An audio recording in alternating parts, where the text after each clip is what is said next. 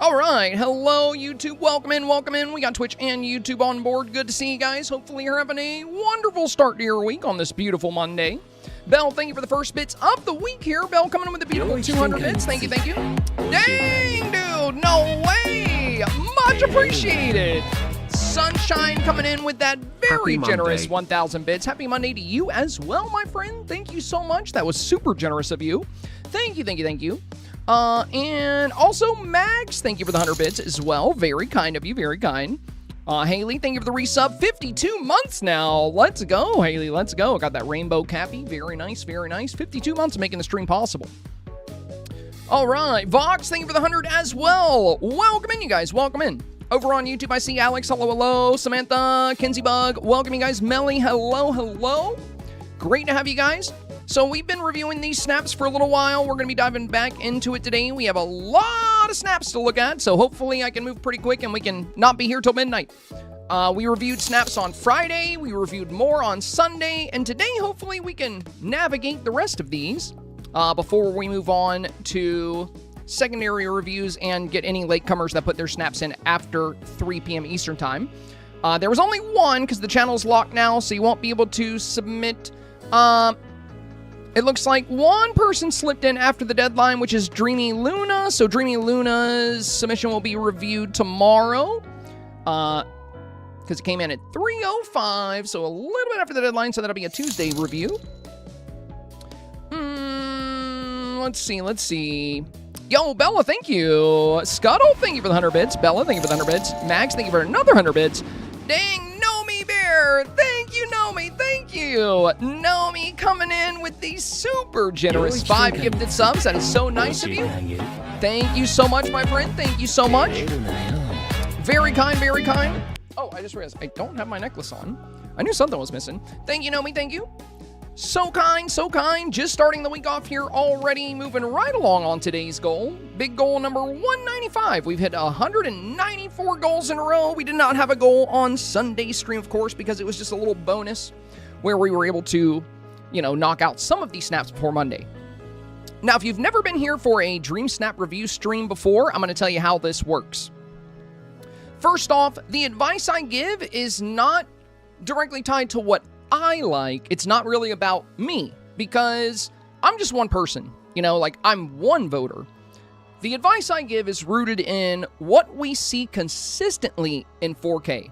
So what's most dominant in 4K? What is the Dreamsnaps meta? What do the voters like? Because ultimately that's what decides Dreamsnaps now.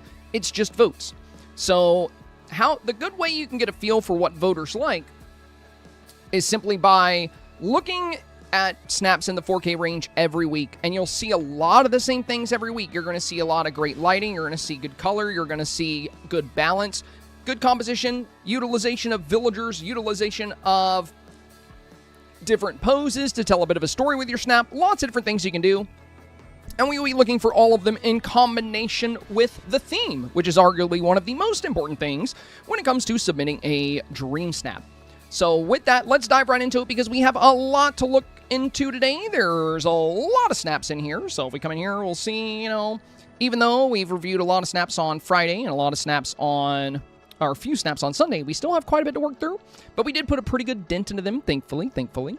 So hopefully we can move, somewhat quick today. And thank you for already getting us to 1,700 bits, you guys. Very nice of you, Greatly appreciate it. Now, a quick side note, if you're watching this stream, just so you're aware, when I'm reviewing snaps, I'm not able to keep up with chat as much because we have a lot of snaps to look at, and I want to make sure everybody gets the time and attention they deserve for their snap. So if you need to get my attention, one thing you could do is use channel points to highlight a comment. It'll actually show up in my broadcasting software if you do that, so that's one way. Or you can ask one of the mods to get my attention if it's something really important, and we can, occasionally, in between snaps, we'll come back into chat and check in with you guys. All right, so with that out of the way, let's take a look at the theme this week. Journey into Imagination. Your valley has been chosen for the Universal Exposition. Showcase your world to villagers. What technology or sites will you present? Build, decorate, and bring your expo to life. Now, to start this off, what is a Universal Exposition? What is that? Well, a Universal Expo is like a world fair. It is a large-scale event where you can highlight, the technology, industry, or culture of your valley. The challenge even says here, what technology or sites will you present? So it's or. You could do sites, you could do technology, you could do both. I think it's a good idea to do both if you can, but, you don't absolutely have to. At the end of the day, people are going to be looking for expos, so it certainly needs to feel like an expo. All right. Let's go ahead and take a look at our first snaps today.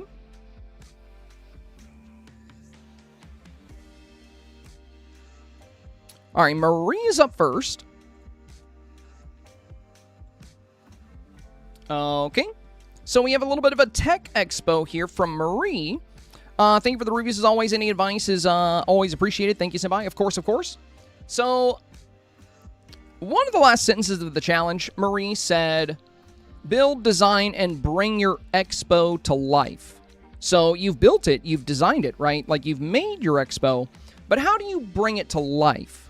Well, one thing a Universal Expo is going to have is attendees. There's going to be a lot of attendees. And considering 2 out of 3 of the villagers you're using are like tech, they're robots, they feel more like they're part of the showcase than attending the showcase. So what I would do if I were you is I would use your villager toggle and I would add several more villagers into this scene. You can have some back here checking out these items. You can have some looking at the, like Joy's looking at the item on the table. You can even have Merlin. If you use the confused emote for Merlin, he'll kind of scratch his beard. You can have him checking out this planet here, but I would bring in several villagers because you're going to be up against a lot of Dream Snaps that are doing that very well. So if we look at some example snaps here, like, look at this Dream Snap here, right? Like, look at all these villagers at this Universal Exposition. We got, like, cars on display. We have the popcorn buckets on display, pillars. We got all these items here. But look at that crowd. It's going to be really hard to compete with snaps like this if you only have, like, a small handful of villagers.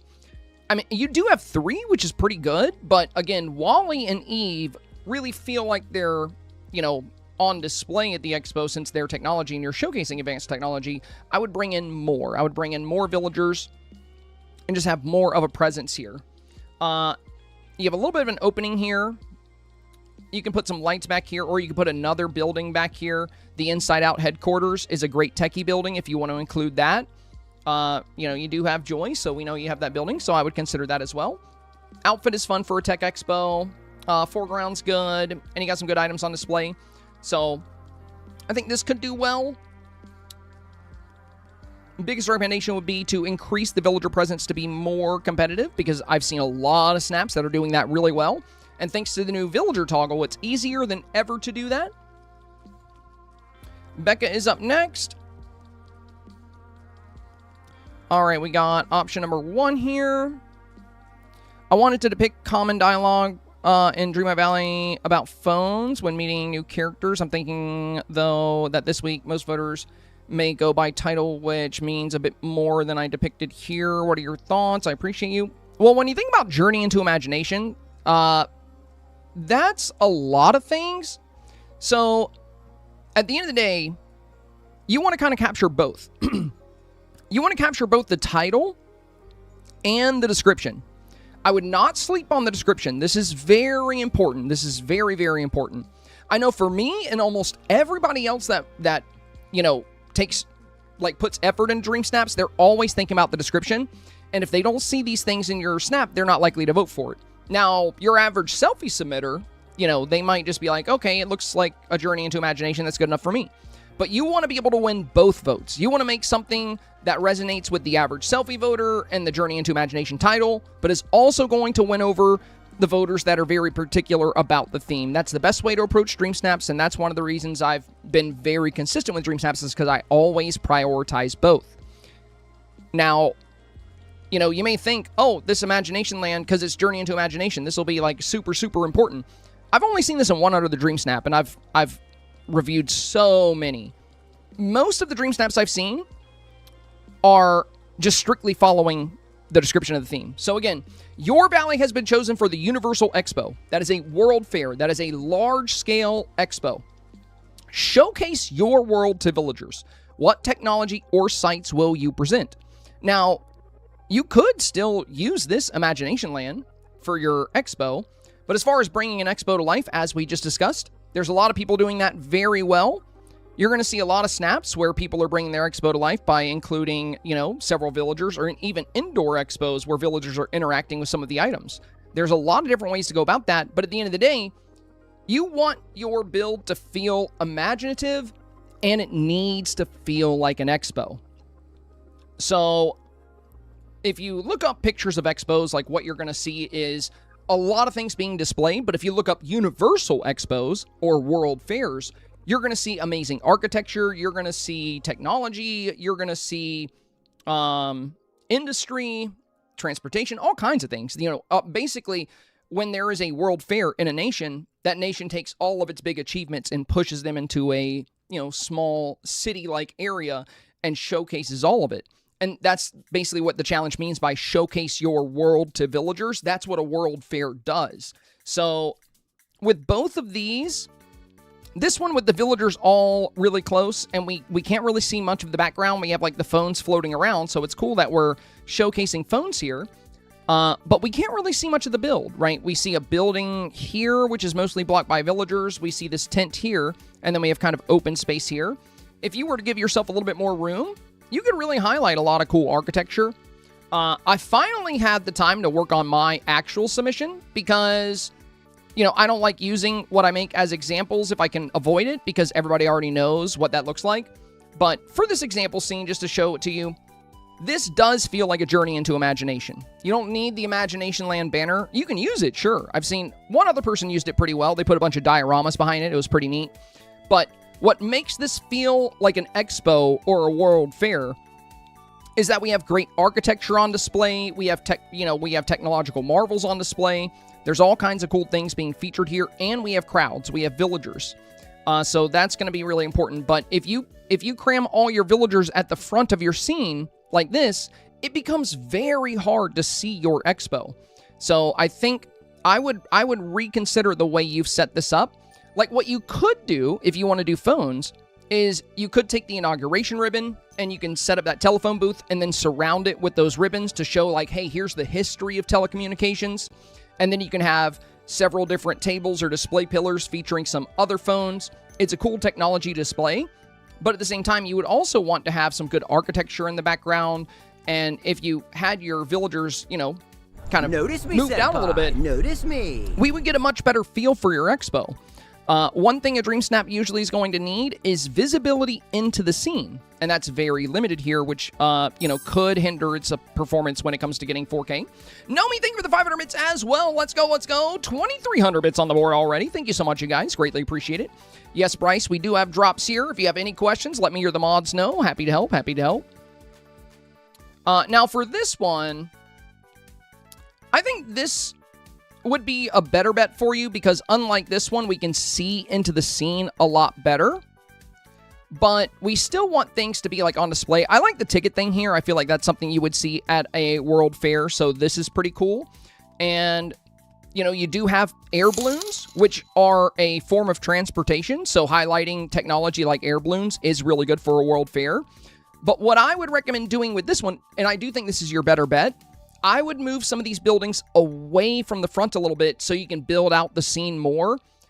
Again, a World Fair or a Universal Expo is a large-scale event. It's a really big event where people come from all over the world to visit a particular nation's World Fair. So if you make this a bit bigger, you can add more villagers into the scene. You can have more items on display.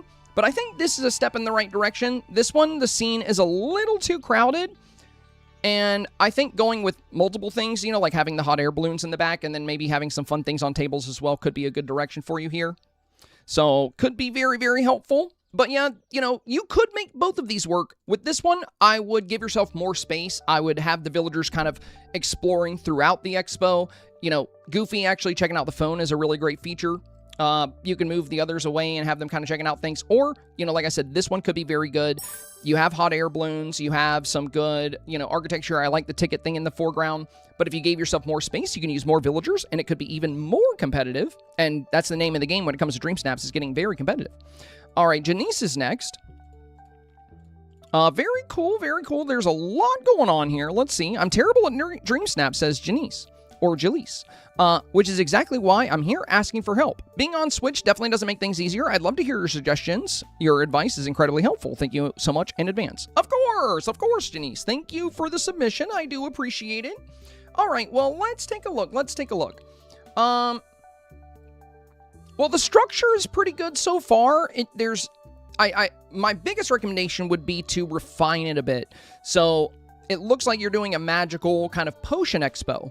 But if you attend an expo, especially like a world fair, a lot of things are going to be on display, and that doesn't really mean kind of just dropped on the ground here. So what I would do if I were you, I love this table set with the orbs. This is really good. You know, you have the inauguration ribbons in front of it. We have these orbs here. This is really cool. And when it comes to these potions, you don't need quite this many. I actually have an example scene for you for a potion world fair. I actually built one of these for my YouTube video. So I'm going to take you over there, and we're going to take a quick look at it before we move on to the next snap. That's where I am right now. Give me 1 second here. Plaza Island. Okay. All right. And this would be our Magic World Fair. Okay. So, again, there's a lot of different ways you can approach this challenge, but at the end of the day, it needs to be a large-scale expo. Now, if I were to use this Dreamsnap, I would add many more villagers, right? Especially villagers that are involved with potions, just like you did. So that was a really good call on your part. You know, you have Merlin, you have Mother Gothel, you have... my brain just stopped working. Maleficent, yes. Sorry about that. So you have some good villagers, but they could always be, you know, these are villagers you would expect to see in your expo, but you could include more. And that's one thing you're going to see in a Universal Expo is you're going to see some pretty big crowds. So adding a few more villagers, I think, could be good. Now, the main thing I recommend here would be kind of tidying up the Dreamsnap. The fact that you have the New Year's lanterns floating at the top, combined with fireworks, combined with the aurora, it might be a little too busy. Snaps like this have a harder time staying in 4K, but if you were to remove one of those elements, I think it would be great. So you could, I would say, maybe you don't need the New Year's lanterns if you're going to have fireworks and the aurora. I think those could be more than enough. And for a Potion Expo, floating candles are actually really nice. So for this one, you know, you'll see I don't have fireworks. I have the aurora and floating candles because of magic, right? Now, you might not have those floating candles because they were from a very old star path, but fireworks and the aurora could work quite nicely, but it's a little busy with the New Year's lanterns on top of that. So here's my recommendation for you. You have orbs on display right here, right? On this right-hand side, but then you have more orbs on display on the left. I would pick up all of these potions. I would just pick all those things up, and then I would display some potions on these tables instead, because you can fit a lot of potions on there. Now, for your foreground, instead of a crafting bench here and a cooking station here, when you build your foreground, you want it to fill out your bottom left and bottom right-hand corners. See how this corner is empty here, and then this corner is empty here? And we have the tables kind of tilted towards you. Here's what you can do instead. Check it out. We have these are alchemist tables. They're a Scrooge shop item. And what we've done is we've put what looks like potion ingredients on these tables. So we have glowing moss, we have a little monster tooth, we have some glass pebbles, we have this button mushroom, and then, you know, we can get a nice shot of those items right in the foreground. And look at how it fills out that bottom right and bottom left-hand corner here. So it's oh, well, you probably can't see it. So let me go to this scene. There you go. So now you can see it.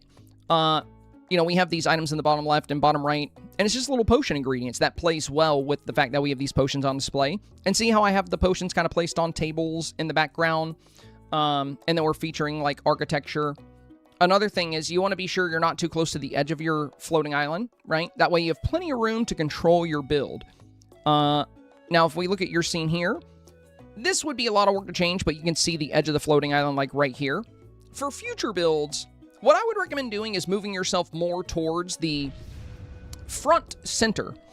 Now, some things you're doing very well here, Jaleese. You know, you said you're terrible at Dreamsnaps. I don't think so. I think you can definitely do well in Dreamsnaps. You're already doing some things very well. Number one, lighting. That's one of the most important things when it comes to Dreamsnaps.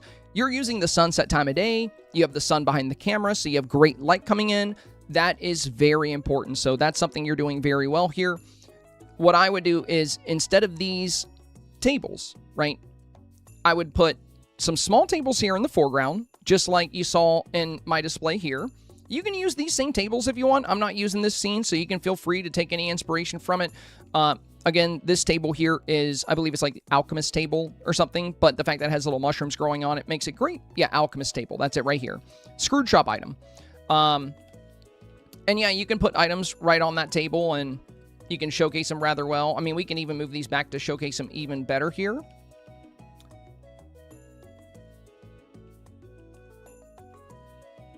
And now we have, like, you know, if we go back, we have Majesty, we have a button mushroom, we have these glass pebbles, we have this glowing moss, this monster tooth. So you can drop fun pocket items on these tables and just play them up as if they're magical potion ingredients. And then you can kind of, you know, layer items into your background. So again, my advice for your snap here would be to construct your foreground. Make sure your bottom left and bottom right-hand corners are full. I would just get rid of this crafting table entirely, this one here. But this cooking station has a really good magic theme. So what I would do is turn that towards the voter so they can see the front of it. And I would put it up against this table here, kind of closing in Maleficent, like basically turning this table into a little L. So you can have that there, and then we'll have a nice table here.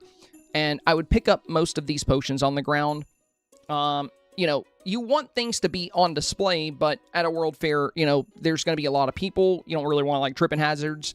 If you want to add detail to your ground, you've already done a good job with that by putting, like, rugs and stuff down. So, you know, to detail our pathway, we're going to use things like rugs, and we're going to use, you know, these little walkways and stuff like that. So we have these purple rugs under these tables. We have these. Hey, thank you for the resub. 27 months. Let's go, Rope. Let's go. Welcome in, my friend. And if you have other items, I saw you had that witchy cooking station. You might have these enchanted brooms as well. These could be really cool for your build. You know, any kind of cool magic stuff. And if you did the floating island for Halloween, this cauldron is really cool for a potion build. So you can use things like that. But again, a lot of things here you're doing very well.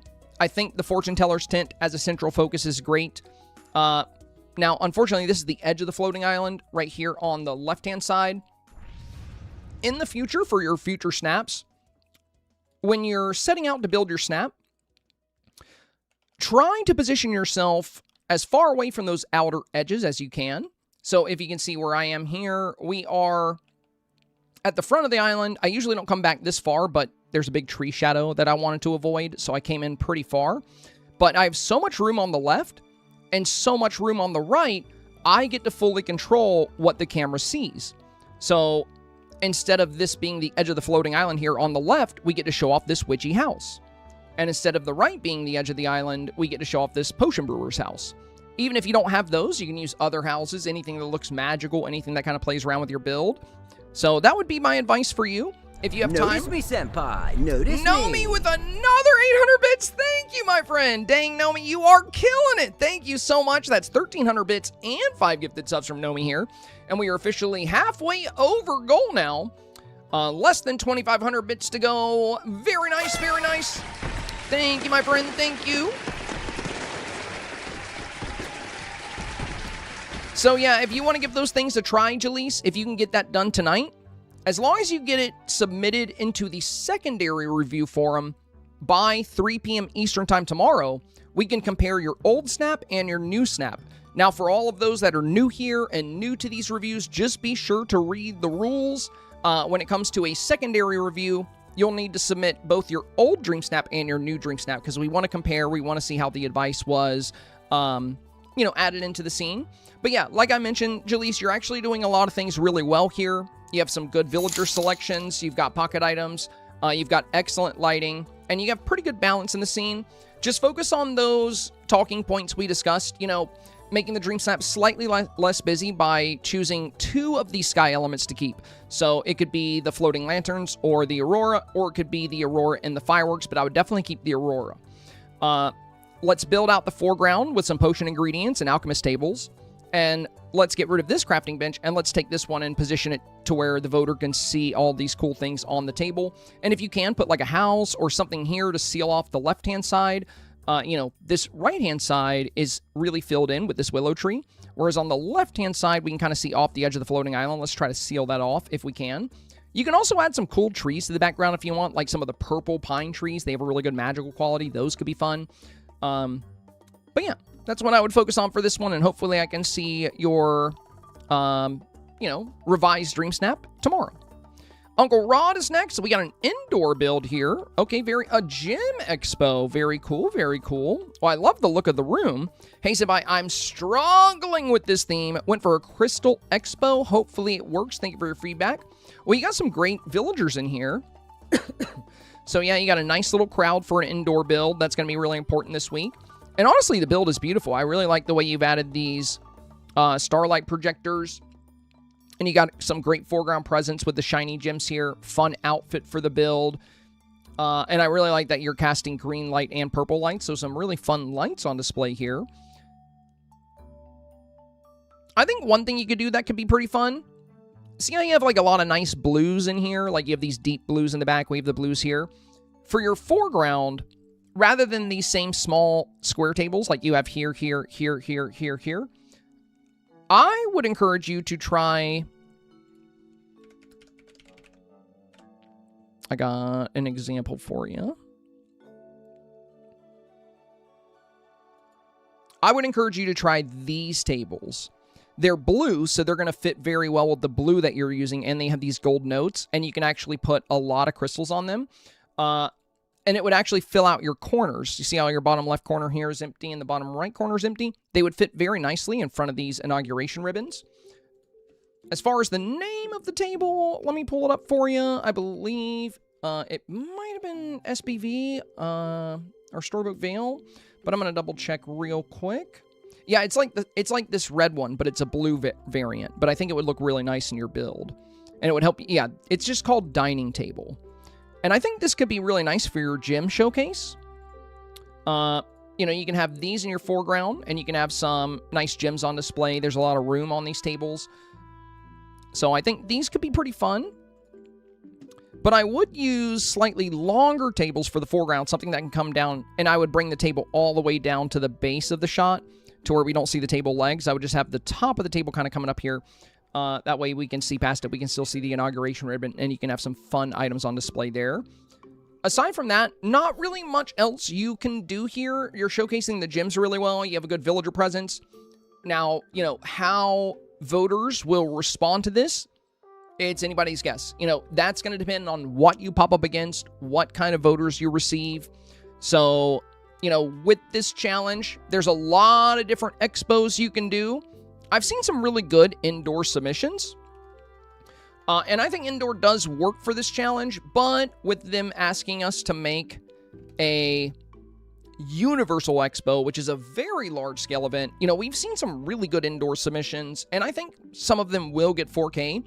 But I think the real threat this week that you could pop up against that could be problematic for anybody would be some of these outdoor builds that feel like a very large-scale event. It's just hard to make an event feel super large-scale when you're inside. Whereas, when you go outside and you have the architecture, if you look up a picture of a World Fair, if you just look up Universal Expositions or you look up World Fairs, you're going to see massive crowds. You're going to see architecture. You're going to see a lot of things on display. And I think photos like this are going to be a real big threat this week. And it's going to be hard with an indoor build. But it can succeed. Again, it just depends on what you pop up against. The biggest threat for a photo like yours would be some of these outdoor scenes that are not only showcasing, the marvels of their valley, but they're also showcasing some, unique architecture, and they can fit more villagers in, So whether it's technology or a parks expo, or an industrial kind of expo, they can all work well. And yeah, as far as a gym expo, this is a really beautiful indoor build, and I think voters will appreciate the beauty that you put together here. So I think as far as indoor builds go, and as far as some of the gym expos I've seen, this is one of the stronger ones. But I just don't know how it's going to perform. I think, the safer bet is to do a very large-scale event outdoors for this particular challenge. But, this could work. Again, it just depends on what you pop up against.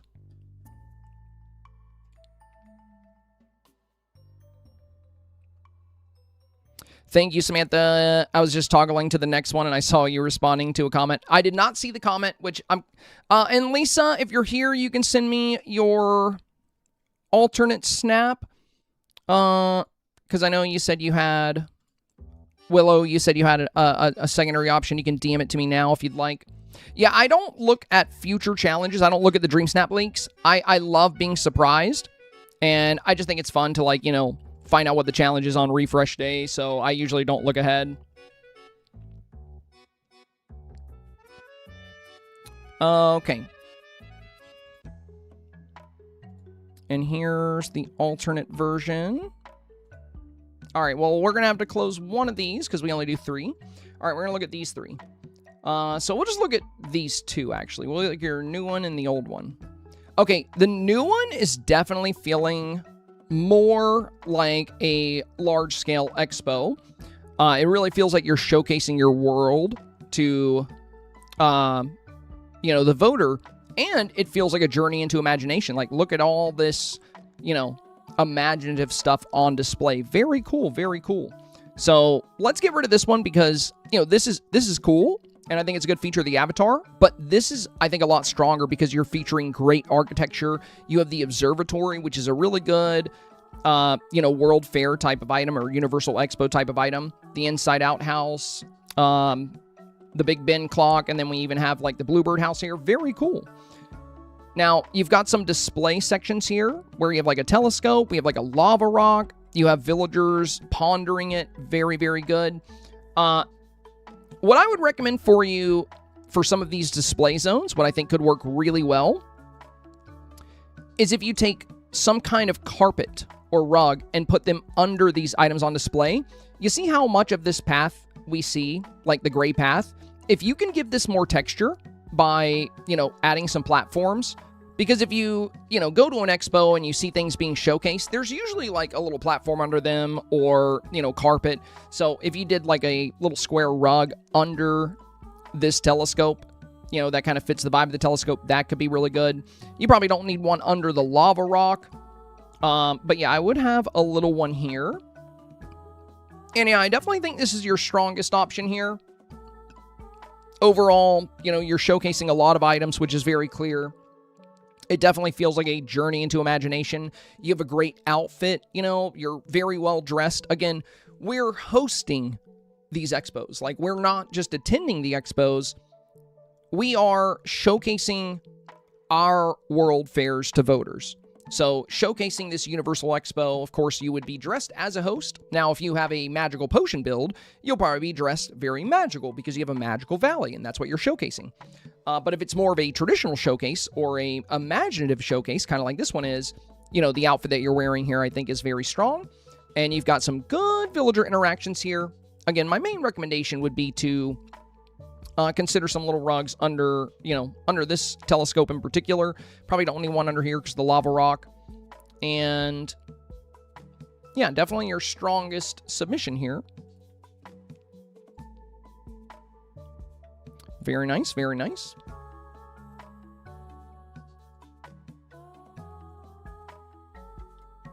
All right, moving on down, we have Wings of a Daydream. I shared this one on Facebook today. A beautiful, beautiful shot here. Lots of fun color, lots of light, and a great villager presence. Lots of things on display.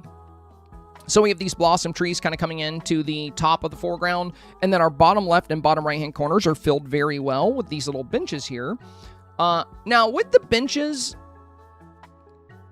I'm wondering if there may be... I do like that they add this nice green and gold to the foreground, but I'm wondering if there would be a better foreground option for you. Because, like... Hey, Red Alice, thank you, my friend, thank you. Red Alice coming in with the 3 months here, I believe. Let me double check that. Yeah, 3 months advance. Or no, you've been subbed for 3 months. That's what it is. Thank you for the beautiful 3 months, Alice. Much appreciated, much appreciated. And welcome back to the stream. Great to have you. CCD, thank you for the follow. Welcome, welcome. But yeah, I do like the green, the color of this, the park benches. But with this being like on the walkway, I feel like benches would maybe be tilted more in. And I'm also wondering, since you have like these nice display pillars, like if we can get a low table display here and have some items on display right at the entrance, that could be strong, but I don't think it's necessarily something you have to change. You got some pretty cool stuff here. I really like you're showcasing this Dreamlight spindle here, the one we got from Aurora that puts off this magic. Really beautiful item to display. You've got like lots of balloons, we have rainbows, and it really feels like a magical expo. You know, this is kind of where the challenge is directing people to go, because it does feel like a journey into imagination. And with it saying your valley has been chosen for the Universal Expo, showcase your world to villagers. What technology or sites will you present? And this is really delivering on that. You know, we have technology, we have sites, and you're showcasing your world to villagers. We even have a great centerpiece with the founder statue here with this beautiful silhouette around it. And then you've combined the Aurora with fireworks, so we even have a couple of rainbows coming in. So very magical build, really good lighting, I think very strong for this challenge. The outfit is very fun and whimsical. I think, you know, for this particular challenge, I think it's a really good idea to go formal, but with such a playful valley, I think this outfit could work fine. Very well done. Wings said, hi, Senpai, thank you for your tips and tricks videos as well as the Q&As. I would have been lost this week, most weeks actually, without them. I appreciate the thoughtful and clear direction while also leaving room for creativity to thrive, as always. I appreciate your feedback on my snap. Thank you so much. You're very welcome, Wings. Great job, great job. Beyblade is next. Hi, Senpai. Just 2 today. Let me know if I should change the outfit, as I forgot we're supposed to welcome people to the expo. Let's see. I think this outfit can work, but you know me. My motto is to always make the theme extremely clear. So you don't want people to immediately jump to the assumption that this is just a day at Disney or just a regular Disney Parks build. You're already alluding to that by having these items on display, and you have carpets under them, you have the inauguration ribbon, so it's very clear things are on display. But I do think if you dressed as a host rather than as a parks attendant, it would seem more like you're the one showcasing your valley to visitors. And I do think that would be a safer bet, but that doesn't mean this wouldn't do well. You know, I think you could kind of do either or. As for me, I'm definitely going to be dressing, you know, rather formal for my personal showcase. But, you know, to each their own on that. I do think it's a great thing to do, though, because with the challenge saying showcase your world to villagers, with us being the ones, you know, performing the showcase, I've seen a lot of really good builds that are playing this up very well. Like, for example, you know, we have this build here. You know, like the curling mustache, the formal outfit, you know, it just feels really well. Like, they really feel like a host in this photo. And I really like that. I think it's a great play. And we see it with some other expos as well. And if you look at pictures from world fairs, you know, usually the hosts or, you know, the workers are going to be very well dressed. But again, this is a magical world. It's Dreamlight Valley. So, you know, you can bend the rules if you want to on that. You don't have to take everything hyper literal. But I do think it's a good competitive play, you know, to utilize outfits like this and to really play up the fact that you're the host. So, you know, if you want to, you could do that, Beyblade. I have no doubts that if you did dress with like a host outfit, it would look awesome with this build. And you know, that would really showcase that you're hosting this park expo. But again, you could go with this one, with the outfit you have here. Now, between these two shots, only real difference I see is this one, Stitch's popcorn bucket mouth is open, and this one, it's closed. There's some difference in the confetti, but I kind of like this one more, since, like, we have Figment facing, we have Doug facing, and then we have Stitch facing. I kind of like this one more where the popcorn bucket is closed, because it's just a cute little Stitch face, you know? But yeah, overall, beautiful work, Beyblade, as always.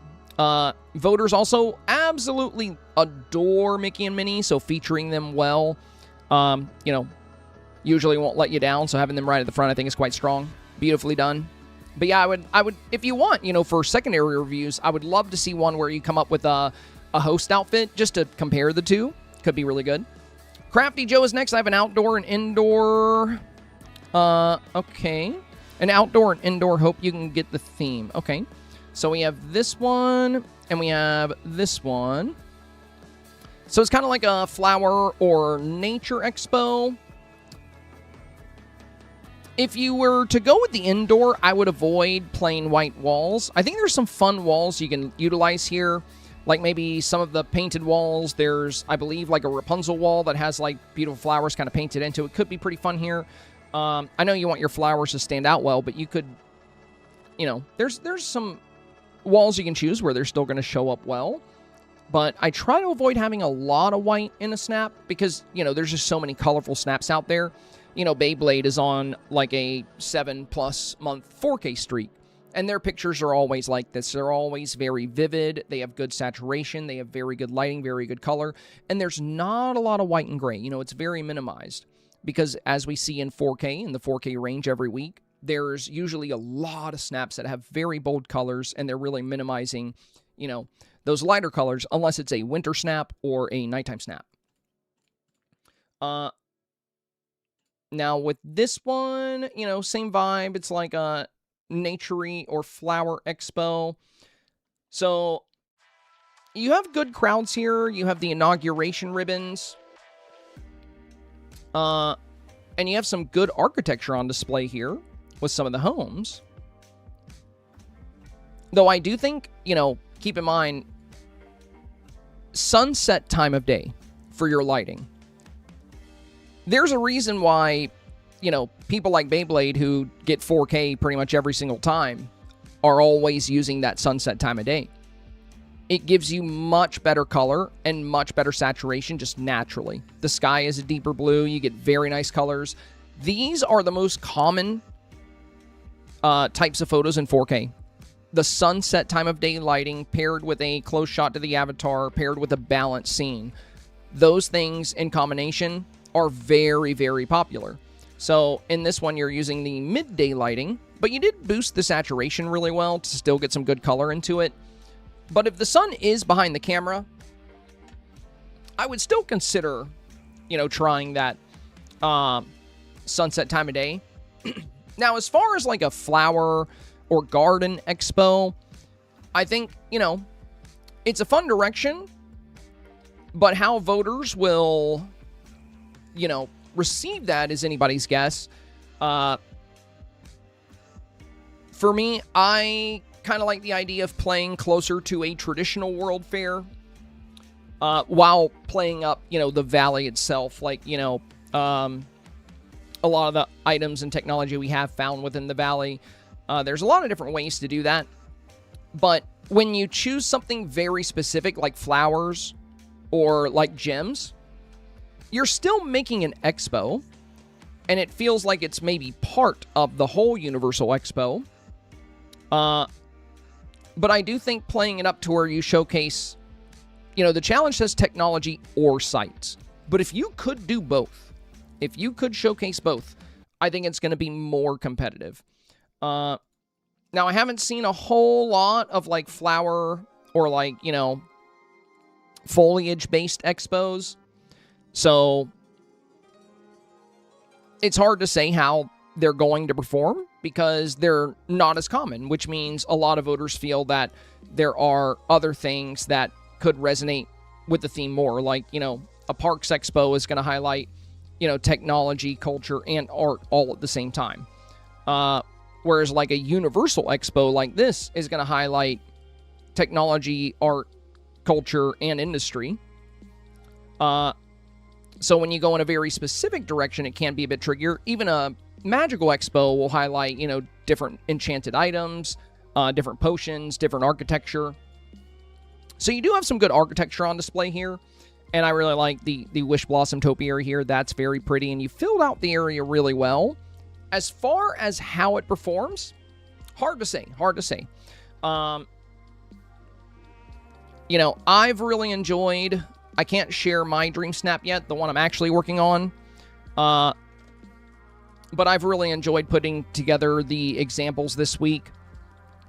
This isn't the one I'm using because I put it out there on my YouTube video, so I don't want everybody to know it's mine. But I did really like this build. And I mean, I have it saved in my gallery, so technically I could still submit it, but what I'm working on right now, I like even more. But, you know, being able to highlight, or, you know, having that expo feel, it's a little trickier focusing on, like, one thing specifically, like plants and topiaries. Whereas with an expo like this, you know, we have all kinds of different technology. There's like a little spaceship here. We have the Edna mode like system over here. There's computers on display, neon lights. There's robots. There's like, you know, a lot of diversity, but still kind of in, you know, the same general field. Like we're playing up technology. Again, you don't have to do technology. There's a lot of different routes you could take. So this could do really well. It depends on what you pop up against, and it depends, you know, will the voters agree that this is a journey into imagination and that this is a universal expo? Making that as clear as possible, I think, is the most important thing for this challenge. So making it feel very imaginative and also making sure it feels like, you know, a World Fair or a Universal Expo.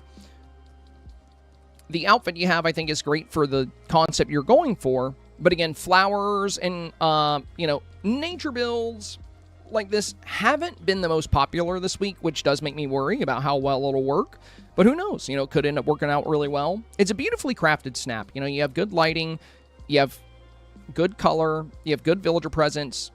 So ultimately, it will come down to how your voters feel about it, how it resonates with them. I do think there are safer options this week, though. Casey Campbell... or Kay Campbell.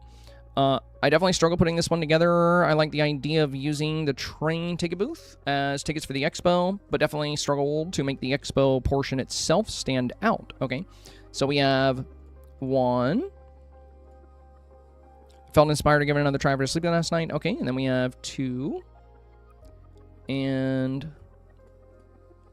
3. So we have these options here. Okay.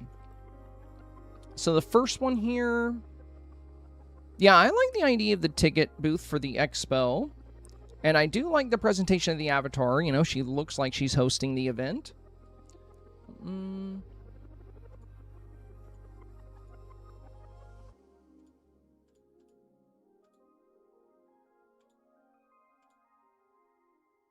So for your final one, you're putting the Inside Out headquarters kind of as the center focus of the build here. Whereas this one, we have a little bit, you know, more diversity in the buildings in the backdrop. This one, you have crystals, the Inside Out headquarters. There's a stage. And we have the inauguration ribbons with items on display, which is good. Even a little tablet here. So, Campbell, here's my thoughts. I can see why, you know, you don't have a lot of space here on the left-hand side because you want to use the ticket booth. I think that's fine. I think that's a really fun idea, having the ticket booth as like an entry to the expo. I think that can definitely work. But I would have given yourself a bit more space here. Like, you know, we don't really need this wall this close on this side. And if we, you know, had moved a lot of this back, we could fit more of an expo feel because, you know, as you mentioned, you were struggling to make the expo portion stand out. And I think the reason you were struggling with that is because you've really limited yourself on space. Like, we don't have a lot of room here. Because, you know, this is room we're not going to be able to use with the ticket booth idea. So we're going to need to rely on this section of the photo very heavily to get that expo feel. Now, you have some good crowds, but squeezing the crowds and the displays, like, right on top of each other with limited space like this, does make it a bit harder to really play up the expo vibe. So I think if you gave yourself, you know, the Inside Out headquarters, for example, and the stage, you could move those back even further. And now with group select, that could be really easy to do because you can just put the houses back when you're done, but you can move the houses out to the side, then you can group select everything and pull it back a bit. That could give you a little bit of room. And for the Inside Out headquarters, if you move it back to where the top of the building just is right under the top of the photo, that could be a really good balanced centerpiece for your scene. It is a little bit to the right, so I would probably scoot it a tiny bit. And then also you can break apart your pathing by, you know, using rugs or even that new star pathway, this one here. Like this little pathway from the star path could be a good pathway into your expo.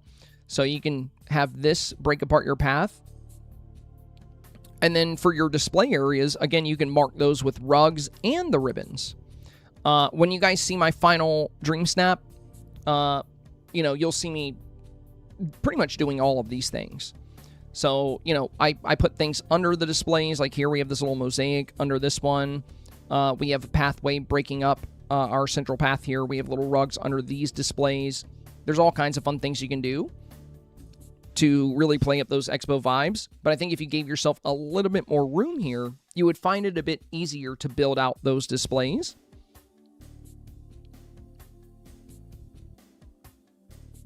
And also, if you took that route, you would likely be able to fit in more villagers and have a little bit more of a villager presence if you did give yourself a little bit more room. And then I do like the way... I do like your additional buildings here, but I do like that you can see the inside of headquarters even better here. I think if you moved it back a little bit further...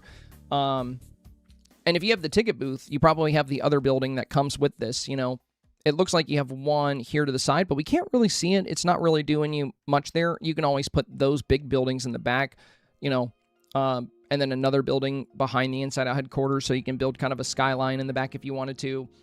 But yeah, the main thing I would try to do is give yourself a little bit more room, break apart this path, break apart the center of this path by having a path lead back into your expo, and put rugs under the items on the side, and just make sure we can see those display sections.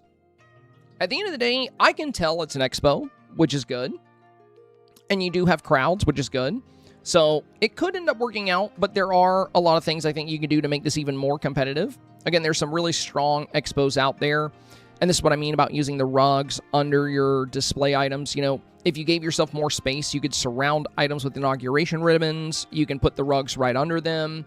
There's a lot of fun ways you can highlight, you know, your expo here. And that's the benefit of having more room. Like if you look at this one, we have a lot of space here. Again, the ticket booth idea is fun, but is it worth the trade-off of not being able to utilize that space? That's what you got to ask yourself. I do like the ticket booth idea, though. But, you know, if it would be stronger if your photo could showcase more of an expo without it, that would be more important. Bethany said, I want to thank you for last week. Thank you for telling me to work on balance and moving my main build. So that was dead center. I worked on that very much this week. This theme was very hard for me. I was going to think of an idea. I ended up building 4 different areas, only to find out that I never really had enough of for each of them. It wasn't until I saw your tip video. Thank you again. I love Halloween and I love witches. So I'll do something along those lines. Hey, on Kimmy, thank you for the resub, my friend. Welcome back, welcome back.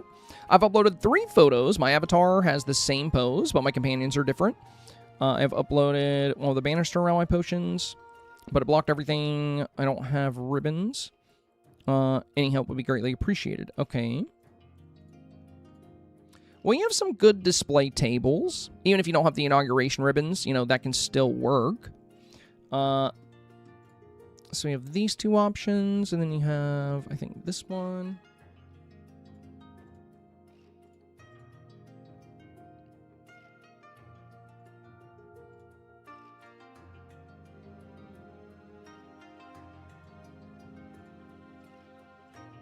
So I like the balancing of this one the best. I like the view of the house there in the center. But yeah, this fence in particular, I think, is going to be a little bit of a problem for you because it's blocking your main displays.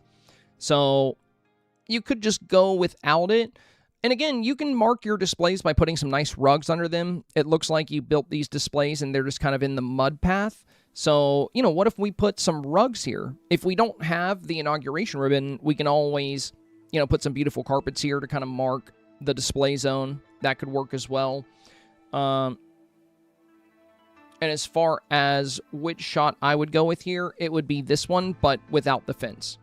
So the balance of this one is very nice, with Maleficent right here by the cauldron doing her animation, Mother Gothel and Vanessa. But keep in mind, you know, when you build your expo, you want it to be busy. You know, you want a good crowd. These are all villagers you're going to want to highlight, but for your expo, it doesn't only have to be potion-y villagers. You can include additional villagers as well. Again, you know, very competitive play this week that we've already seen quite a bit would be photos that are having these, you know, beautifully populated expos with a lot of presence.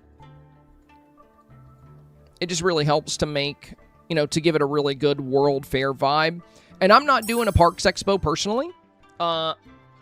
There's some park items involved, but I'm trying my best to make like a very traditional World Fair.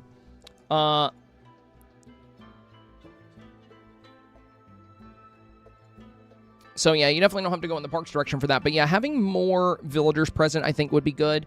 And then here in the foreground, instead of just flowers, you know, I feel like these kind of get overused, these two flower beds. Why not use something that ties into your expo?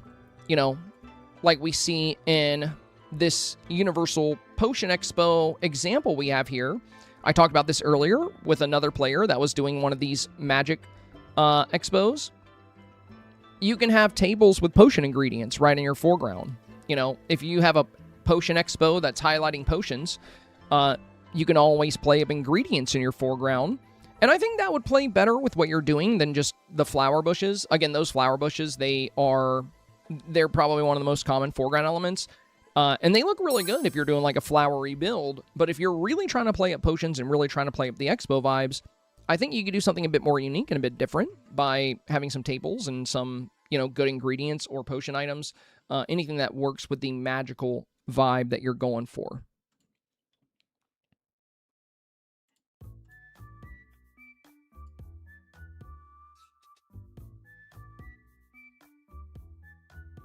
Also, for your central area here, you know, the rocky terrain is kind of cool, but the one problem with it is that every piece of it kind of looks the same, and it doesn't have any texture. Like, there's no detail on the stones. It just looks like a bunch of gray spots. It's useful, but it's not the best looking for, you know, the ground area of your expo. Main Street Path works really good with a potion-y environment. And then, you know, we did just get these really nice new pathways. These could look really good. And if you don't want them right in the middle like this, you could line the sides, right? So you can have the Star Path pathway here on the left, and you have the Star Path pathway here on the right, and then we can just have Main Street Brick like in the center. And you can just pave all of it with Main Street Brick, and you can overlay those new pathways on the outsides, and then we'd have Main Street Path here. But yeah, those could be fun ways to kind of play up the build. But yeah, just make sure we can see your items. This is going to be very important for your expo. And again, you don't need to have the inauguration ribbons. If you don't have them, don't worry about it. Just make sure it still feels like things are being displayed, because, you know, we're being tasked with making an expo. So this does that very well. But as you mentioned, this hides your display items, so I would avoid that one. Breezy is next.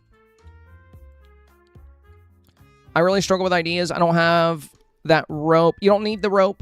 And I want to do something different than most. I decided to make a spot showcasing excitement for Honeyglow Woods. I almost did a portal snap, but decided not to last minute. Would love to hear your input. Sadly, it's off theme. I probably wouldn't vote for this personally. I'm not saying that'd be mean. I'm not trying to be a jerk. But the challenge was to make an expo. So it's not... So I think you've confused that with... You know, you said you wanted to showcase your excitement. Every single Dreamsnap is technically a showcase of something. Like, this is a showcase of legendary moments. This is a showcase of a forested book nook. This is a showcase of a blissful beach. This is a showcase of a city by moonlight. This is a showcase of inside out weather. If your thought on this challenge were the way it actually were, it would basically just be a challenge that says make whatever you want. But that's not what the challenge is. The challenge is to make a universal expo. So we've covered that in great detail. We've broke down those definitions. You know, we did that in the video. What is a universal expo? what exactly is the challenge telling us to do? That's the big question. So let's take a look at the definition here for a universal exhibition. Okay. Commonly known as a World's Fair or Expo, a large-scale global event designed to showcase the industrial, scientific, technological, and cultural achievements of participating nations. Now, that ties directly into exactly what the theme says, which if we go here, it says, Journey into Imagination, your valley has been chosen for the Universal Expo. So your valley has been chosen for its own World Fair. Showcase your world to villagers. What technology or sites will you present? Build, decorate, and bring your expo to life. So how do you bring an expo to life? Those are three separate things. You build it, you decorate it, and you bring it to life. So building an expo and decorating an expo, that's not necessarily going to bring it to life. That's just going to have the foundation set up. You can bring your expo to life by having villagers present.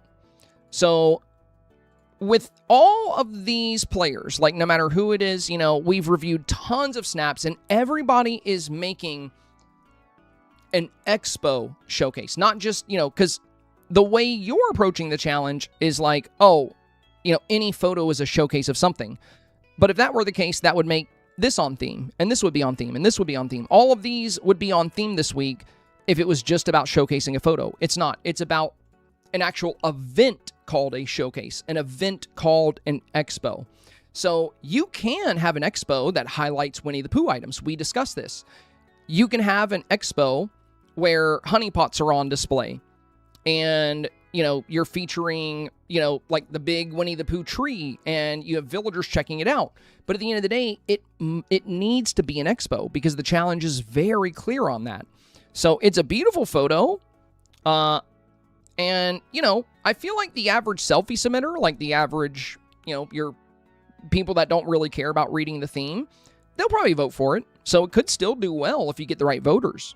But it's not an expo.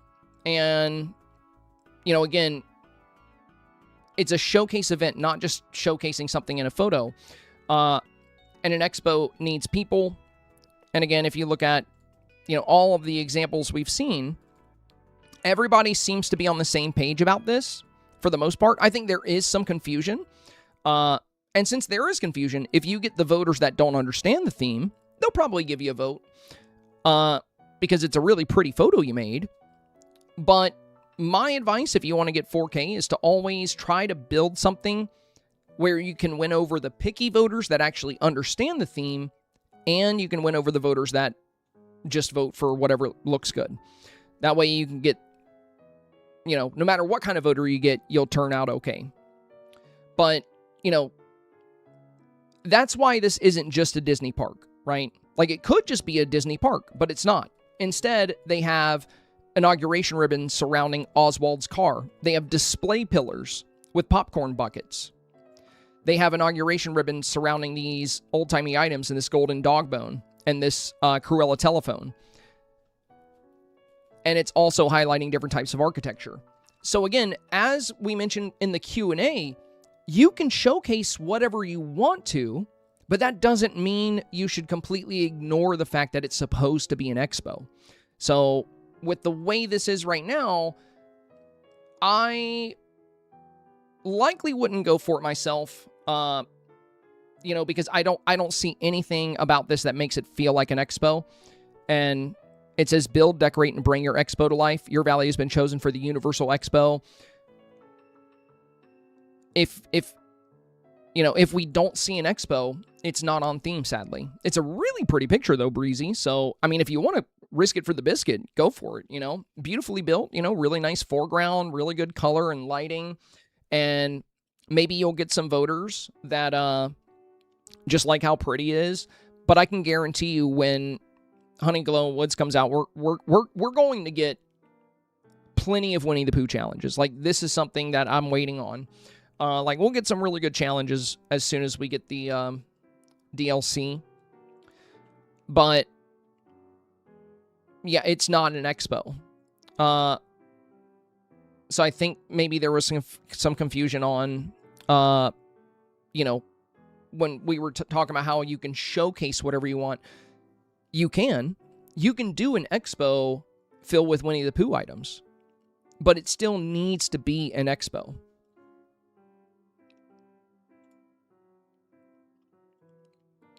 Again, if you get the right voters, might be okay. But I personally would be very cautious, and I would reconsider. Taters is next. Got 3 options here. So it looks like you're doing a cooking expo. Oh, this one's definitely better. Yeah, much better, much better. So, yeah, because you asked me a lot about a cooking expo. You mentioned that I should add kitchenware on the stream, so I went ahead and did that. Adding, after Friday's stream, I spent a few hours taking the advice you gave for food-related expos and watched the video on how to add villagers inside, and this is what I came up with. Well, really good job. This actually feels like a great food expo. I mean, you're highlighting a lot of different appliances. You've brought in several different villagers. So you have attendees at your expo. And, this actually feels like a cooking expo. This is good. This one feels more like a banquet or a party scene, like you're a chef and you're about to entertain, like, a really big kid's birthday party, like just, maybe 40 kids. They're all going to have cake and enjoy sweets. Like, that's how this feels. Because it's just a lot of food. Whereas a traditional cooking expo, now this one you have some more cooking equipment, but it's still kind of the same snap, just with some new stuff on the wall. Now this feels like a cooking expo. And I went to a lot in my time as a chef, so yeah, I think you did a really good job with this. Again, whether or not cooking expos do well, it's going to depend on what kind of voters you get. I think one of the safest options this week is to try to build up a very traditional World Fair. I think that's going to be one of the safest options, but there are so many people that don't watch my videos that didn't understand the theme. I mean, a lot of you guys didn't really understand the theme until we actually looked up the definitions and showcased the definitions on the stream and talked about what the words in the description actually mean. So when it comes down to that, I think there's going to be a lot of people out there this week that don't look up anything about the challenge. They just read it, and if they don't understand it, they're like, well, whatever. Especially the selfie submitters, because they just submit selfies. They don't care what the challenge says. They're not doing the theme anyway. So if they don't understand the theme, they're definitely not going to go out of their way to look it up. They're just going to vote for whatever they like most, which is why I was saying, this could technically still do well. If it gets a lot of those selfie voters that don't know we're supposed to make an expo, I'm sure they'll vote for it. But risky to rely on that. It's a coin toss. You might get a bunch of people that don't really know we're supposed to make an expo, but relying on that is not the best way to consistently get 4K. So if you want to keep your streak alive, I would prepare for people that understand the theme and people that don't. Now, as far as people that don't understand the theme, I think that's where this gets risky. Because when people vote, they're going to see Journey into Imagination. Which is why, world fairs that showcase like magic or technology or, wild architecture, I think are going to do really well, because with people that don't understand the theme, they don't know we're supposed to make a universal expo. They don't know we're supposed to bring an expo to life. They just know it says Journey into Imagination. So making a universal expo that's very imaginative in nature, that has a lot of beauty factors like the aurora and fireworks and either advanced technology or magic items, on top of that, it's going to embody Journey into Imagination and the expo, so it can win over both sides. It can win over people that are only focused on the title, and it can win over people that understood the description itself. So again, this is really good. Taters, I think you did an excellent job creating a food expo. Like I said, you've absolutely crushed it as far as a food expo goes. Like, you're featuring all of these great stoves. You have the inauguration ribbons. We have an espresso machine. We have different cookware. We have a great villager presence and a fun outfit right here too. So a lot of good things going on with this. As far as how it performs, it's really going to depend on what kind of voters you get. That's the tricky thing, you know. There are safer options this week where you, like I've just mentioned, you can win over the voters that like, you know, that just know the title, and you can win over voters that know the description. I think a little bit easier with a World Fair or Expo that covers a wide variety of things instead of, you know, being very specific towards food. Because a food expo and a universal expo are different things, but food is part of a universal expo. So maybe this is just a indoor area of the universal expo. That's one way we can look at it. I've seen a few indoor challenges, but my concern with that is, you know, the challenge stating showcase your world to villagers or to visitors. You know, that's why I definitely wanted to go outdoors with this, because if we're supposed to show our world, I think it's a bit of a safer direction. But again, I like your snap. I like it. I think it's a great food expo. You've definitely improved it so much from the original concept, because these kind of felt more like a birthday party, but this really feels like a very authentic expo. So it's a really good food expo. Ultimately, you know, performance is going to come down to what kind of voters you get, and of course, what kind of photos you pop up against. There are a lot of expo scenes where people are showcasing their world to visitors, and you're also going to see quite a lot of diversity in what's on display, which fits very well with that universal expo kind of vibe. Whereas, you know, very specific concepts like the Gym Expo or the Flower Expo, or like Plant Expo that we saw earlier, or the Food Expo, you know, as far as how these go, it's hard to say, but it could work out, you know. Fim is next. Hola, senpai. Can't wait to hear what you think. Big congrats on the Twitch drop participation and sponsored stream. Well deserved. Thank you, my friend. Thanks again for your time and help. I worked on it a bit more. Let me know when you get to mine. And I can DM it. Yeah, if you want to send it my way, Fim, if you're here, you can go ahead and DM me the other version now, if you are present. There you are. Okay. All right. This is the first kind of Agrabah expo I've seen. Interesting. Well, you've already started working on one of the big things I wanted to bring up, which was villager presence. You know, because we only have Aladdin, Jasmine, and Jafar here. And for, you know, a Universal Expo is a very large-scale event. You know, it's where people from all over the world come to your nation to check out your culture, your art, your technology, your industry. And that's what's highlighted there.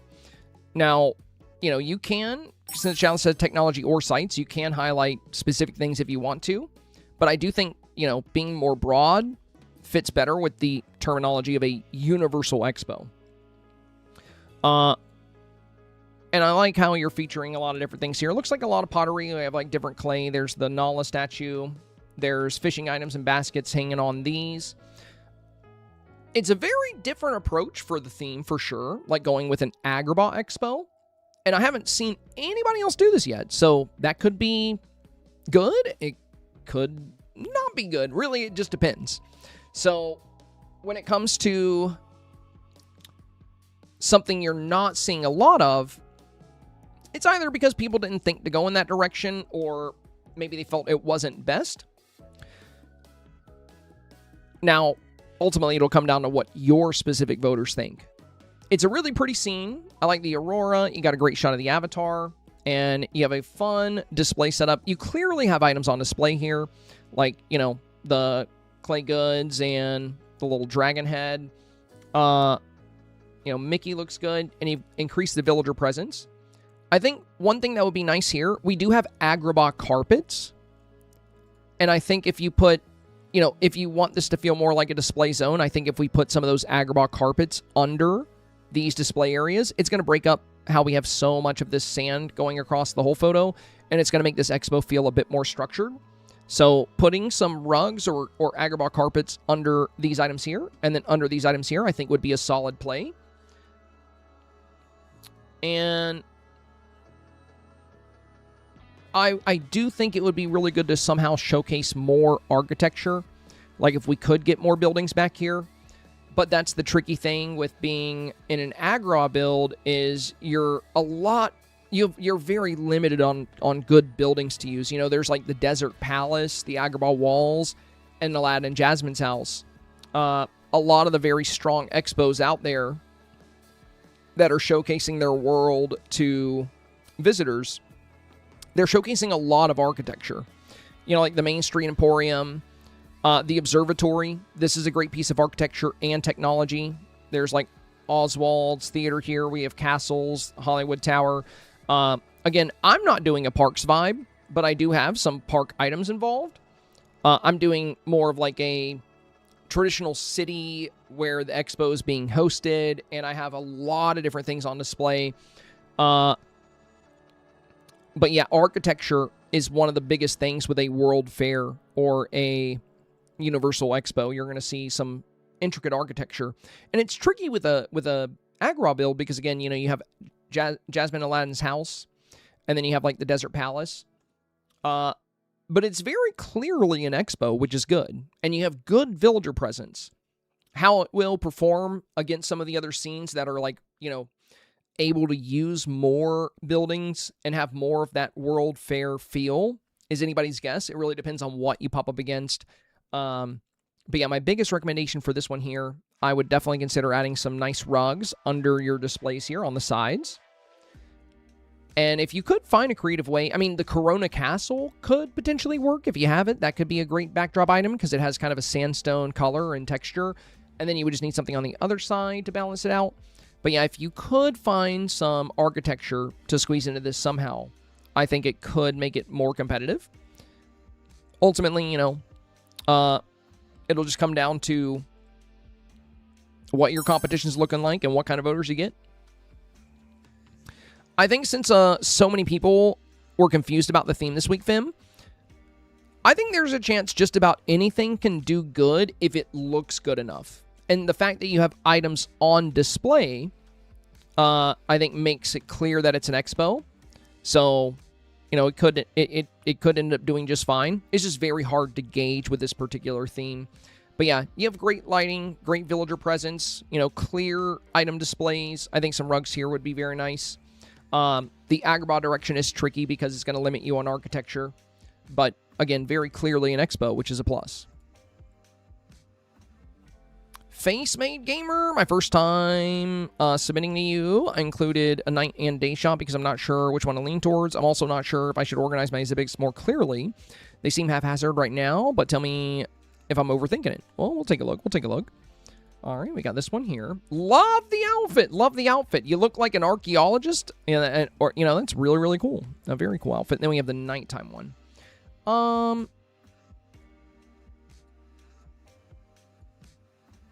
I would go day, but I would also boost the saturation to try to squeeze a little bit more color into the scene here.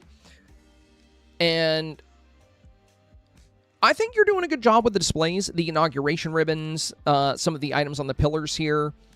But I do think you have some opportunity to display even more. Now, the cool thing about Eternity Isle is you don't need to use houses and buildings for your architecture. It's literally built into the landscape. We talked about this earlier with another World Fair that was done on Eternity Isle. This is the nice thing about the Isle is you will not have to worry too much about... Oh my god, I just thought about something for Fim. Fim Fatale, if you're still here, you could try moving this to Eternity Isle, and you could even include the Cave of Wonders, potentially, as an interesting piece of architecture. I think that would also play really well with the Journey into Imagination title. Anyway, and don't forget you got the group select, and you can save portions of your build as presets. It makes it really easy to move things. Like you can save the whole bottom right here as a preset, then you can save the whole bottom left as a preset, and then you can do 2 presets for the back. So just save all 4 of those, then piece them back together. Might be able to make something work with the Cave of Wonders if you want more Aladdin and Jasmine style, you know, more Agrabah style architecture. Like, you could do the Desert Palace on one side, the Cave of Wonders on the other, Jasmine and Aladdin's house in the middle. Could be really fun. Anyway, so you have a lot of opportunity in this one. If we save and zoom in here, you have all this space back here. So, like, another table of some sort with some items on top of it could be really fun because they'd be up a little bit higher. And we also see back here, you know, there's more space back here. And also, as mentioned, putting rugs under some of your display items, like, you know, past the inauguration ribbons, can be a really good play. We've seen that in a lot of different snaps. Actually, that was my advice I had for this one, but I think we do have an example scene. Or no, yeah, we can just go to Beyblades. Beyblade and I think a lot alike, I think. But yeah, you see this Agrabah Palace display. Oh my god, the Agrabah Palace display would actually be really good for Fims as well. I don't know why I didn't think of that when I was reviewing hers. But yeah, you see how they have the inauguration ribbon surrounding this item, and then they have this beautiful rug under it? It really highlights that this is on display, that this is part of the expo. So, you've already sealed off your scene really well. But having some, you know, like, rugged out zones could be good for this, unless you just want to keep it more of the ancient feel. I mean, you could do that as well. But I would add more on display. There's so many different fun things you can use. Like, you have the ancient vacuum here. You could also add ancient cookers. You can add the ancient gardeners. There's all kinds of fun things you can add, you know, into the background here. And don't forget about the ancient lights, too. Those could be really cool lining the side, and they can give some really nice color to your scene. So to show you the lights I'm referring to here, if we go to lighting, and we come down here. Where are they? Yeah, these guys. So these ancient lampposts, these are going to fit really well with the vibe that you're going for.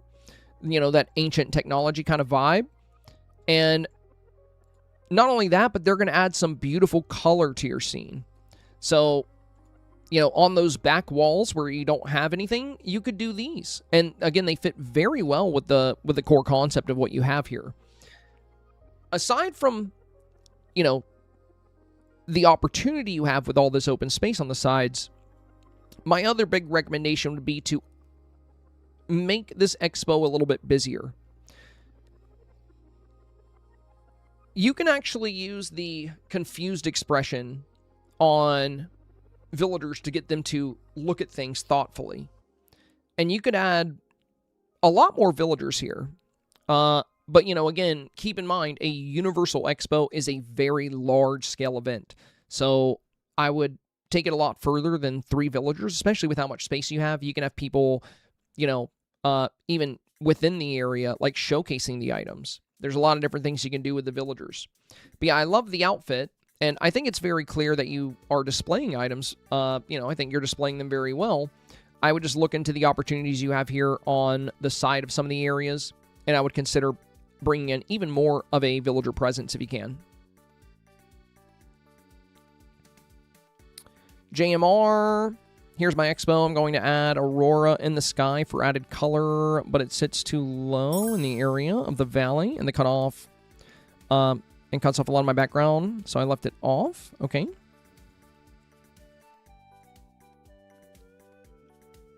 All right, well, I like the inauguration ribbons here. I like that you have, like, all these thumper topiaries on the table. That's pretty fun. The paving is very nice. I like the gateway here, too. A little waterfall in the back. Yeah, I think this might be the first, like, garden or flower expo that I've seen. I saw one other good expo that was a topiary expo, but I think this is the first one I've seen that's you know, a topiary and flower expo that is actually very strong. Like, it actually feels like an expo to me, especially with, like, you know, Mirabelle and Tigger kind of looking at some of the items here. I do think, again, with the Universal Expo being such a large-scale event, more villagers is good. You do have Peter Pan kind of lurking over here, but the tricky thing is, since The walkway is kind of where the villagers are going to be. And with you covering most of it, it's going to be hard to, like, really get a lot of villager presence in here. Because if you add anybody here, they're going to cover these two. But, you know, you could always have more villagers tucked in the back if you wanted to. And if you used a small villager here, like maybe Vanellope or Stitch, again, you can bring in anybody. But my biggest recommendation here would be, you know, a little bit of a stronger villager presence. But yeah, this is actually a really good, like, flower or nature expo. A lot of the flowery or nature expos I've seen almost felt just like a garden, and that's it. It didn't feel as much like an expo. But the way you've designed this walkway with the inauguration ribbons and the way you have villagers checking out the items tells a story.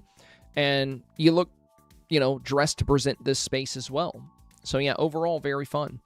Again, biggest recommendation would be to try to find clever ways to bring this even more to life by making the expo a little bit busier. You can use small villagers here and there. I mean, even if you only add 2 or 3 more, I think it would be worth it. Rich and famous. Dang. All right, we got Rich and Famous here. First time submitting for review. Been playing since November of last year and love the Dreamsnap challenges. Your tips have helped me so much. Hopefully my idea comes through enough, but would love any advice. Much appreciated. All right, all right. Well, you clearly have things on display here, which is nice. You know, we have this table with some of these old, I think they're called xylophones. We have the ancient tablet here. Little Buzz ship is really cool. Good spot for Buzz. We have these retro televisions. This is good because this feels like a Universal Expo. You know, Universal covers a lot of different things. A World Fair covers a lot of different things. You know, it's going to be technology, architecture, industry, culture, all of those things get highlighted at Universal Expos. So I love the fact that you're covering items from history, items from, you know, like more technological or futuristic items, and then some of these retro televisions. And then we have, you know, some good architecture on display. I like the host outfit too. My biggest recommendation for you here, one thing I try to do in all of my snaps is fill out the bottom left and bottom right hand corner. It's really good for framing, and it's extremely common in the 4K range. So if we look at, for example,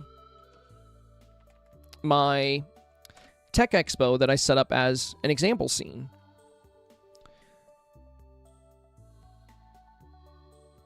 You'll see the bottom left and bottom right-hand corners are filled with these RGB tables and these Dreamlight laptops. And if we just look through all of my snaps, you'll notice the bottom left and bottom right-hand corners are always occupied. So, well, in very rare cases, I'll have them open. But legendary moments here, you know, we have shiny citrines, shiny topaz, the golden fruit tree, and these golden plants and pixie dust. So bottom left and bottom right. And we can still see into the scene really well. Forested book nook. We have candles on the left, candles on the right, and pixie dust here.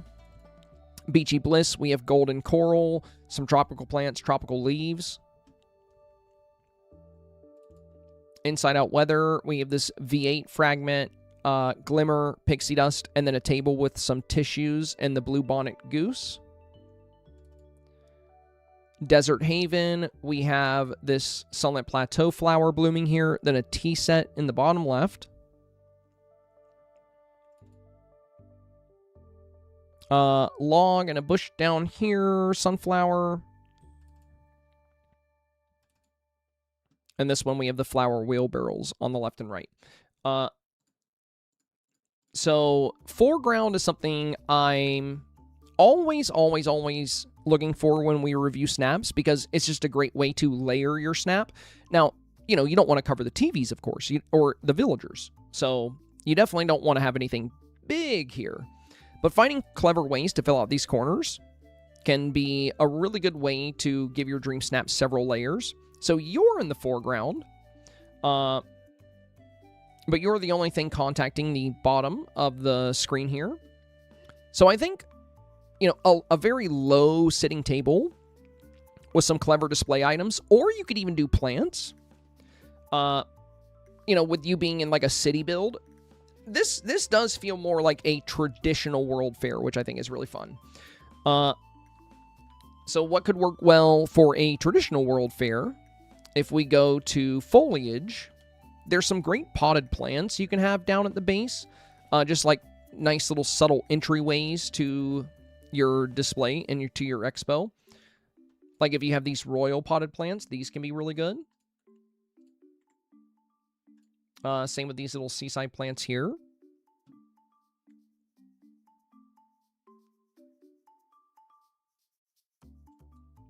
And, of course, you can even do different flower beds, you know, whatever you want. So if we put this right about here, I might have to readjust. There we go. Yeah, that's good enough.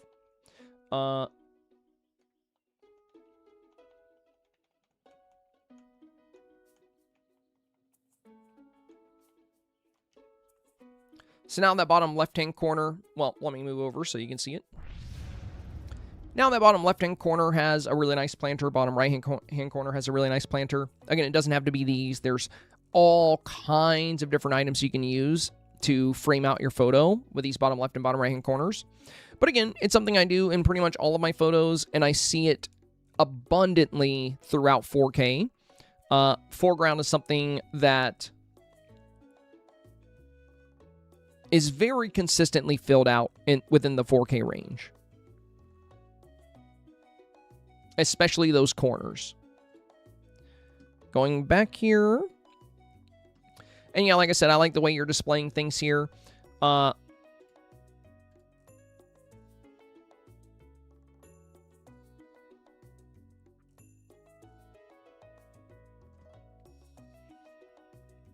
And for a nighttime scene, you did do a good job on character lighting.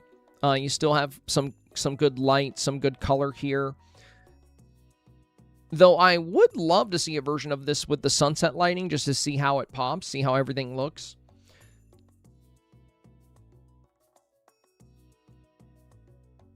And you have a lot of space back here if you wanted to add a bigger crowd. Because you have 1, 2, 3, 4, 5 villagers. No, 6 with Jafar.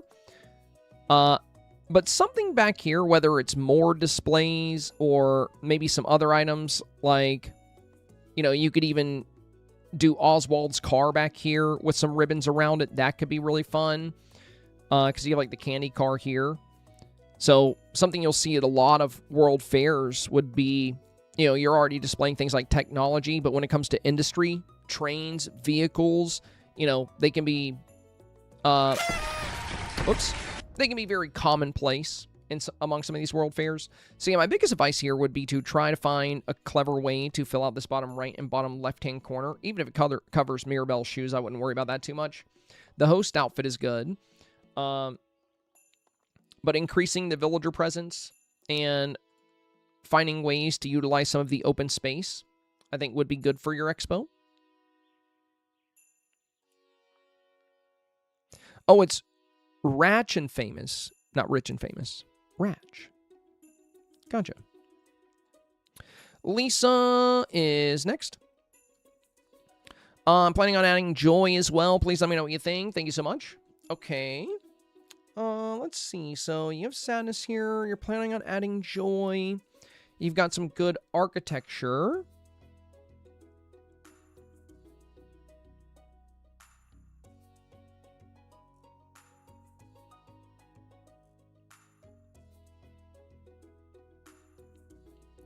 So my first thought here is I would definitely adjust highlight. So if you're going to do a night snap and you want the colors to really pop, so you can compete with a lot of these sunset snaps, you can still have a great nighttime feel and still have abundant color. So if you look at the sky here, give me 1 second to get yours back up.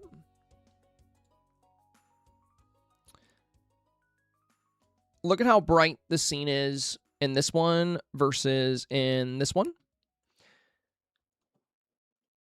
well-lit, vivid photos are the most common photos in the 4K range.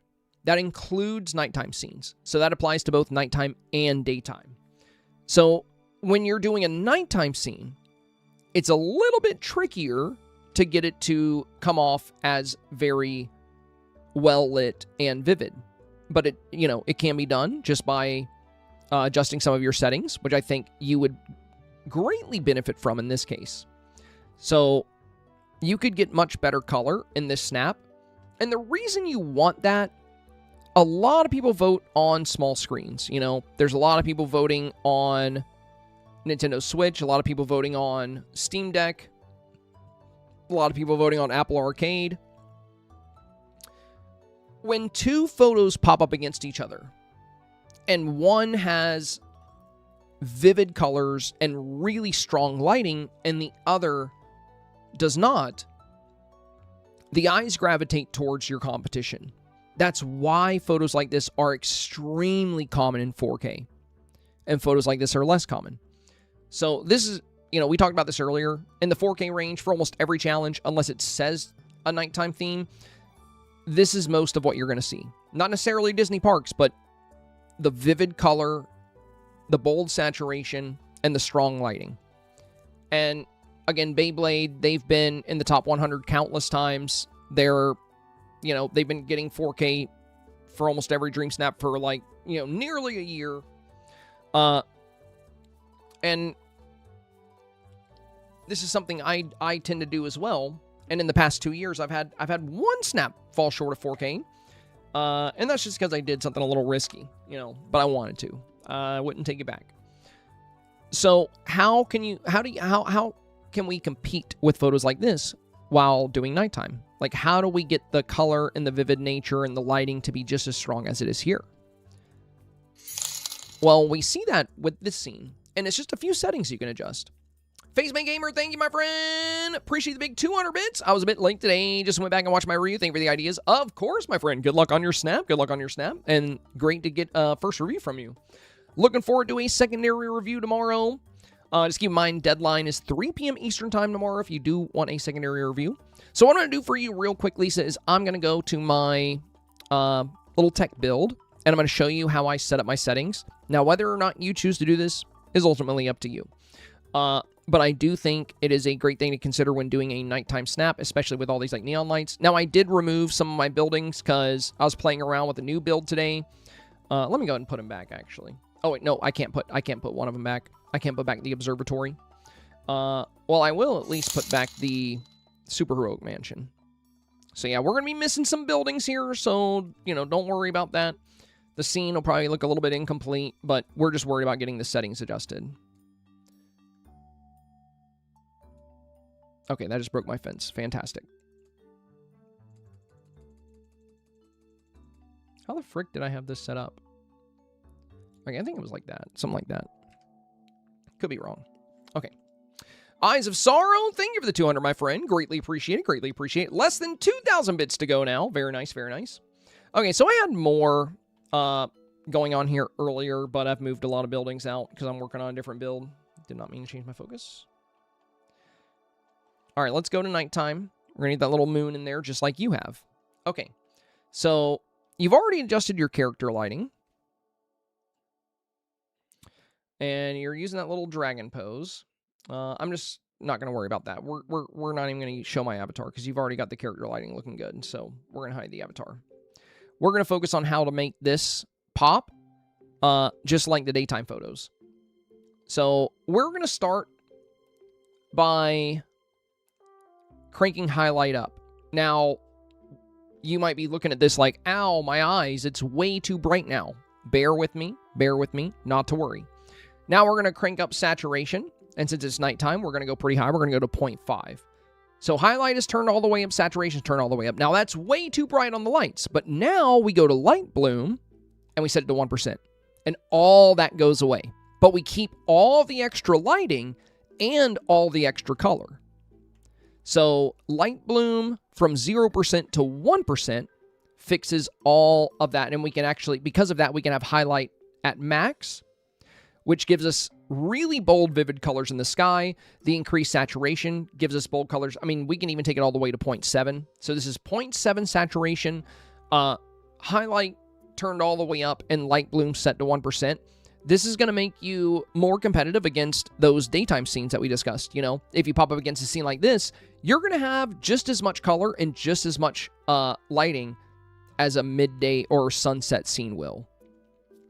So you're still going to get really good, really bold colors, and you'll stand out more in the voting phase because of it. Again, this is not about what I like. This is not about my preference. It's about what we see in the 4K range the most consistently. So when it comes to snaps in 4K, they are typically very well lit, and they have very bold colors. Now, that can be taken too far, you know, like if we go to contrast and we turn everything like all the way up, it gets kind of funky. So you don't necessarily need to do that. But like even the contrast could be fun here, like maybe at 20%, you know. But yeah, the main thing for a nighttime scene, if you want to get it to really pop, because this is what it looks like without highlight, right? But when we crank that highlight all the way up, we get really good color in the sky, really good color on the ground. Everything's going to stand out really well. Just keep in mind, once you crank the highlight all the way up, you might need to turn down your character lighting just a little bit. So if I bring my avatar back, you know, now he's super bright. So since we have the, you know, other things adjusted, we could turn down character lighting a little, unless you want him to have a really good glow, or her. But yeah. My biggest recommendation for your build here, Lisa, would be to focus on getting this to pop more with a bit more vivid color and a bit more lighting. Now, the other thing is you've really packed things in here, which makes this a bit trickier. Notice how I have like a lot of room here before the building starts. That way I can have a lot of robots, a lot of villagers, you know, and I built this scene to have robots on display. So in my example photo, we had R2, we had BB-8, we had the Eternity Isle robot, and we had Wally and Eve. So this whole row was robots. And then we have, like, you know, the R2-D2 projection in the back here, and we had multiple villagers within the scene. If we look at the example,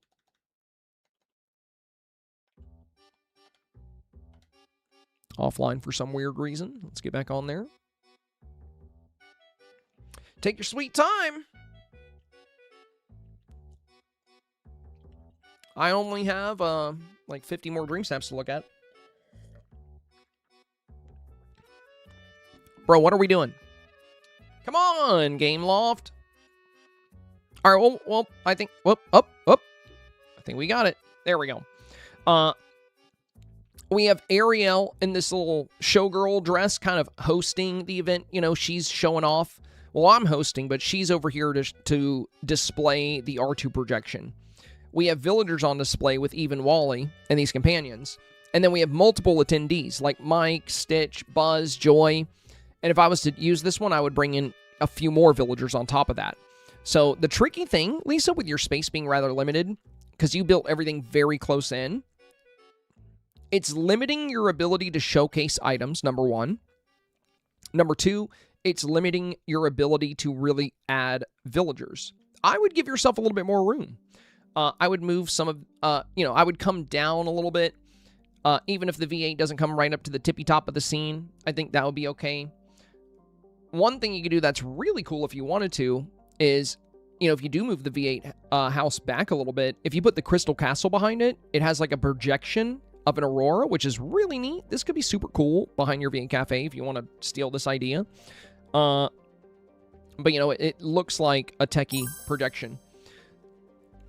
But if you gave yourself a little bit more room, you could have more things on display. And again, since it's supposed to be an expo, I would highly recommend that. Because if you do happen to pop up against snaps where, you know, they have more of an expo feel, like with this snap with Beyblades, you know, we have a table right at the front with all the different popcorn buckets at this Park Expo.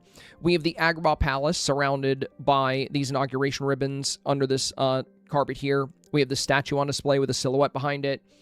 We have the fire truck back here. So, you know, things are very clearly being displayed. In this one, we have the sense of self lamps on the left and right. But behind that, you know, we have the popcorn and the root beer on the table here. Like, we have some snacks and treats. And then we have the jukebox. It almost feels like a V8 diner build. Like, it looks like we're going to a diner more than an expo. So how do we make it feel more like an expo? The outfit is really good. The villagers you've chosen so far are really good. I think if you gave yourself more space and you cordoned off some items, you put some items on tables that are being showcased, like you have these great batteries lining your pathway. You could highlight things like those batteries, or you can highlight things like computers. In the little example scene we made for this one, now these were Twitch drops. I hope they bring them back. I really hope they bring them back, because I want you guys to have these two. The RGB table and the Dreamlight laptops are awesome. But, you know, us having these inauguration ribbons here, I have this spaceship here on a little table. We have a techie-looking house over here with Mochi's house. And I'm not saying you have to use these items in particular. There's plenty of things you can use. We have this Edna mode item here. And then, you know, the R2 hologram is set up specifically as a showcase. You know, that's why we have the diorama pop up behind it, so it looks like, you know, an expo showcase. So finding ways to really refine the expo feel is what I would recommend for you. But the most important thing would be what we discussed first. You know, getting that lighting and that color to really pop, so you can find it easier to compete with some of these high-end players that are consistently within 4K that are going to be taking advantage of very strong lighting and very strong colors. Again, utilize the settings we discussed. And if you don't like it, you can stick with the lighting and everything you have here. It's your Dream Snap at the end of the day. But I would love to see a secondary review of the Snap with the fully enhanced highlight, with light bloom set to 1% so that the lights don't go out of control, and with your saturation heavily boosted to 0.6 or 0.7 for nighttime. If you have all those, your sky is going to be very bright and colorful. We're going to have very nice color throughout the build, and it's going to be just as bright as a beautiful sunset photo without being blinding. So those will be my big recommendations for this one. Think about what you can do to really make sure the voter understands that it is a showcase. And then think about your lighting and your color so that you can compete with those other 4K earners. Sunshine is next. Very cool, very cool. Hey, hey! How do I say your name? B-Schlining, I think. We got a brand new member of the supporter family, guys. Give a warm welcome to B. Thank you, my friend. Thank you. Great to have you. Great to have you. Sunshine has started to like this challenge when I decided to go full Figment. Any thoughts or suggestions? Welcome. Yeah, Figment's great. You know, Figment, it's all about imagination. So, you know, works good for a... works really good for a Journey into Imagination expo. So we have the inauguration ribbons here. We have a good opening. Very large crowd, which is very nice. We have some architecture on display here. And we have display items right at the front of the scene, which is good. Like displaying the Figment buckets, I think is fun. This looks like a very magical expo, very magical World Fair. I think the balloon arch fits in nicely as well. We have some Figment topiaries back here.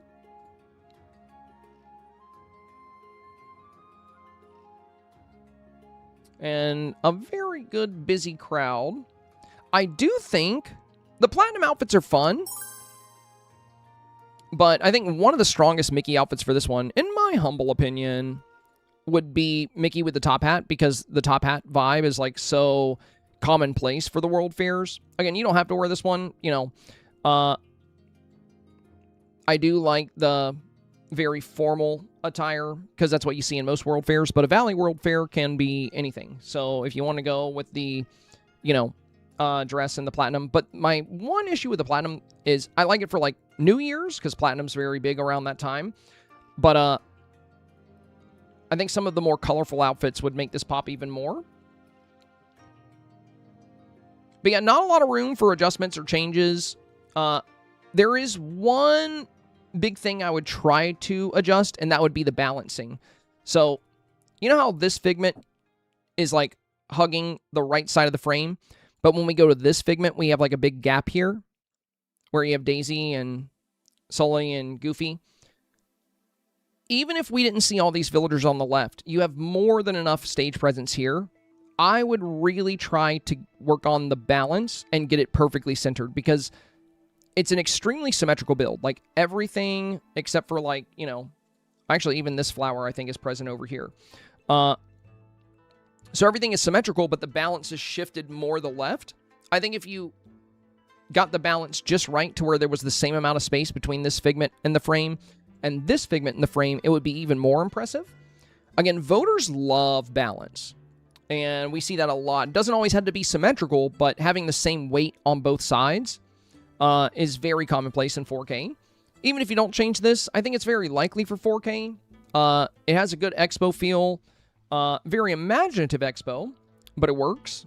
And it also tie in with the Journey into Imagination for people that don't read, you know, the theme itself. Like your selfie submitters, you know, they're just going to see Journey into Imagination. So, you know, when they check this out. Does anybody know, according to the Dreamsnap leaks, what the actual wording is when we vote? Can you guys tell me?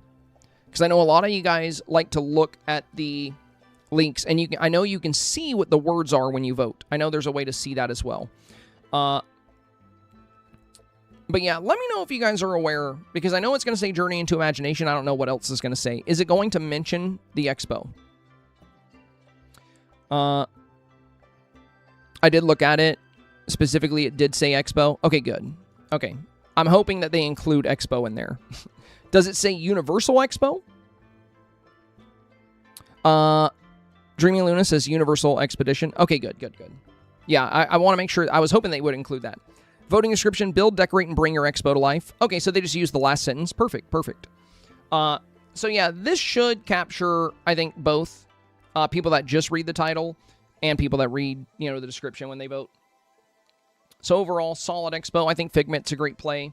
And yeah, really good villager presence. Confetti's good. The one thing I would recommend working on here would be the balance. You know, even if you didn't get to see these villagers on the side, you got so much going on here. I think you'll be fine. And you can probably still squeeze a villager on the side if you wanted to, because if you had a little bit of space on the right here, you can probably have one villager on the far left and one villager on the far right. But I would try to get it perfectly centered.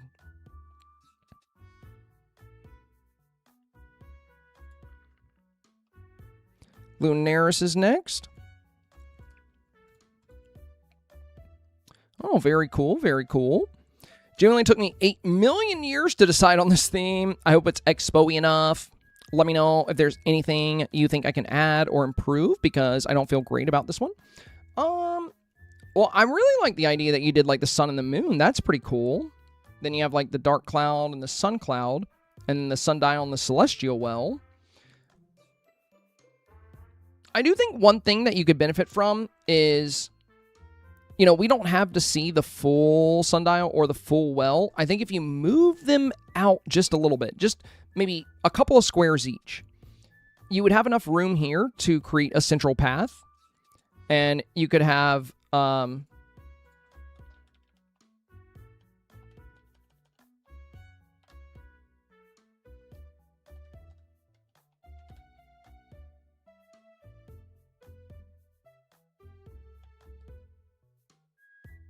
you could have a pathway similar to this, where, you know, you have the gold kind of going into that centerpiece you have.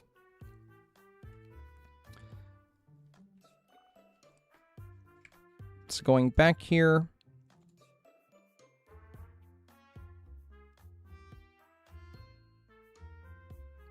That would open up your scene just a little bit, but I do really like the way you split this up. You know, it's pretty cool. Having the shiny pyrite here, shiny sapphire here, playing up the celestial vibes and the sun vibes. I do think it's expo-y. You know, you said, is it expo-y enough?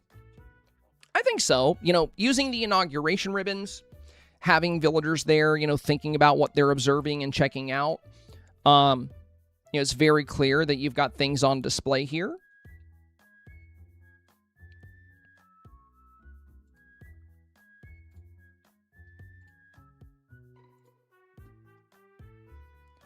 I do think it might be worth considering getting some foliage walls and sealing off the background just so it's like solid back here because we can see off the edge of the floating island behind you. Again, there's those green foliage panels you can use behind the buildings if you have enough room.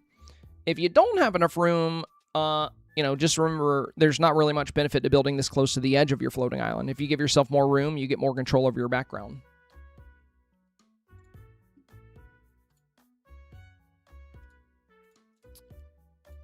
Very nice, Katie. Very nice. I had a particular theme in mind and then redirected once I decorated and realized I accidentally went in this direction. I really like the first one because Wally and Eve look cute. But then I realized I didn't have Aurora in the background after rearranging and adding Wally. It gone inside. So I had to try only with Eve. I have a limited time and couldn't gather everyone back outside. But I should be able to try again before Wednesday. Okay, so you have this one, and this one. Well,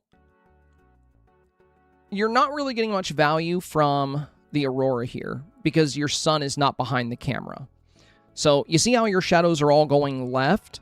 Now, as far as executing the theme, Katie, you absolutely crushed it. This feels like an expo, and it feels like a traditional World Fair. The fact that you have all this like Western architecture out here in the water tower, and, you know, you've really built up, you know, the World Fair vibes. But when it comes to Dreamsnaps, lighting is very important. Extremely important. Almost as important as theme. Now, a lot of high-end players that are very consistently in 4K, right? Like, it's very rare for them to miss. And that's the big focus here is, I don't just want you guys to get 4K. I want you to be in a position to where you're getting 4K week after week after week after week. So what you'll see a lot of these high-end players doing, the players that just stay in 4K, you'll notice their shadows are always going back, right? Like Mickey shadows going back, Oswald shadows going back. And that's because the sun is directly hitting them. So in your photo, and also same with this one, you know, look at the shadow here of the avatar going behind them.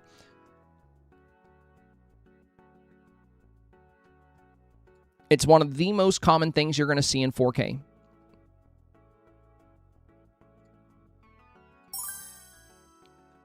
Now, for your scene here, the reason you're not getting much color off this Aurora, like, but between these photos, I'd probably just go with your first one, because the Aurora is barely visible here. But it's all about your time of day and where your sun is. So your sun is way off to the right. So it's hitting everything on its left side. Like it's lighting up the left side of, its right side. It's lighting up the right side of R2, lighting up the right side of your avatar, and all the shadows are stretching left across the scene. So whenever you build a Dreamsnap, this one or any other, the position of your sun is extremely important. You want the sun behind the camera unless you're actually taking a picture of a setting sun. So you never really want the sun off to the side like this. It makes your sky very pale. Like, see how there's no color to this sky here? If we get even closer to the sun, it's even worse. It gets super pale. Unless you're in the valley. It's actually really pretty in the valley, but not on floating islands. In the valley, it'll go purple and gold, but on the floating islands, it just turns pale when you get closer to the sun. Now, look at the Aurora here. This is with no settings adjusted. I haven't touched saturation. I haven't touched focus. This is just the basic color of the Aurora. So look at the Aurora here versus here. That's why your Aurora is so pale. It's because the sun is off to the right, and it's also time of day. So if you use the sunset time of day, so you'll notice like regular daytime, all of these lights turn off, like all the lights in the houses. Now these little lights on the potion stand stay on, but if we go to sunset, the colors are less whitewashed. Everything gets a very nice natural saturation. And look at the Aurora. Watch the Aurora change. Daytime Aurora, sunset Aurora. Huge difference. Now, unfortunately, this isn't really going to work for you unless your sun is behind your camera. So whenever you build your scene, and to really drive this home, you know, like I already said that it's one of the most common things in 4K, and like people like Beyblade, Mama Dukes, they always do this, but so do I. Sun behind the camera, same. Nighttime, sun is behind the camera, sun is behind the camera, and these are all taken at sunset. So sunset in Dreamsnaps would be 6 p.m. to 8 p.m. And it works really well, just like it does in real life. The term golden hour, if you were to Google that, refers to sunrise and sunset in photography. It's the golden hour. Now, in the real world, it's just 1 hour. But in Dreamlight Valley, it's 2. So these types of photos are extremely popular because you get very strong lighting, limited shadows, and really good color. And things like the Aurora or Spirit Fires or whatever you're using tend to pop really well. Now, this is daytime, but since it's daytime, I highly boosted the saturation because I couldn't use sunset here because I'm trying to highlight this giant butterfly. And if I use sunset, it gets way too dark here because there's a giant mountain in the way. So when I'm not on a floating island, sometimes I'll use midday. But if I am on a floating island, it's almost always going to be sunset time of day because, you know, you're going to get a much deeper blue in your sky. You're going to get very vivid colors. And again, this isn't even about what I like. It's about what voters like. It's very, very clear to see. If you go to my Facebook page every Wednesday, I upload my snap after I get results once voting is closed, and I ask everyone to share theirs. And we get hundreds of comments, hundreds and hundreds of people sharing their dream snap. And most of the people that follow me over there are getting 4K. So most of the results I see are just tons of different 4K submissions, and a vast majority are just like this, where they have the sun behind the camera, they have bold colors, because it's popular. It's popular with voters. So when it comes to lighting your scene, I heavily recommend having that sun behind the camera and using that sunset time of day to really make most of the color of your sky, the color of your build. And again, it's going to make that aurora really pop. Now, with where you built this, sunset might not work because the sun might set off to the side. You know, it looks like you might be in the bind. So you might just have to use what you have here. Unless you want to use the group select and save everything as presets and move it to a floating island. But if you were using a floating island, you could build this same scene and have the sun right behind the camera, and you can get that really good quality lighting. And this is, like I said, you did the theme very well. Lighting could be a lot better, but the theme here is very strong. So I still think this has a great shot at 4K. So if you don't end up, you know, getting the sun behind the camera and using that good sunset time of day to really make the most of things like the aurora for this snap, keep it in mind for your future snaps. Before you build anything, before you place your first item, what I always do is I put my wishing well right where the sun sets. So I always know where it's going to be. See my wishing well back there right in front of the sun? That way, as soon as I come to the island, I know where I want to build. And that way, you know, even with no saturation boost, no highlight boost, no camera settings at all, look at how crisp and colorful this is. Look at how well lit it is. We don't have those shadows stretching all the way across the scene because the sun is not over here to the left. It's behind the camera. And again, this is rooted in photography itself. You know, like if you work with a professional photographer, they're usually going to set up lights. They're going to set those lights up facing what they're photographing. We don't have lights in the game that work that way, but we do have a sun that works that way. Yo, Daniel coming in with the 47 months. Let's go, brother. Welcome, my friend. Welcome. Good to see you. So, yeah, you did a great job, Katie, with your expo. Your World Fair has a really good World Fair vibe. But, you know, if you had made this in a location where you can take advantage of the sunset, you would not only have more vivid colors, not only would we see the aurora a lot better, but we'd also get a nice glow from the lights in these buildings activating. But with where you are in the bind, I think if you ended up doing sunset, it's just going to make the picture really dark. Again, you could try to move the build if you want to. You can use the group select option to highlight everything except for houses, and you can save those as presets, and then you can just, you know, save 4 or 5 presets, how many it takes, and then you can just move the build to a floating island if you want to. But yeah, the aurora, not really adding a lot to this, so if you want to go with this one, this one's fine. You do have a really cute shot of Wally and Eve. I don't really think it's worth the trade-off because, you already have good fireworks, and again, the Aurora is pretty pale here. So I would just go with this one, unless you want to give it a try and move everything over.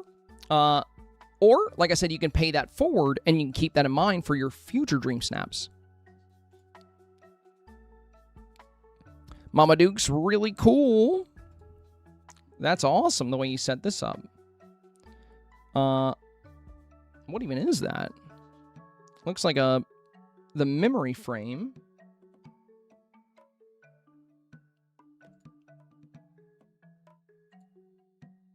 That's cool. Haven't seen too many people building inside, so is it risky to do? Depends on your voters. It depends on your voters. It's really pretty with the, I mean, this does have a really good beauty factor. I love the disco balls here. That's really cool. The display with the floating bubbles and the time cores is super cool. You got like a lot of advanced tech in the background. So it's a really cool technology showcase. I think the reason outdoor works so well is because this particular week, they mentioned a Universal Expo, which would be like a world fair. And going outdoors does allow you to have more variety in your build and highlight more things. But one thing I've learned with Dreamsnaps is it's actually pretty common for indoor builds to pop up against other indoor builds. I see it a lot when I'm voting. So it likes to pit indoor against, not all the time, because there's, not always enough indoor builds for them to just specifically pop up against each other, but it is common within voting. I don't know how the algorithm decides that, but I think this would beat a lot of the indoor builds I've seen. Has a really good wow factor with Eve at the center, with the memory viewer here.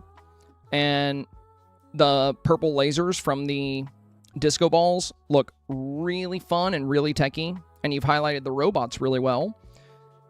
The tricky thing with indoor is I do think some of the very popular builds this week are going to be these large-scale expos where, with a Universal Expo being such a massive event, you just won't be able to have the same crowd presence indoors as you can outdoors. So I think snaps where they can highlight architecture. Like for mine, what I'm planning on doing is a build that highlights industry, technology, architecture, and culture. Like I'm trying to set up like a very traditional World Fair, but the Valley version. Like that's my goal. And I've actually been working really hard on it. We'll see how it does. This challenge, it just depends on what you pop up against and what kind of voters you get, honestly, because a lot of people don't understand the theme. And at the end of the day, it just needs to be beautiful, and this is really beautiful. So I think it has a great shot of 4K because it's so unique. The purple lights look really good at the top. The crystal walls look really cool, and you're highlighting a lot of tech. If you, get voters that really understand the theme and really understand like a Universal Expo, and you pop up against photos where, you have more of a grand scale expo, then yeah, it could be risky. But I think this will beat anything other than that. And also, I think most voters are not going to be too sure about what an expo is. So as long as you're kind of highlighting items and it feels imaginative, it should do well. And this one definitely nails that. So I think there is some risk involved, of course. But as far as indoor builds, I think this might be one of the best ones. The only downside is with the way it's structured, it's going to be really hard to like have, a villager presence quite as strong as some of the other builds. But yeah, it's super cool. Again, I think the wow factor of the purple lights and the wow factor of the memory frame behind Eve here will definitely ensure that this photo does well.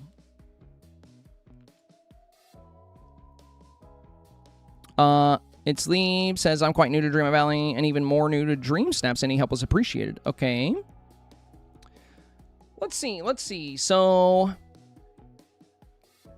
the tricky thing here is I think theme is going to be a struggle for this one because it feels more like a fashion show than it feels like an expo. So having like the stage here with the runway lights and then having several mannequins with outfits,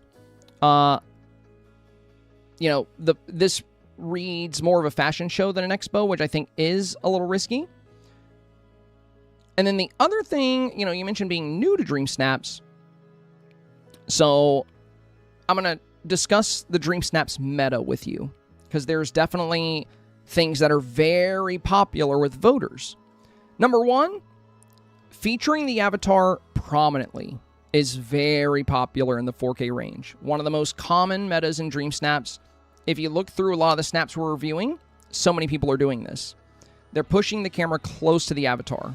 Again, like Beyblade here, top 100 countless times on an extremely long 4K streak. Mama Duke's top 100 just last week. Extremely common for 4K for her. Sunshine tends to perform very well. Notice how close she is to the camera. Now, if you're new to Snaps, you might not know how to do that. And if you're new to the Valley, you might not have the best items for it. But when you take your photo normally, this is portrait mode. This is how you're going to look. So you're a little smaller, right? But if you use an item that pushes the camera, like this Vizier's Alchemy table, actually shoves the camera closer to you. So this table here is going to shove my camera. Now, you probably don't have that table since you're new, because it's an Eternity Isle item. But there's another item you can use, which is the large rocks from the landscaping menu. This is something everybody has. So any of these large rocks will actually push the camera as well, but these are outdoor only. At least I don't think you can put them indoors. So if we open the camera here by this rock, boom. Now it pushes the camera right up. Now, you could always zoom in with the free mode, right? Like we could always get close to the avatar this way. But the downside of this is when you're pushing when you're in free mode, the camera always looks at a downward angle. See how now we can't really see our skyline? We wouldn't really be able to see buildings. So the third camera mode, aka free mode, is one of the worst ones to use for Dreamsnaps. It can be very good occasionally. Like if you're taking a elevated shot, free mode can be ideal. But yeah, pushing the camera up is extremely helpful. Now, when it comes to snaps, the most important thing would be theme. I think the second most important thing would be lighting. And what follows that would be things like composition, framing, showcasing your avatar, showcasing villagers. So, first off, starting with theme, it doesn't really feel like an expo, right? It feels a bit like a fashion show because we see these fashion items, we see this runway. The challenge isn't just asking us to create an expo, it's asking us to create a universal expo, and an imaginative one at that. So, I think going in this direction would be a little risky. Now, you do have the inauguration ribbons, which is a great item. But if I were you, I would likely go outdoors, because at least then you could push your camera up. Unless you have like the Vizier's Alchemy table or one of those items. Because then you can push your camera up indoors, but there's not a lot of indoor options that are going to allow you to do that. And the reason outdoor is so much more popular this week is because a Universal Expo is typically going to showcase architecture, industry, technology, and you can just choose something very specific to highlight for your showcase, because at the end of the day, the challenge said highlight technology or sites, which could be anything. But it does need to feel like an expo. So you can look up like pictures of expos to get a feel for how expos come across, but there's usually a lot of different things on display. That's why for this player, when they were wanting to do a cooking expo, I mentioned, one thing you're going to see at any kind of cooking expo is also going to be cooking equipment, dishware, all kinds of things. So now they're highlighting like an espresso machine, several different types of ovens. We have pots and pans on the wall, and we have these inauguration ribbons kind of setting everything apart. But there's a lot of different ways you can deliver on the expo vibe. I wish I can show you guys my actual Dreamsnap, because I think it provides a pretty good example, but even this one does too. This feels like a very traditional World Fair. In a World Fair, a nation will basically highlight what it's doing best. It'll highlight its best architecture, its best technology, its best industry. And, it's a massive event with lots of people. And that's the tricky thing with going indoors. And also, you have one of the only dream snaps I've seen with no villagers. I think it would be a good idea for you to pivot and go outside. And keep in mind, the advice that we're giving is rooted in how to get 4,000 moonstones. So, you know, we're talking about being in the top 4% of all players. If you want to beat 96% of players, you're going to want to put a good bit of effort into your snap. Doesn't mean you have to spend 6 hours on it or 8 hours on it, but you really want to fill out your photo. So the bottom, about 30% of this photo is empty. You know, we have nothing down here. There's a table with a cake, but besides that, there's nothing here. And when we look at another indoor photo, look at the bottom. You know, look at how they have time cores. Then they have these batteries stretching across. They have a robot. They have these ancient radiators. We have BB-8. We have a table here, lights on the tables. Then we have, you know, another set of tables with these computers. Then we have these memory viewers behind Eve. We have floating bubbles in the back, so they kind of go over these items so we can see them back here. And then we have these lights at the top. You know, all of these different details. Now, you don't have to do a tech showcase, but I'm just trying to highlight, you know, what it usually takes to get 4K. And a build like this, you know, this doesn't take hours and hours. You know, this might take maybe an hour to put something like this together. But, you know, it's just one room. It's all about how you frame it and how you fill out the photo. So my biggest recommendations for you here, since you're new to Dreamsnaps and new to the Valley, would be to really look at a lot of 4K snaps. If you follow me on Facebook, every Wednesday, I make a post. I share my Dreamsnap once voting is closed, and then hundreds of people share their snaps, and you can see what kind of ranks they're getting. You can see what kind of moonstones they're getting. Look at those snaps and look at how people are constructing them. You're going to see a lot of common things. You're going to see strong foregrounds, so the very front of the photo is usually going to feature the avatar, other items, companions, villagers, things like that. And then you're going to see a filled out midground. You're going to see detail pretty much from frame to frame, top to bottom. Left to right, top to bottom. The whole photo will be detailed. You're also going to see villagers being used. Now, with the recent update, we got one of the best Dreamsnap tools to ever come to the game, which would be the villager toggle. I don't think I have any villagers here right now, but if I just bring in a few,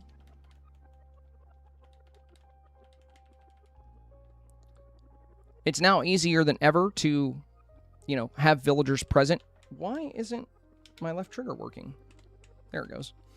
It's now easier than ever to bring villagers into your Dreamsnap. You know, you can use this toggle. You can place them right where you want them. And let's say we wanted Belle to be checking out these potions, right? We can face her towards the potion. And then we can choose her confused expression. And just like that, now Belle is facing this potion. She's thinking about it. It's clearly an item on display. It's clearly a showcase. And she's observing these items in the showcase. You repeat that with multiple villagers. And you'll have villagers all throughout your photo enjoying your showcase. You know, enjoying the scenes and taking everything in. If you're going to do indoor, you'll be more limited on villagers, but you could bring in more villagers as well. I have a video, if you go to Dreamsnap Tools, right above where you submitted this, there's a video in there about how to bring villagers inside, like multiple villagers, and how to choose exactly who you want inside. You can disregard the part of that video that talks about trapping them with touch of magic, because now with the new villager toggle, you do not need to do that. But as an example, here's an indoor photo I did called Cozy Holiday Cheer. And you'll see that I'm inside. I hid my avatar.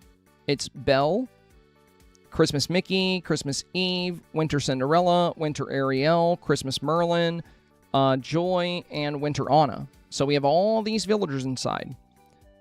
Also notice, you know, the bottom of the shot is occupied with items as well. We have presents, we have plants, we have a table with cookies and hot cocoa. So the whole image is filled out. And that's really what you're up against if you want to consistently earn 4K. And again, don't forget, you know, that getting close to either the avatar or getting close to villagers with your camera is going to be ideal, but you don't really want to use the third camera mode that zooms in, because it goes at a downward angle, and then you can't see these beautiful backdrop items like the Ferris wheels and stuff like that. So for somebody that's new to Dreamsnaps, the best and biggest advice I can give you would be to really start taking a look at what's getting 4K so you have an idea of what you need to do to be there as well. You're going to want to fill out your photo. You're going to want to have foreground elements. You're going to want to be closer to the avatar. And you're really going to want to be very specific with the theme. You don't want to approach the theme in a way to where it can be misinterpreted or misunderstood. And like I said, for this scene, it feels like a fashion show more than it feels like an expo. And that would, you know, that's kind of what I mean about, you know, being very careful about how you approach it. You want to do something that's fun. You want to do something you're going to enjoy, but you want to leave zero room for doubt on whether you are or are not executing the theme.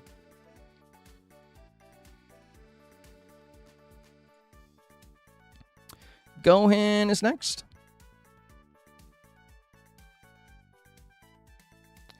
Okay, Gohan. I got a lot of snaps to review, so I can't read all that, buddy. You put in like 4 paragraphs. Let's just look at your snap. Yeah, you guys are welcome to include, like, you know, a brief description of what you, you know, don't tell me exactly what you're doing, but, you know, include a, you know, whatever you need to include. But with so many snaps to review, I can't read all of this, you know, for everybody's snap. So please keep that in mind. We got a lot to look at here.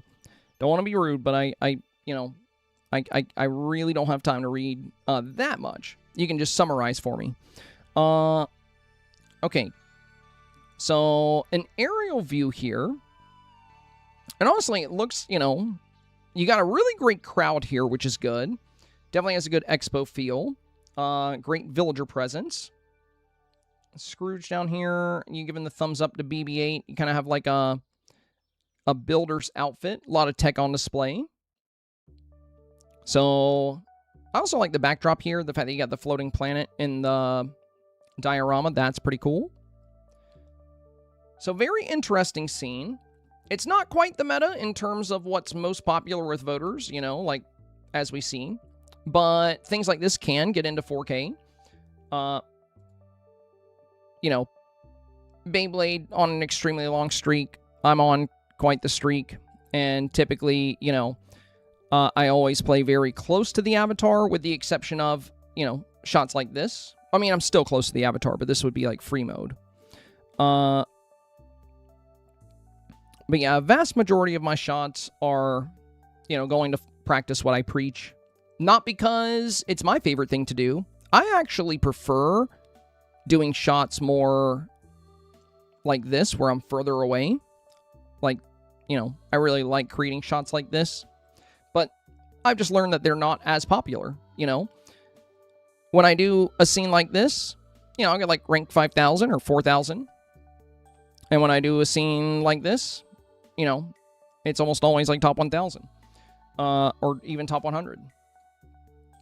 So again, you know, I did not mean to close all those, dang it. So, the free mode shot here is interesting and fun. You know, not quite as popular with the voters as your standard snaps or a snap welcoming somebody into the expo, but it executes the theme well. It has a really good expo feel. You have good lighting and a really good villager presence. So, you know, overall, I think it has a shot at 4K for sure. Because I think there's going to be a lot of people that have a really hard time delivering a good expo feel. And I think this one does it well. So yeah, the expo feel is really good. The theme is really good. The lighting is really good. It's off meta, but it could still get 4K. Just depends on what it pops up against.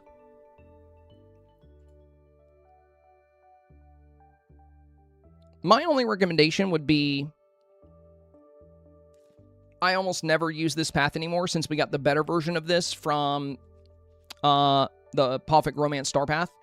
There's a darker gray brick version that looks a lot cleaner. And I would probably swap this path for that one. Jingle bells. Very cool, very cool. Appreciate your thoughts. Thank you in advance. Of course, of course. Let's see. So we have nice observatory, Eve ship. We have the inauguration ribbons. All these vehicles on display. That's really cool. Stitch's ship. The cycle here. We got the Eternity Isle like fish vehicle. Buzz's ship. And then the speeder. Over here, a few more items on display. We have the little meteorite. That's cool. Even a little Imagination Land banner in the back. I like the floating Bing Bong. We even got a little hot air balloon. Very cool. I do think for balance, because it feels, you know, the skyline goes a bit higher on this side. I think one more hot air balloon on this side just to balance it out would be nice, because we do have a lot of open space here. And then having 2 hot air balloons behind your scene could be pretty fun. Definitely nails the expo feel, especially with the inauguration ribbons and the display of vehicles. And then, you know, I love that you have the confused expression here on Tiana as she's checking these items out. Flynn over here conversing with Eve is really cool. And then we have Joy and Sadness over here by Imagination Land. And Olaf and Vanellope. So really good villager presence. And it looks like you're working on the vehicle here. So, yeah, and Wally. So, yeah, a really cool pose for the avatar. Overall, solid. Lots of fun architecture. A very, very clear expo and showcase. It has a really good World Fair feel because you're highlighting a lot of different things. You have technology. You know, even industry could be seen here with like filming and, you know, the hot air balloons. Culture. I like the ticket booth here too with Gaston. That's pretty fun. But yeah, I would try to balance out the sky to match with this side. You could do another blue hot air balloon here if you wanted to, kind of the same one. And then, you know, the pose and working on the speeder is really fun and unique. I think one of my favorite ways to see, or I think, you know, something we've seen a lot with a lot of really strong Dream Snaps has been people hosting the expo. The only tricky thing, I like the way you're posing here because it tells a story. You know, it shows that you're working on the item. But the theme itself did say that, you know, we're the host. You know, it said, show your valley to the world. So I think that's why we see a lot of, you know, a lot of the players within the high-end rankings of Dreamsnap are really working to showcase themselves as the host of the event, which I think does communicate the theme a lot better. But it's a creative pose, and it's really fun, and you still have a super strong expo here, so it should be okay. But yeah, really cool. In mine, I'm actually highlighting a lot of vehicles as well. I've got like trains and cars and even like the old coaches. So it's like almost like a, you know, journey through time of like the different transports. And I've got hot air balloons and I have like technology on one side. But yeah, I like that you're highlighting all the different modes of transportation here. I think that's really cool. And then highlighting things like the meteorite over here. Definitely has a really good World Fair feel. So very strong. Scuttle is next. All right, we got number 1, number 2, and number 3. First is currently submitted. Not sure why, but this week's theme has me frustrated. I try to have fun with it regardless. Thanks for your help as always. Okay.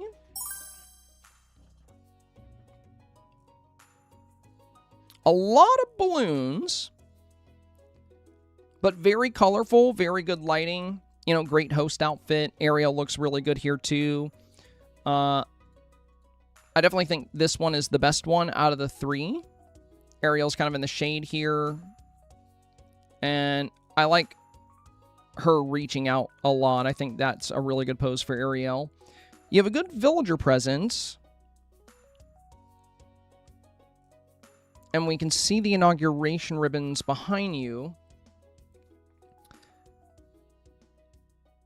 I think in terms of like beauty and lighting and balance, this will do very well.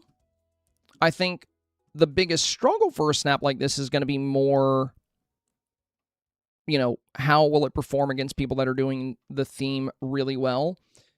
And, you know, if you get matched up against players that are executing the theme very well, like if we look at a snap like this or a snap like this, where, you know, we really get to see a variety of things on display. So, you know, we have transportation. We have a car here. We have, this is like a parks expo, but there's so much being displayed at this expo.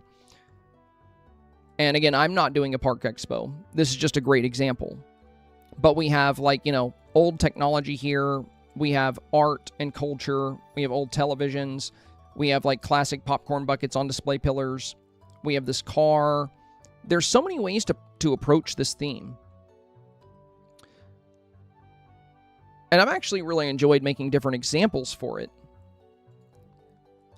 My biggest worry for what you have here would be, I can't, aside from balloons, I don't really know what's being showcased here.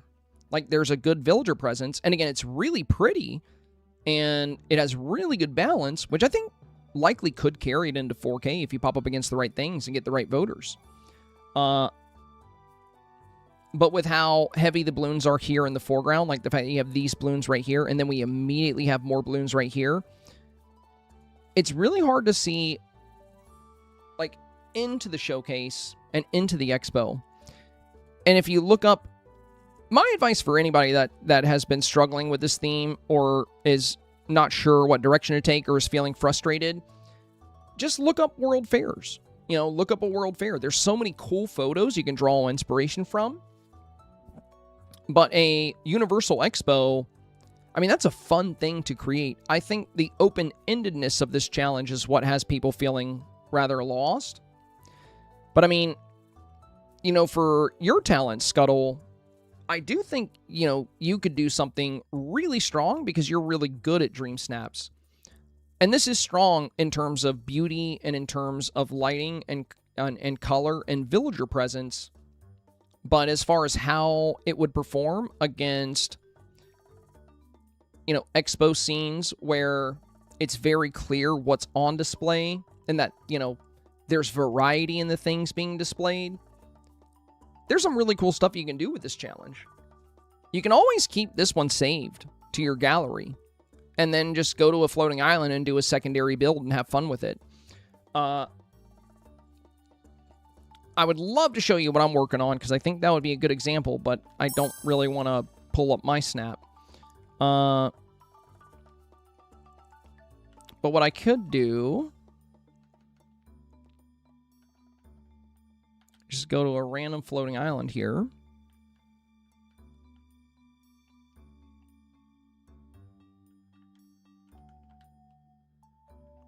And, you know, start with some really cool architecture at the back of your build. Because if you look at any pictures of a World Fair or a Universal Expo, you're going to see some really nice architecture kind of at the back. That's why some people went the Disney Parks route, right? That's why so many people, I wouldn't say so many because builds are kind of all over the place this week. But one of the reasons Disney Park builds were popular was because, you know, there's so many like cool castles people could highlight for their World Fair. But if you start with a background with, you know, different buildings, and then you add things like, you know, modes of transportation like hot air balloons, Oswald's car, Cruella's car, and then you basically, if you build a backdrop with some cool architecture, and then you have a pathway that leads down the center, then you can do carpets on either side of like just separate displays. That's been a very popular play. If Alex is here, Vortex Alex, are you on YouTube right now? Could you do me a favor if you are, Alex? Could you do me a solid and DM me your snap? Because I don't have it saved anymore. But yours was a really good example as well.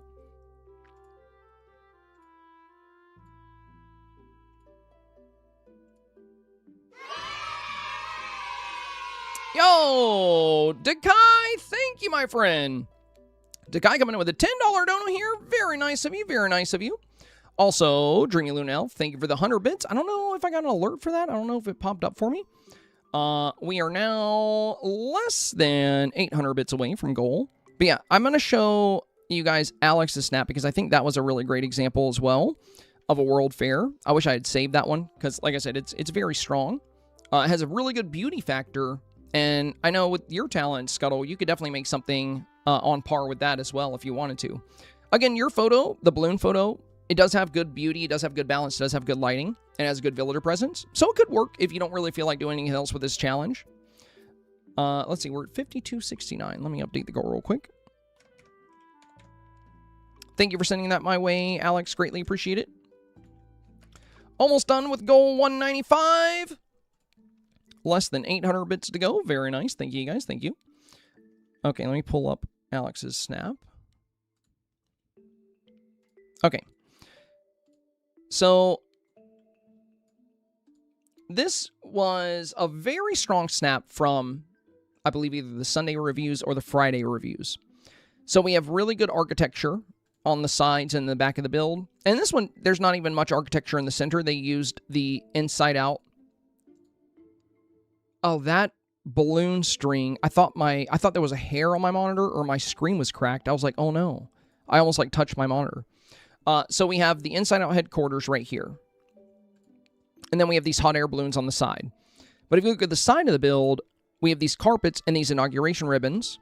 And I even mentioned when I saw Alex's snap that this is pretty similar to the direction I went in, where it's a traditional world fair. So on this side, we have Sally working this little booth here, and, you know, there's like fabric, sewing machine, and this little mannequin. We have Joy working this little booth here. There's the Bing Bong candy thing. We have these orbs, and then we have Jack and Ursula kind of, you know, checking out the scene. Over here, we have a telescope, the planets, the starlight projector, and Merlin here. Then we have robots, Eve and Wally. So we have these different little displays set up, and we're featuring all kinds of different things. But, you know, we have, like, transportation for the balloons. Again, you know, I would say mine is in a similar direction, but a very, very different build. Like, on the left side, I have, like, different modes of transportation. Like, I'm highlighting cars and trains. And on the left, I'm highlighting technology. And then in the middle, I have this big walkway where I have, like, camera things and different villagers. And in the background, I have, like, you know, a lot of beautiful architecture. But if you approach the challenge from that direction, I think it actually becomes a really fun challenge. I think the biggest thing is that, you know, world fairs are not something that's, like, very common these days. At least, I don't remember the last time we had one in the States, and if we did, I have no idea when it was because nobody talks about it. So, you know, looking up world fairs and looking at what they're like, I think can give you some really, really fun ideas of a Universal Expo. And since this is like a Valley Universal Expo, you can display all kinds of cool stuff, you know, like the memory orbs or, you know, the science stuff. But I do think that this can be a really fun challenge when approached from that mindset, like from the mindset of, you know, really working to build a Universal exposition. But, you know, it kind of goes back to, like, you know, if you wanted to do, for example, a Magic Expo. You know, that's why for my example scene for the Magic Expo, because everybody's valley is going to be a little bit different. So if you're showcasing your valley to the world, let's say I go to, I think it might have been built on the Plaza one. So for a Magical Valley World Fair, instead of just highlighting potions, you know, we're also highlighting these enchanted brooms. We're highlighting different ingredients. We're highlighting crystals and these little, you know, books.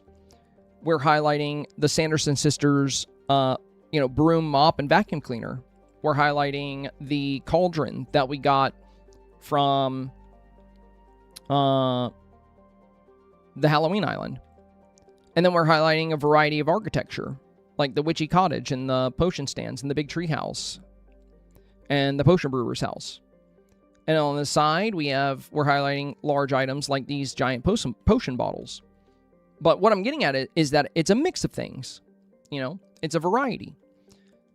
It has a common theme where, you know, the theme would be magic.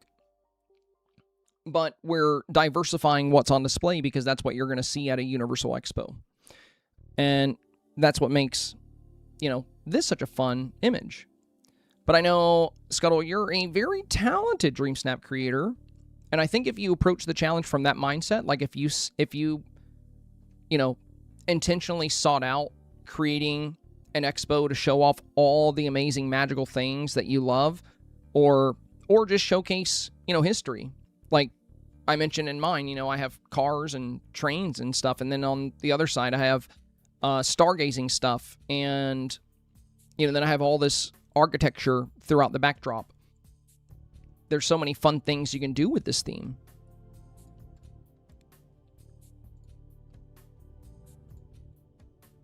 But again, you know, if you don't have time or you're just over it, this is really pretty with the lighting and the colors, and the villagers look really good.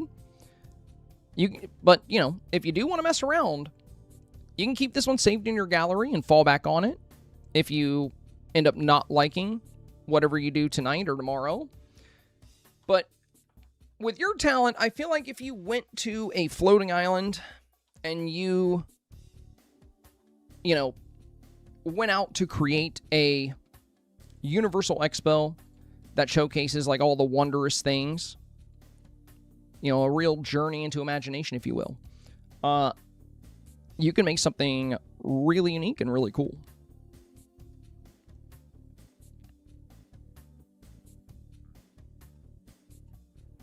Bell B is next. Yo, Sister God, thank you for the 310. Very kind of you. I currently have the first one submitted. I can no longer adjust this build. However, because I tore down the build in frustration, I built an Alice in Wonderland one too. I like the colors of that one best. If you think I need to start over, I will. As always, thank you so much for the feedback. All right, let's take a look. Oh, very fun. Very colorful. Lots of display pillars. We have all the popcorn buckets on display here. Tigger jumping up in the air. Very nice. Love the Dreamlight blocks here on the side. Really cool architecture. Yeah, you have so much on display here. Bing Bong looks really good here. Hey, Tommy, what's up, bro? Good to see you, brother. Good to see you. So, yeah, you said this is the one you have submitted? Yeah, I think this one's better than the other one here. So, yeah, this one's definitely the direction I would go in. And then you have this Alice in Wonderland style one, too. This one's really cool. I like the villager interactions you have here. And I think the outfit's really good for it. But yeah, I would definitely roll with your original concept here. The Centennial rug at the base is great. The inside-out rugs, you know, like really colorful, like flooring you have here.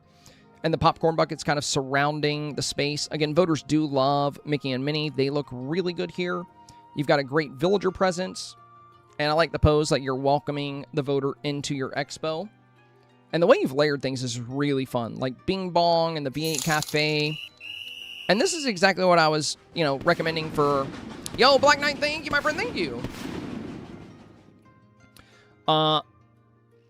This is kind of what I was recommending for Scuttle, you know. If you go to a floating island and you set up really cool architecture in the back, and then you just, you know, have a nice display zone, you can come up with something really cool for this theme.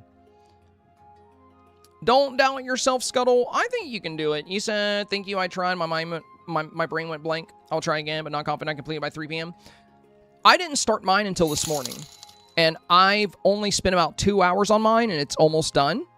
And, you know, about 30 minutes of that was me going back and forth on the buildings, because I wasn't happy with how the buildings in the back looked. But then once I got those in place and I started setting up the displays, I was actually really happy with the way it came together. But, I mean, I feel like, you know, you can do a super cool scene with, you know, 2 to 3 hours of your time. And if it's something you're enjoying, then it doesn't feel like a chore, you know?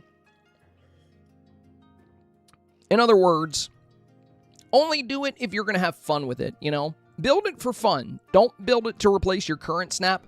Build it just for fun. And if it ends up being a better option, great. But, you know, make sure fun is the priority. Sunshine, thank you for the 300. And Dreamy, thank you for the 100. That is goal number 195. We've officially hit another goal. Let's go. Thank you, thank you. But yeah, beautiful snap there, Belle. No changes recommended. I would definitely stick with the one you have currently submitted. I think this is a very strong snap. Beautiful colors. Again, very clear expo. Really cool architecture on display. Looks good. Emmy Sophie is next. I learned so much through the previous reviews on Twitch and YouTube, as well as the reviews given. I took a decent amount of time to get this the way I wanted it, but I have to say it's been my favorite Dreamsnap theme since playing the game so far. I absolutely love making this one, despite this beast of a migraine. I've been rocking out with a few days now. Oh no. Well, hopefully your head eases up. I look forward to the feedback, and look forward to the feedback I will receive, and how I can learn to better improve it. I didn't expect this to be so amazingly fun in creating it. All right, well, let's take a look here. Okay, so we have the observatory back here, and then we have some items on display here. My biggest recommendation for you would be paving. You know, a World Fair or an expo, you know, you have like these nice tables, you have these inauguration ribbons, but it's all kind of set up in the grass. I would completely remove the grass from this build by paving everything. Grass in Dreamlight Valley, unless you're in the Meadow or Plaza, genuinely does not look very good, and it's not very common in the 4K range unless it's a very nature-derived theme. And a World Fair or a Universal Expo is not really something in that direction. But, you know, look at some of the high-end Dreamsnaps we've featured. You know, look at how they've paved the environment. Yes, this takes extra effort, but that's what it takes to get 4K, is, you know, going out of your way to really make the scene and the environment feel as convincing as possible. So you've got a great villager presence here. You know, you've got all these villagers kind of gathered around checking out the items, but this grass is really hurting the scene. Like, for example, you're using these lilies to, like, line your walkway, right? These look really pretty. But look what happens, you know, when we start getting this grass shooting through them. And then we have these beautiful tables and these inauguration ribbons, and they're just kind of in the grass. If you go to an expo or a World Fair, you know, it's not going to be in a grassy field, and you want to consider that when you're creating your build. But you can just pave all of this, you know. Basically, you're going to grab your pathing and just kind of go over the scene. And we also, you know, I want you to always think about opportunity. Anytime you have a big open space, that's opportunity. So what you can do is you can set up, you know, other displays or tables here, or you can bring a building in. I would have another building here. But yeah, the way you've set up the tables with, like, you know, the different items here, you have the telescope, we have this book, we have a lot of good items involved. But the grass is probably my biggest recommendation for a fix here. And, you know, we also discussed that if you're outdoors, it's a great opportunity to highlight architecture. This house is fantastic for a World Fair, but there's, you know, and this castle's good, and we have the Dreamlight Library, but I would take it further. There's so many good houses in the game that you can include on top of this. I think another house here would be better. You know, the Stonehenge kind of build back here. It's way in the back. It's hidden. It's not really, it's gray. It blends in with this. This isn't really doing much for you. Now, these crystals are really pretty, but it would look much better to have houses kind of going across your backdrop. I want to reference you to some of the other scenes we've come across. Like, look at Belle's, the one we were just looking at. Notice how we have Flo's Cafe, then we have the Inside Out headquarters, then we have the Superheroic Mansion, we have the Imagination Land banner, then we have the Ferris wheel, then we have this park ride. But basically, there's architecture stretching across the entire scene as a backdrop. Let's look at some of the high-end examples from the past stream. This one, we have the Main Street Emporium here on the left side. We have the same building you have right here, the telescope. Then we have Oswald's Theater. We have the Palace here with Ferris wheels on either side. We have the Tower of Terror. So, and then we have the alien swirling saucers. So we have all of this stuff filling up the background. You know, and they did squeeze in some little trees in there if you want some greenery. Now, in this one, it's going to be really hard for you to compete with Dreamsnaps like this, or like this, or like this, if we're only using 2 buildings and trees. Again, it's, you know, the concept this week is to create a Universal Expo, a World Fair. This is a very large-scale event. And if we look at the example scenes that I created, you know, I talked about how important architecture would be and like kind of filling out the background. So you'll notice even in this one, which is more of a naturey magic build, we have 1, 2, 3, 4, 5, 6, 7. There's 8 buildings. We have 8 buildings here. So there's the Witchy Cottage, there's the Treehouse, there's 1 potion stand, there's the Lotus Bloom House, another potion stand, the Potion Brewer's House, and Beast and Belle's Castle. So we have all these buildings stretching across the scene, and we've used the wishful thinking star path walls back here as well to seal it off. This makes it, you know, this makes sure the expo feels very well defined, very well put together, very well constructed, because, you know, again, a Universal Expo or a World Fair is a highlight of that nation's entire identity. So the way you got to think about it is, you know, if we were hosting a World Fair here in America, we would bring our very best architecture, we would bring, you know, our very best designs, and everything would feel very polished and very orderly and very well assembled. Same thing with any other nation, you know, when they set out to make a World Fair to invite people from all over the world to attend. So that's why, you know, scenes where everything feels very developed, you know, see how everything is paved here, and we have a very nice walkway going up the center, and then we have all of these great buildings, because we want to highlight the architecture, we want to highlight the culture, we want to highlight what makes it special. And even if you don't have a bunch of premium buildings, which you do have some good premium options here, there's so many great villager houses and stuff you'd include if you wanted to. With the vibe you have, with like the Celestial House here and the Palace, there's other, you know, enchanting houses and architecture you could include, or you could do walls. But as far as leaving it, you know, just with the Palace and the Celestial House, and then leaving the grass here, I think it is a bit risky. And grass is something I've talked about a lot over the past few weeks. If you look through my snaps, you're only going to see tiny bits of grass. And when I do show grass, it's always short. And it's very sparse. You know, you're not going to see a lot of it. So when I make my builds, if I am going to have grass, it's going to be the meadow or the plaza. And that's it. Because the meadow and plaza has very, very short, very well-tamed grass.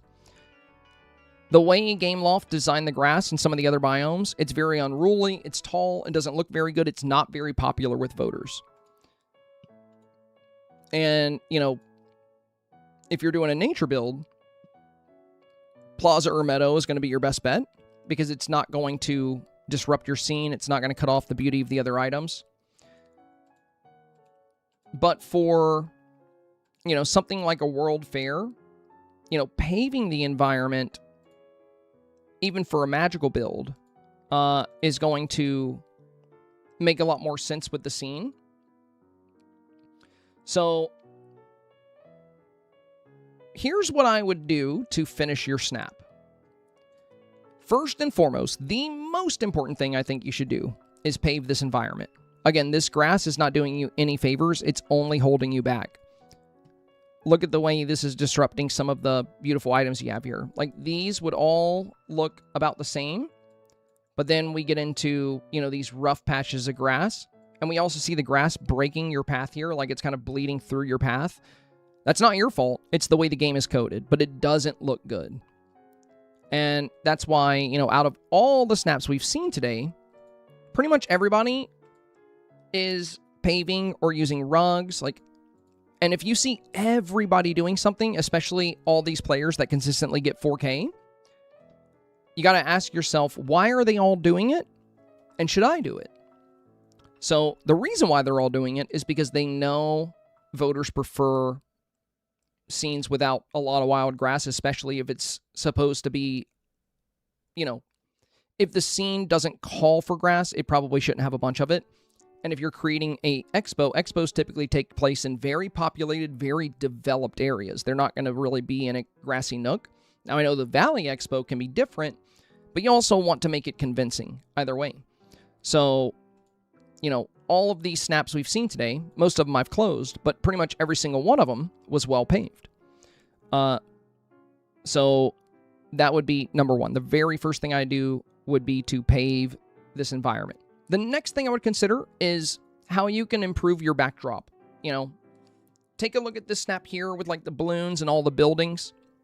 Now, you have a very different vibe because you're going into a celestial direction, but there's still some amazing buildings and backdrop items you can use rather than just defaulting to the trees. Again, keep in mind, the Universal Expo is a large-scale event where people come from all over the world to see your valley, your build. So showcase your best architecture, your favorite homes, you know, whatever it may be. I would try to find things that blend with the concept that you're doing here. And for the paving, since you're using, you know, these red and gold tables, if you have enough of it, I would use the Main Street path. That's this path here. It pairs really nicely with the, you know, gold and white path that you're using here. But it also would look good with those red tables. And the last thing I would recommend is really consider your open space and figure out how you want to use it. Right now, as long as this remains like this, and as long as we can see straight through your Dreamsnap into the background where there's nothing back here, the snap doesn't feel finished. And yeah, this could get some votes against certain snaps, but your goal is 4,000 moonstones. Your goal is to beat 96% of players, and that's where I want you to be. I want you to get 4,000 moonstones, and I want you to be able to get 4,000 moonstones week after week. So you're going to be up against some really strong snaps if you want to pull that off, because as you start getting votes, you're going to pop up against other snaps that get votes. And you're going to see a lot of these showcases. You know, again, notice how they're all paved. And notice how they've sealed off. You know, we can't see through their snap. You know, it feels very developed, even if you're not going in this same direction.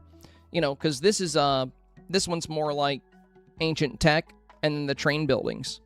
This one is more of a parks expo. This one is a tech expo. So each one has its own flavor, but they're still all doing the same things. They're all paved.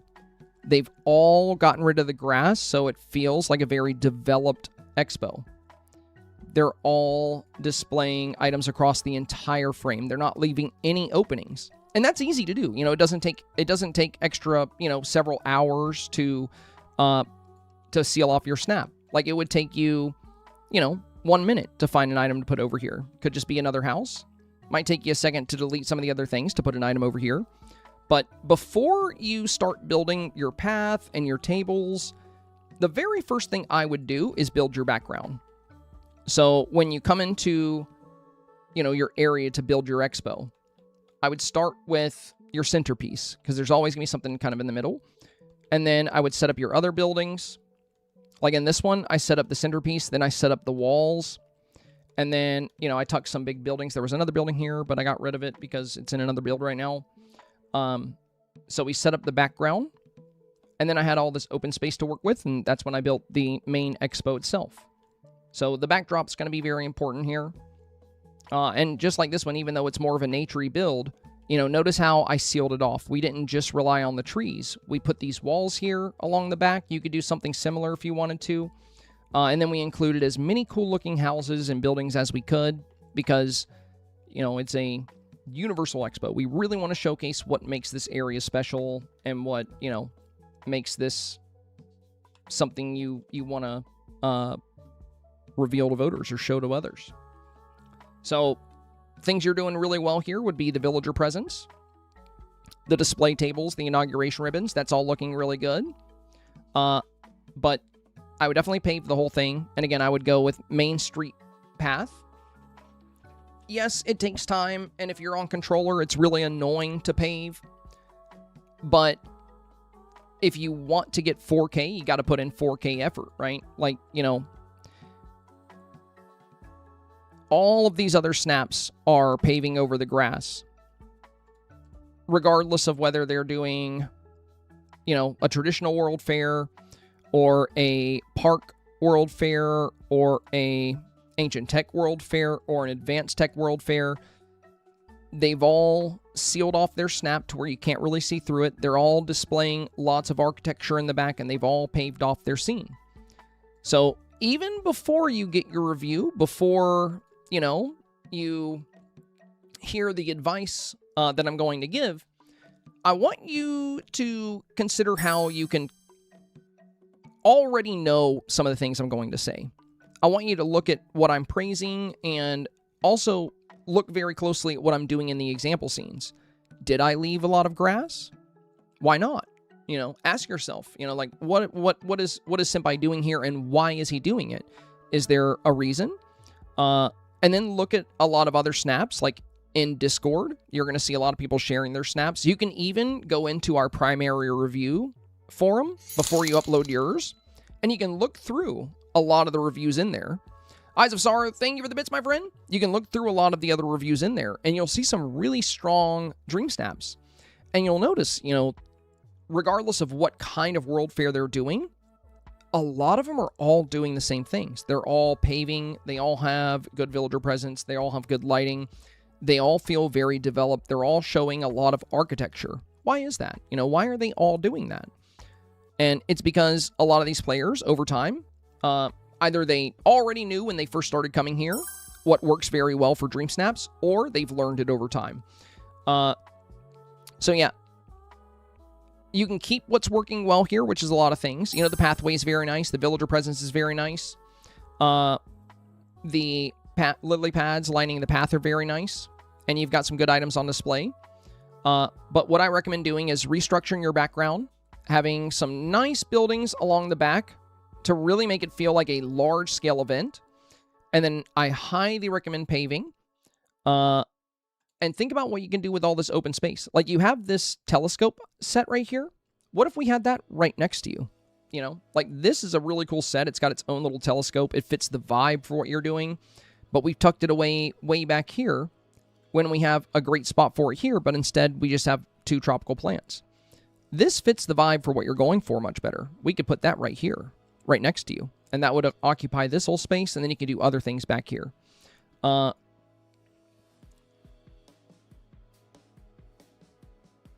So yeah, this telescope display that we got in the shop a while back, I would likely put that right next to you, because then we'll actually see the telescope really well. We'll see the moon. That's part of it really well. You can have that here. And if you pave over this entire environment, it's going to feel very developed. And then the main thing you have to figure out after that is your background. You know, we really want to give this a World Fair or a Universal Expo feel. And don't forget, things like fireworks can be really good to really up the stakes of your Dream Snap. You know, a lot of competitive Dream Snaps are going to use things like that. When we look at this one, notice how we have these beautiful fireworks flaring up in the background, combined with the aurora. So, since you have this celestial kind of magical scene, a little bit of firework action could be good.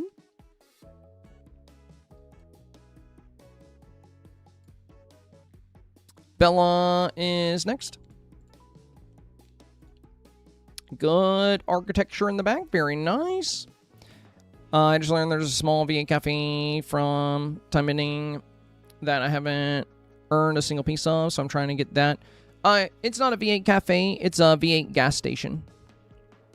And the Ron Iron statue suggested, but I hope you feel I did Culinary Expo justice.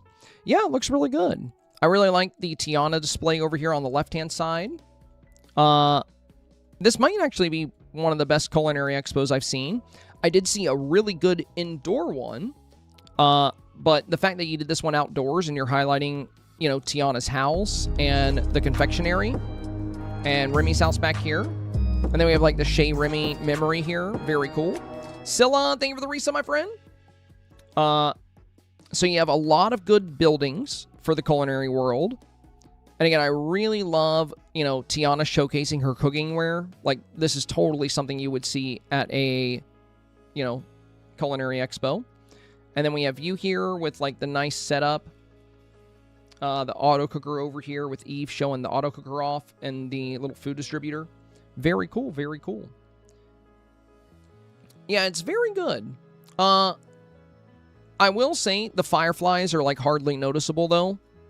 And we see, like, little balloons. I think what could work better would be some fireworks, some light fireworks in the back, I think would be really pretty, just to kind of lighten up the sky. Since it's supposed to be a big expo, like a really big event, you know, you can make it feel more big and bold by getting some fireworks popping off up there. Could be fun. But yeah, very, very solid. You know, the displays here are really nice. I think it might be one of the best cooking expos I've seen because it does everything the other one I saw did, but it also showcases some really good architecture. But yeah, finding some fun ways to add some flair to the top of the build will be nice. And yeah, the other V8 item is not a small V8 cafe, it's a gas station.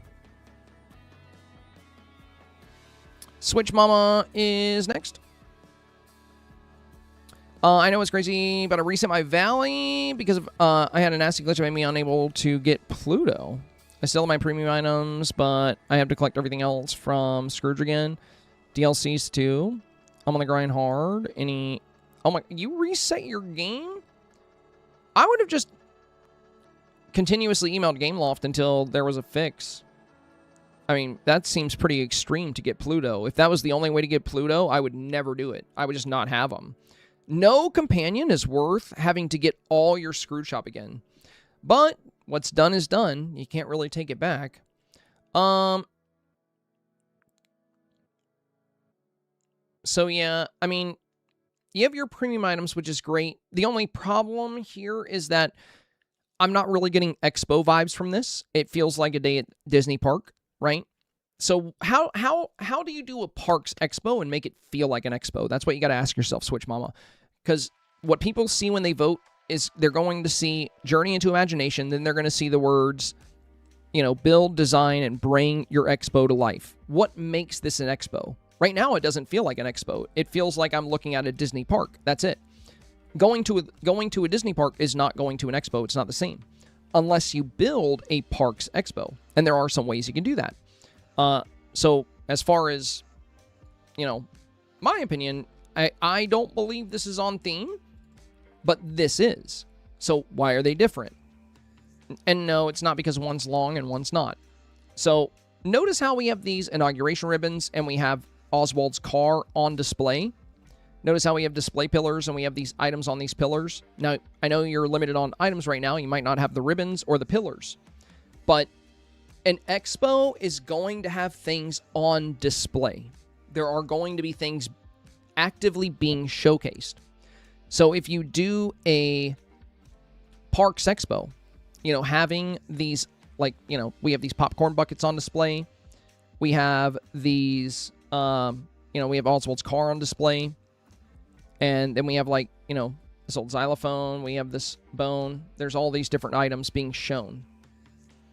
So as of right now, there's nothing going on here to indicate that this is an expo.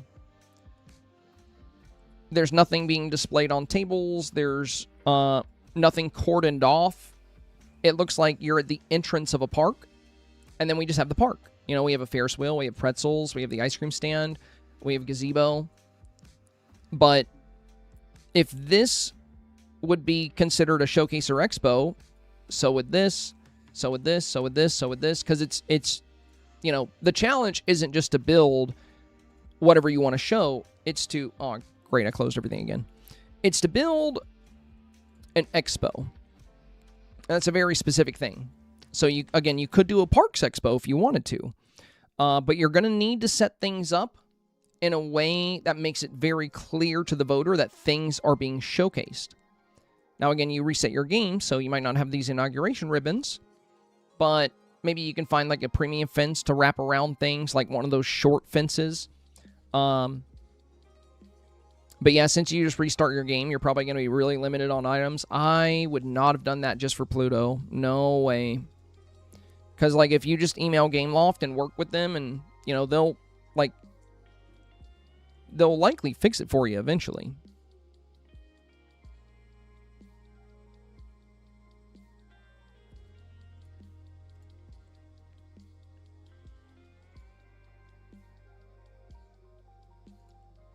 Mama Bear. Oh, I think this is the first Frozen kind of expo we've seen. Interesting, interesting. So everything is well paved. Very nice, very nice. Got a good foundation here. Some good architecture with like Cinderella's castle and this castle here. You know, Minnie kind of interacting with the environment. And you've got a few villagers present.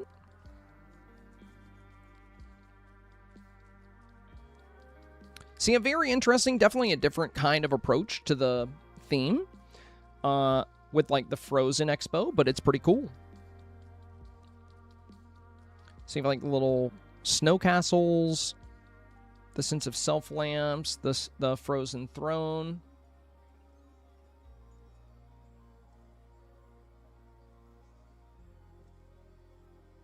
One thing that could be cool in your center walkway here, the new path from the Star Path, you know, the one we got with Godly Glamour, that straight, like, little piece you can put down. You can have it go straight down this way, and then you can have it wrap around because it curves. You can have it wrap around behind this. That could be pretty fun, just to have, like, a little pathway through your expo. I would also recommend putting some kind of rug under your display section. Like a little rug under this, could be very nice. Not only is it going to help to break up that path, but it's going to make it very clear that that's like a display zone. Again, if we look at a very strong snap here from Alex, you're going to see that here, right? How she has the rug under each of these display zones. That combined with the inauguration ribbon makes it very clear that, you know, these things are being displayed at the expo.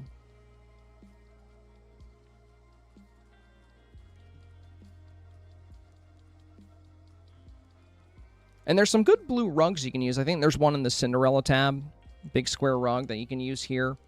Or you can use something that's a bit more purple. But yeah, finding some good rug spun in here could be fun. Now, your camera is kind of tilted down. So one of the drawbacks of this angle, it's not really, you know, one thing I talk about a lot, you'll probably hear me talk about this all the time, would be the Dreamsnaps meta. You know, like, meta just means it's like the modern, popular, and high-performing way to play. And when it comes to the Dreamsnaps meta, there are a lot of things you're going to see very, very consistently.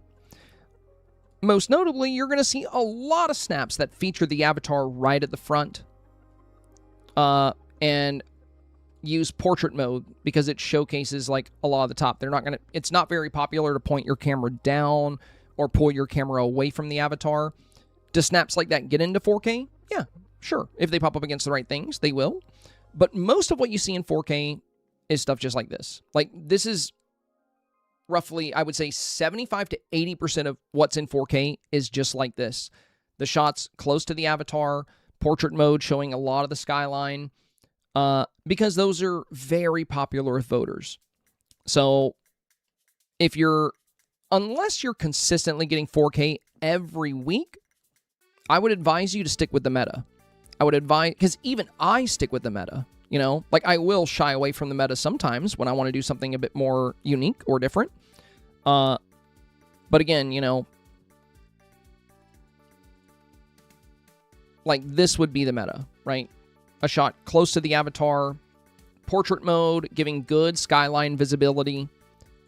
Regardless of challenge, this appears again and again and again and again and again in 4K.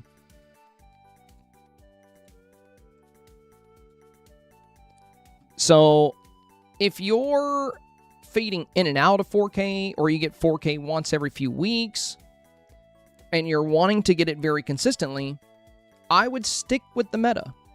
And again, this is what you see most of the 4K players doing. This is what you see Alex doing. This is what you see Beyblade doing. This is what you see Mama Dukes doing. This is what you see me doing. This is what you see Ashley doing. There's all these people here that use this meta every single week, and they just constantly rack up 4,000 moonstones. So, do you have to? No, because it's a game and you can play however you want. I'm just letting you know it's very popular with voters, and there's not much of a reason to not do it, you know? So, I would stick with the meta, guys. I would stick with the meta unless you're not really worried about the results and you're just going to, you know, it's just kind of whatever to you. Or unless you're very, very, very consistent with 4K and you want to, you know, step outside of the box and do something different. But I would focus on developing a 4K streak.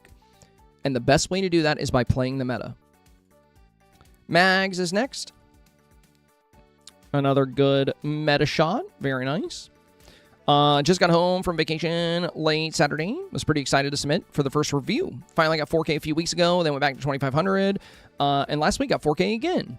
This week was a quick selfie as I didn't have time to do a snap before vacation, so I'm hoping I'm back to 4K with this one. Any advice is much appreciated. Also, wanted to note Mickey being obstinate, and I couldn't find him anywhere, even after a couple of restarts. Well, you can probably find him now. Yeah, he might have been in the screw shop or Shea Remy or Tiana's palace, or sometimes they'll glitch where they're in their house, but they're not in their house, and if you go inside and out of their house a few times, they'll spawn. Now, as far as your build here, Mags, very solid. Great host outfit.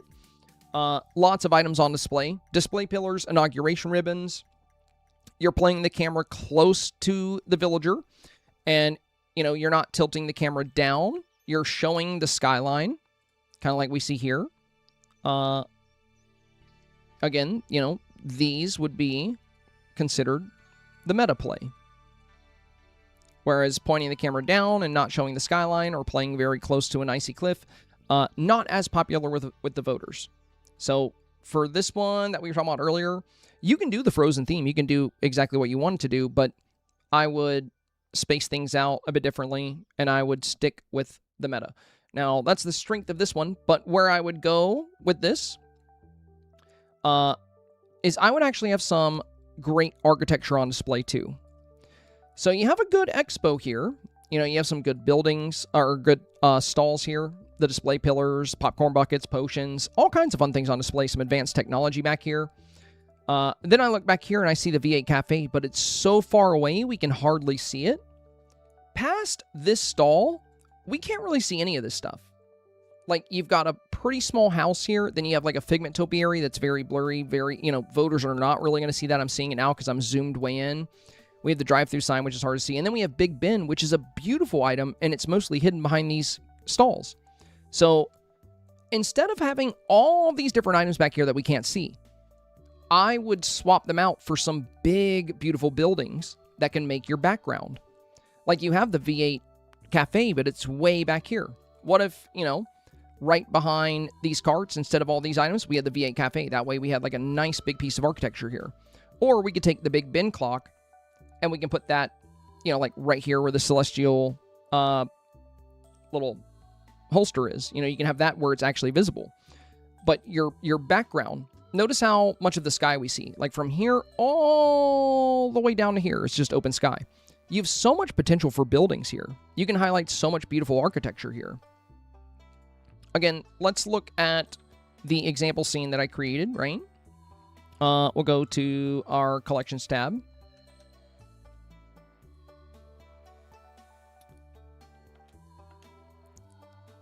Instead of showing a whole bunch of open sky, and again, you're not really doing a technology build, so you don't have to use these buildings. You can use castles. You can use the Palace, Corona Castle, Beast and Belle's Castle, Remy's house, like whatever buildings you want. But notice how, you know, this whole area here is where our expo and displays are. And then right behind that, we start placing buildings. That way we can make the most of the beauty of these buildings. So going back to yours, you have all these items in the back that we can't really see. let's swap them out for tall items that we could see on the skyline. And then you can still play with the hot air balloons, you know, you can have those like poking up behind the buildings. That's actually what I did in my actual Dreamsnap that I haven't shown you guys yet. But I actually have some hot air balloons behind my buildings.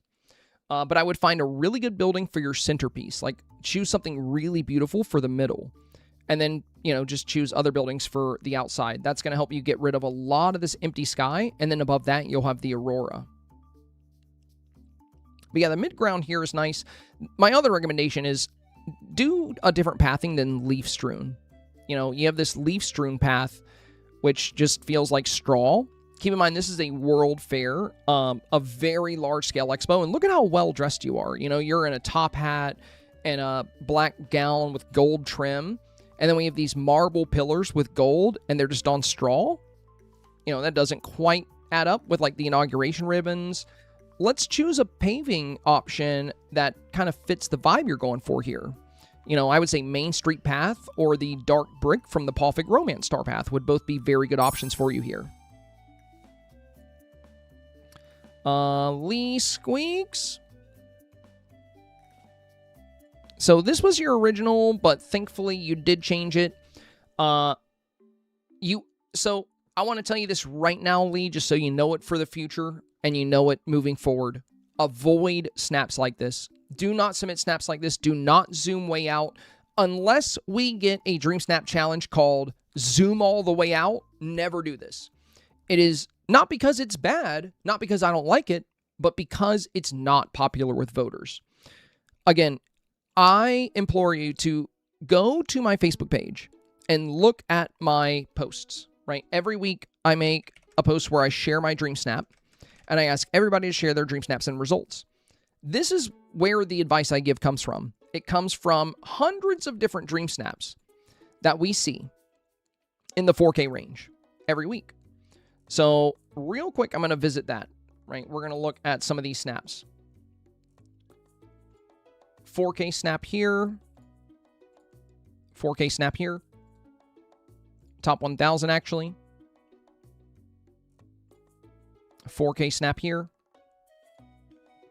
4K snap here. 4K here. You get the idea, right? Do you see where I'm going with this? Look at all these 4K snaps. A lot of these are top 1000. Notice how not a single one of these 4K snaps is like really zoomed out. Voters don't go for them. You know, if the zoomed out shots were popular, we would have seen one by now in all these snaps. But we're looking at all these different snaps, and there's not a single one that's really zoomed out. Sure, every once in a while, one or two of them may slip into the 4K range if they're like really, really good, but they're extremely rare in 4K.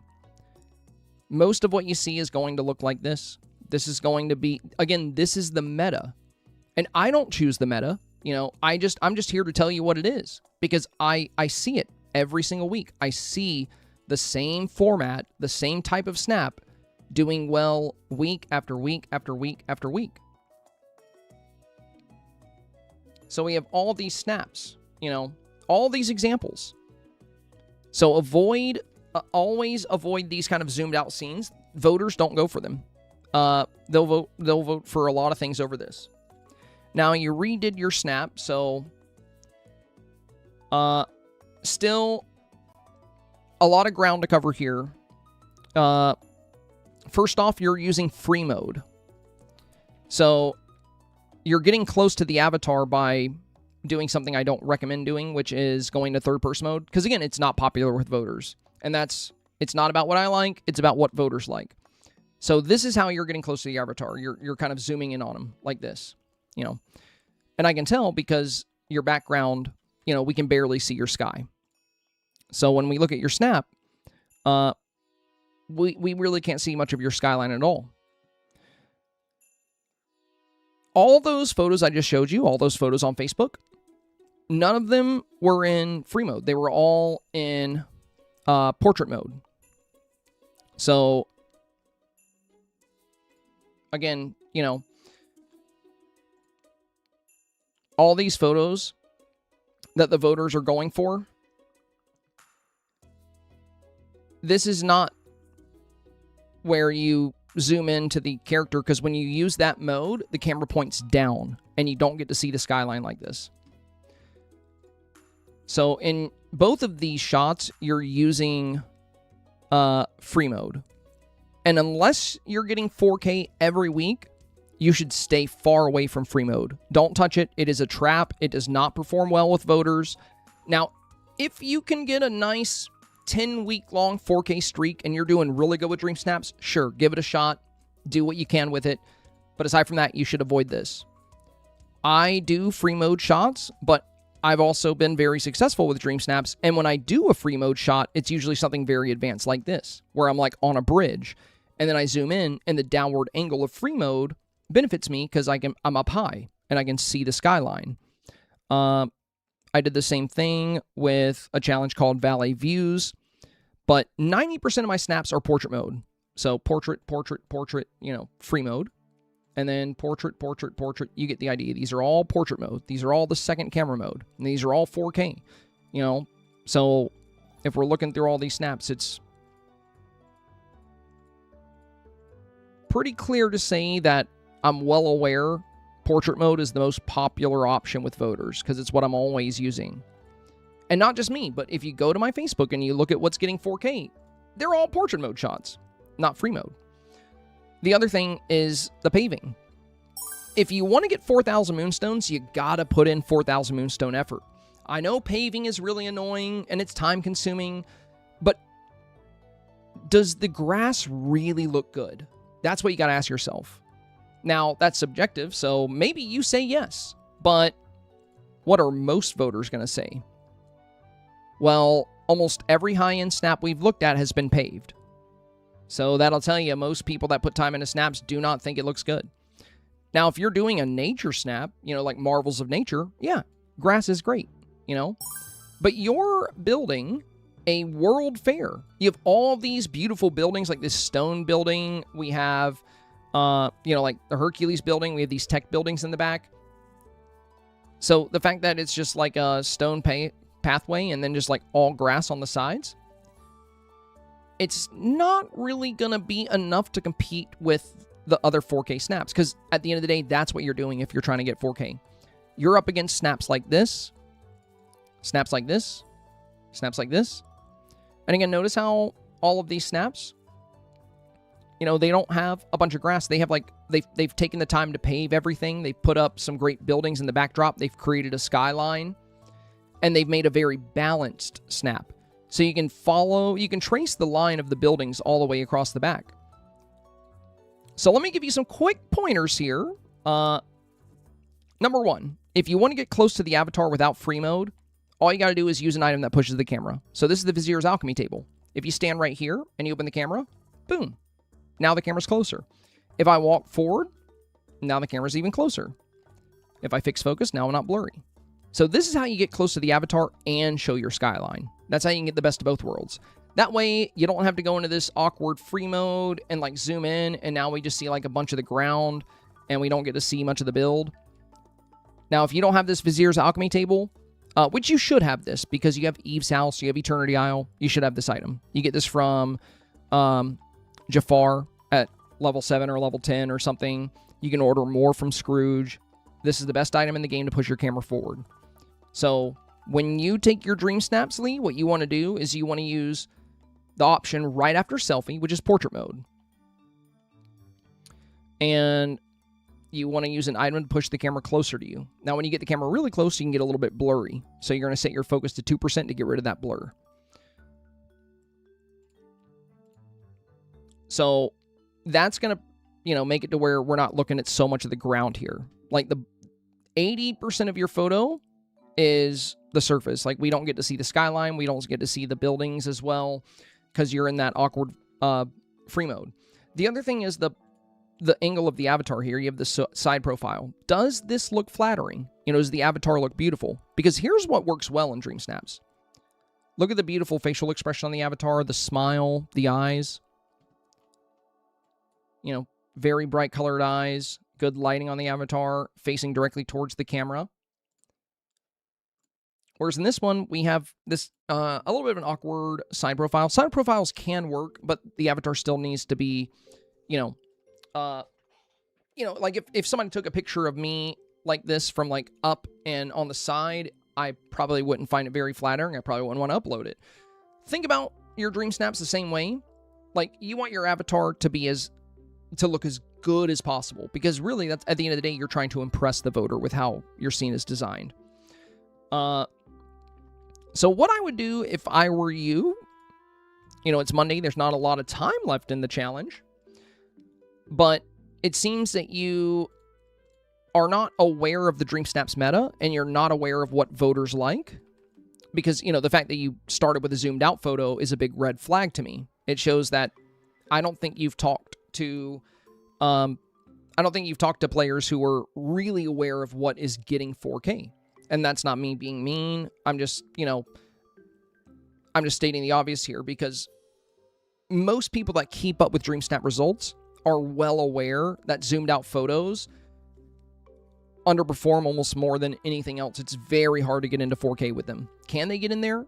Yeah, occasionally. You know, if you pop up against the right things and get really lucky, but voters just genuinely do not go for them that often. So the main thing I want you to learn today would be the meta. So portrait mode. This is what you want to use for all of your snaps until you hit a 10-week 4K streak, and then you can start experimenting, because if you hit a 10K 4-week streak, or sorry, a 10-week 4K streak, then at that point, you've been very consistent, and you've likely learned what voters like. Once you've learned that, you can apply that to the free mode as well. But if you're trying to start a 4K streak or earn 4K more consistently, start with portrait mode. And make sure you're pushing the camera closer to the avatar, just like this. Aside from that, the other things you need to consider would be balance. You know, you want a balanced skyline that goes across the entire image. You want to make a good backdrop. And for this scene, having a good backdrop, like you can have, you know, you have so many good buildings in your scene here. You can have these buildings arranged in the background, and then you can have an expo scene in the midground. So again, we kind of see that here with this example. The buildings are in the back, and in the foreground, we have potion ingredients, and then behind that, we have these little potion bottles, and then behind that, we have a cauldron, and we have these other big potion bottles.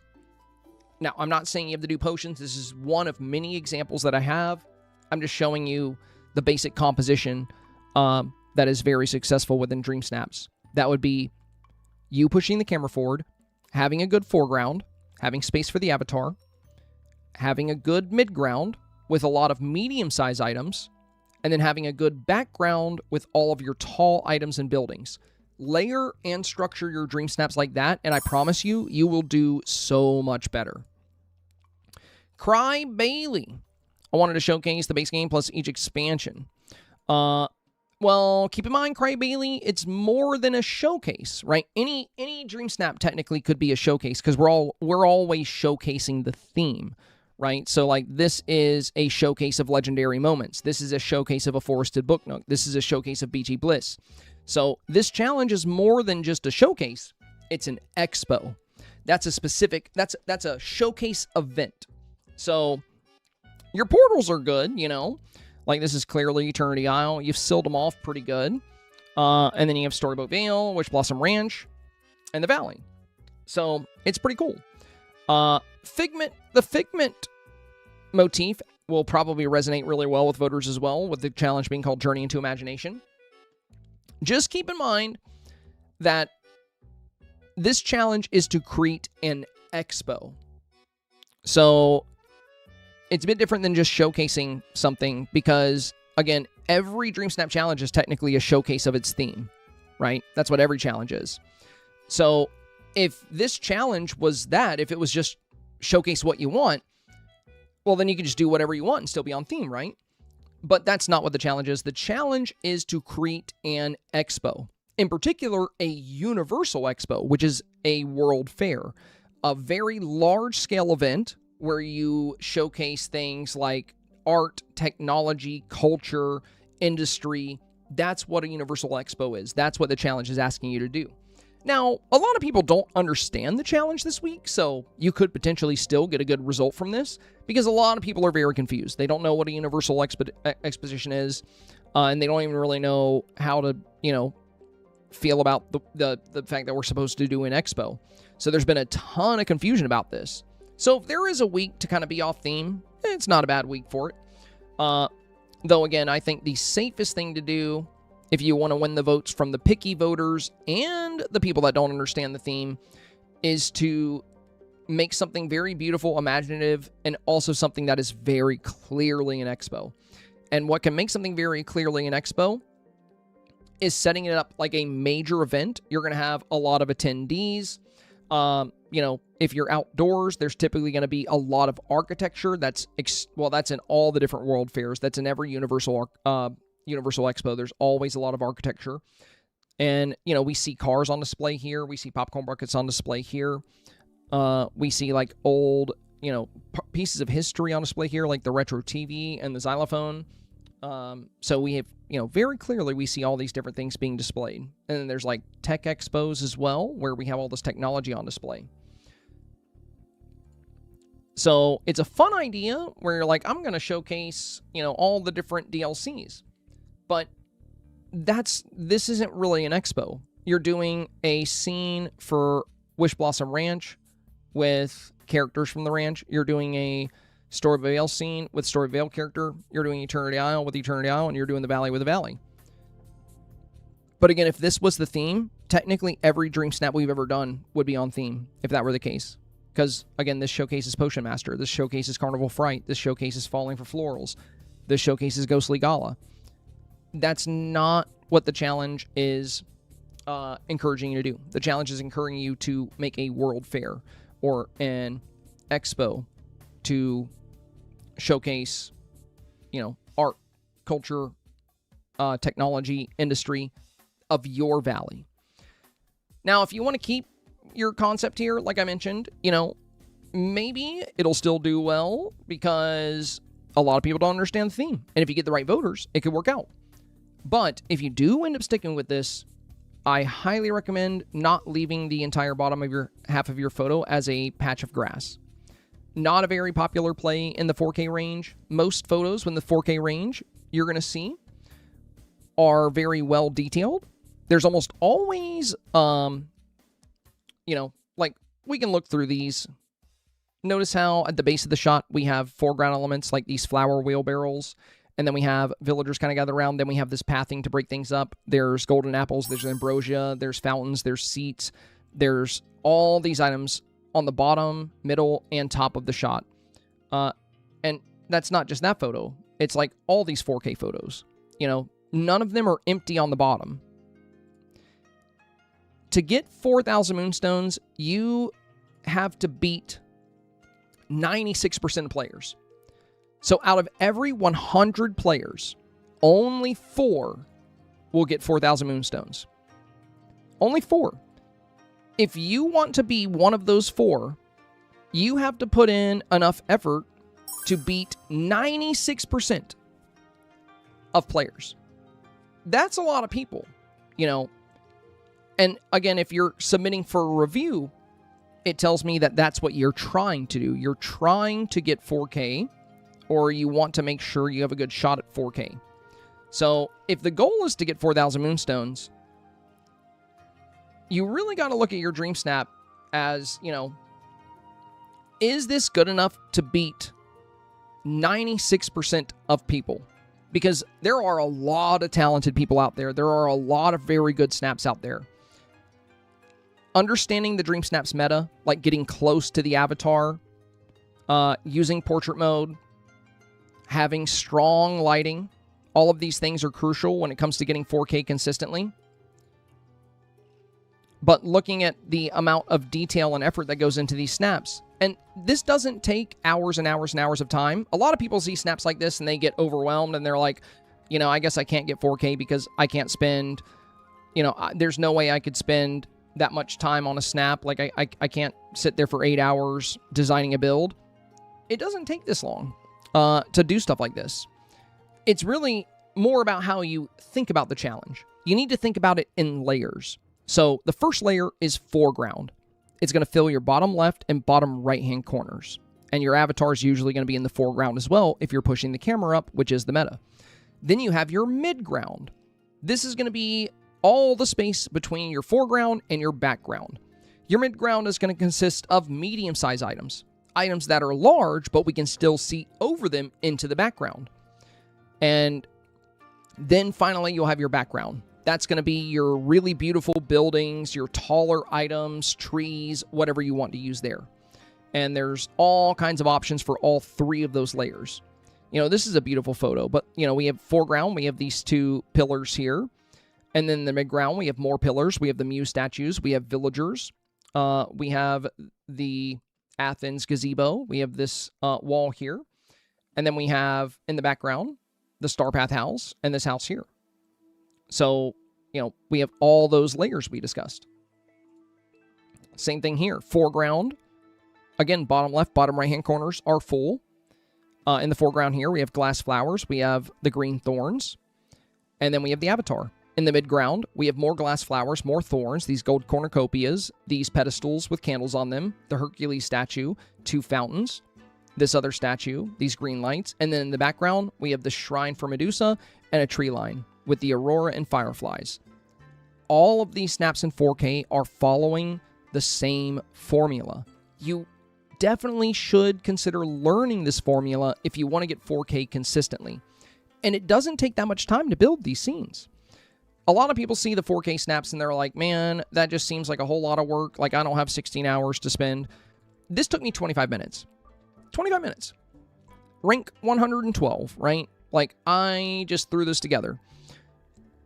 Foreground consists of party hats on display pillars because this was pattern party. And then it also consisted of the avatar. The midground consists of Minnie and Tigger because they're both patterned. We have a patterned rug on each side. We have a flower wheelbarrow on each side. And then we move on to the background, which is a pink tree line, a rainbow, pink lights, Cheshire Cat, and trees. So even a super easy photo that's condensed still has all three of those layers: foreground, midground, background. So keep that in mind when designing your snap, because it is going to help you be much more consistent with how you perform. So going back to yours, Bailey, highly encourage you to do something with your foreground and your midground here. But if you have time, I would be more considerate of the theme because, again, you're being tasked with making a universal expo.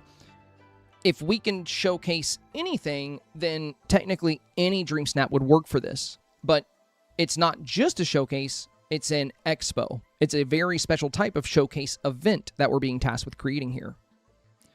Again, the use of Figment and the cool portals may get you a good rank, just, because there's a lot of selfie submitters and a lot of people out there that don't understand the theme this week.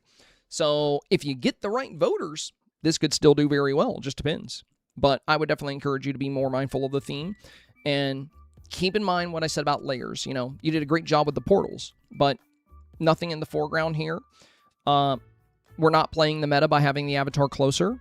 And then we also have a lot of space in the midground. Crafters next. So we got a potion scene, and then we got like an aquarium kind of scene. I decided to make two different images, one outdoor, one indoor. Can't choose which one I like more. Also both seem a little off in a way I can't seem to put my finger on. All right, well,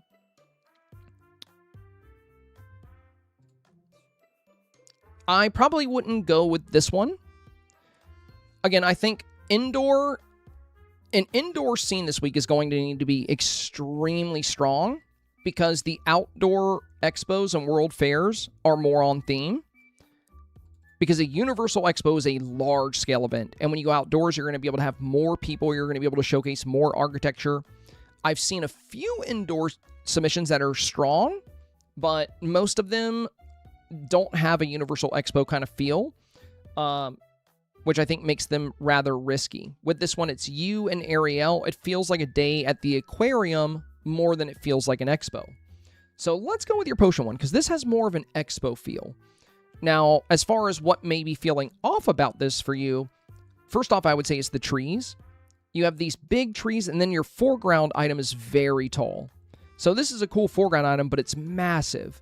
So we only get to see this little pocket of your scene. I would be very careful there because, again, your competition, look how much of this scene we can see. From left to right, we can see into the expo really well.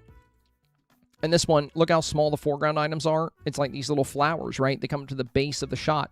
There's also nothing large on the side obstructing our view of the expo. So I would recommend caution here. As we were just discussing, there's a very clear formula in play when it comes to Dreamsnaps, especially in the 4K range. For any of you guys that are not consistently getting 4K, I can't stress enough how helpful it would be for you guys to follow on Facebook. And that's not just me trying to get follows. I'm genuinely trying to help here. Even if you don't follow me, you can just look me up on Facebook. But every Wednesday I post my snap, and then we get hundreds of people sharing their results. And most of them are 4K snaps. Look at those snaps and look at the formula they follow. It's present in like 80% of the 4K snaps follow the same methodology. Even if they're completely different concepts, they're going to have the foreground, midground, and background. But when it comes to making your foreground, you got to be very careful not to use really invasive items. The fact that we have this large tree here, it's not really worth it for these lanterns. Like, the lanterns are cool, but you're blocking up so much of your scene. And since you're being tasked with creating an expo, blocking that off to where it's going to be harder for the voter to tell it's an expo is very risky. So what you can do is you can just move these trees out a little bit. You'll still have the lanterns hanging in, but we'll be able to see the whole scene. And now choose smaller items for your foreground. Again, just like in the witchy scene we made here, potion ingredients could be really good for your foreground. Nice low table. Here we have we can see right over this stuff. That's what you want in a foreground. When you build your foreground, you want it to be very easy to see over it. The foreground is the shortest part of the photo. The midground is a bit taller, and then the background is the tallest. So, think of it as steps, like you're going up steps. The first step needs to be the lowest to the ground. Then the midground would be your second step, which is a little higher than the first. And the background would be the tallest step. So if you have, a very tall step right at the start, it's going to make the photo a bit harder to see, and it's going to make it harder to compete with snaps that do offer good visibility into their scene. So I like the hanging lanterns in your scene. They are very magical, but if we move the trees out a little bit, we could see into the scene better. Another thing to consider, Crafter, is that there are a lot of snaps that feature a ton of villagers, because this is a very large-scale event. If you made your scene more open, you can add a lot more villagers. I mean, you're using some good potion-y villagers, but not everybody at the expo needs to be a potion villager. Those are just the main ones you're going to want to highlight. So Mother Gothel, Vanessa, Merlin, Maleficent, Sally, they're all Jack. They're all great to use here. But you can also bring in like Sully or Mike or whoever you want just to make sure this is populated. You have a great background. I can see some good architecture in play here. But the other thing is, how do we know this is an expo and not just a potion brewing area? Like, what have you done to make it clear that this cauldron is on display and not just being used to brew potions? What have you done to make sure this spellbook is on display? Now, luckily for you, we have an example scene of kind of the exact theme you're going for here. So how do we communicate to voters? How do we make sure that there's no doubt that this is an expo? Well, number one, having items clearly presented on tables, and then using your villager toggle to have a villager inspect those items. So we're going to take Belle, and now we're going to give her the confused expression. I didn't get her facing it just right. I'll put her right there.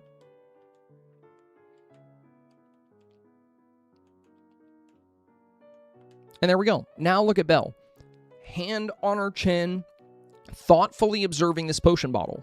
That's how easy it is. You open the toggle, you put them there, you select the pose, and you pause them, and boom. Now you do that with a few other villagers, and they'll be inspecting items.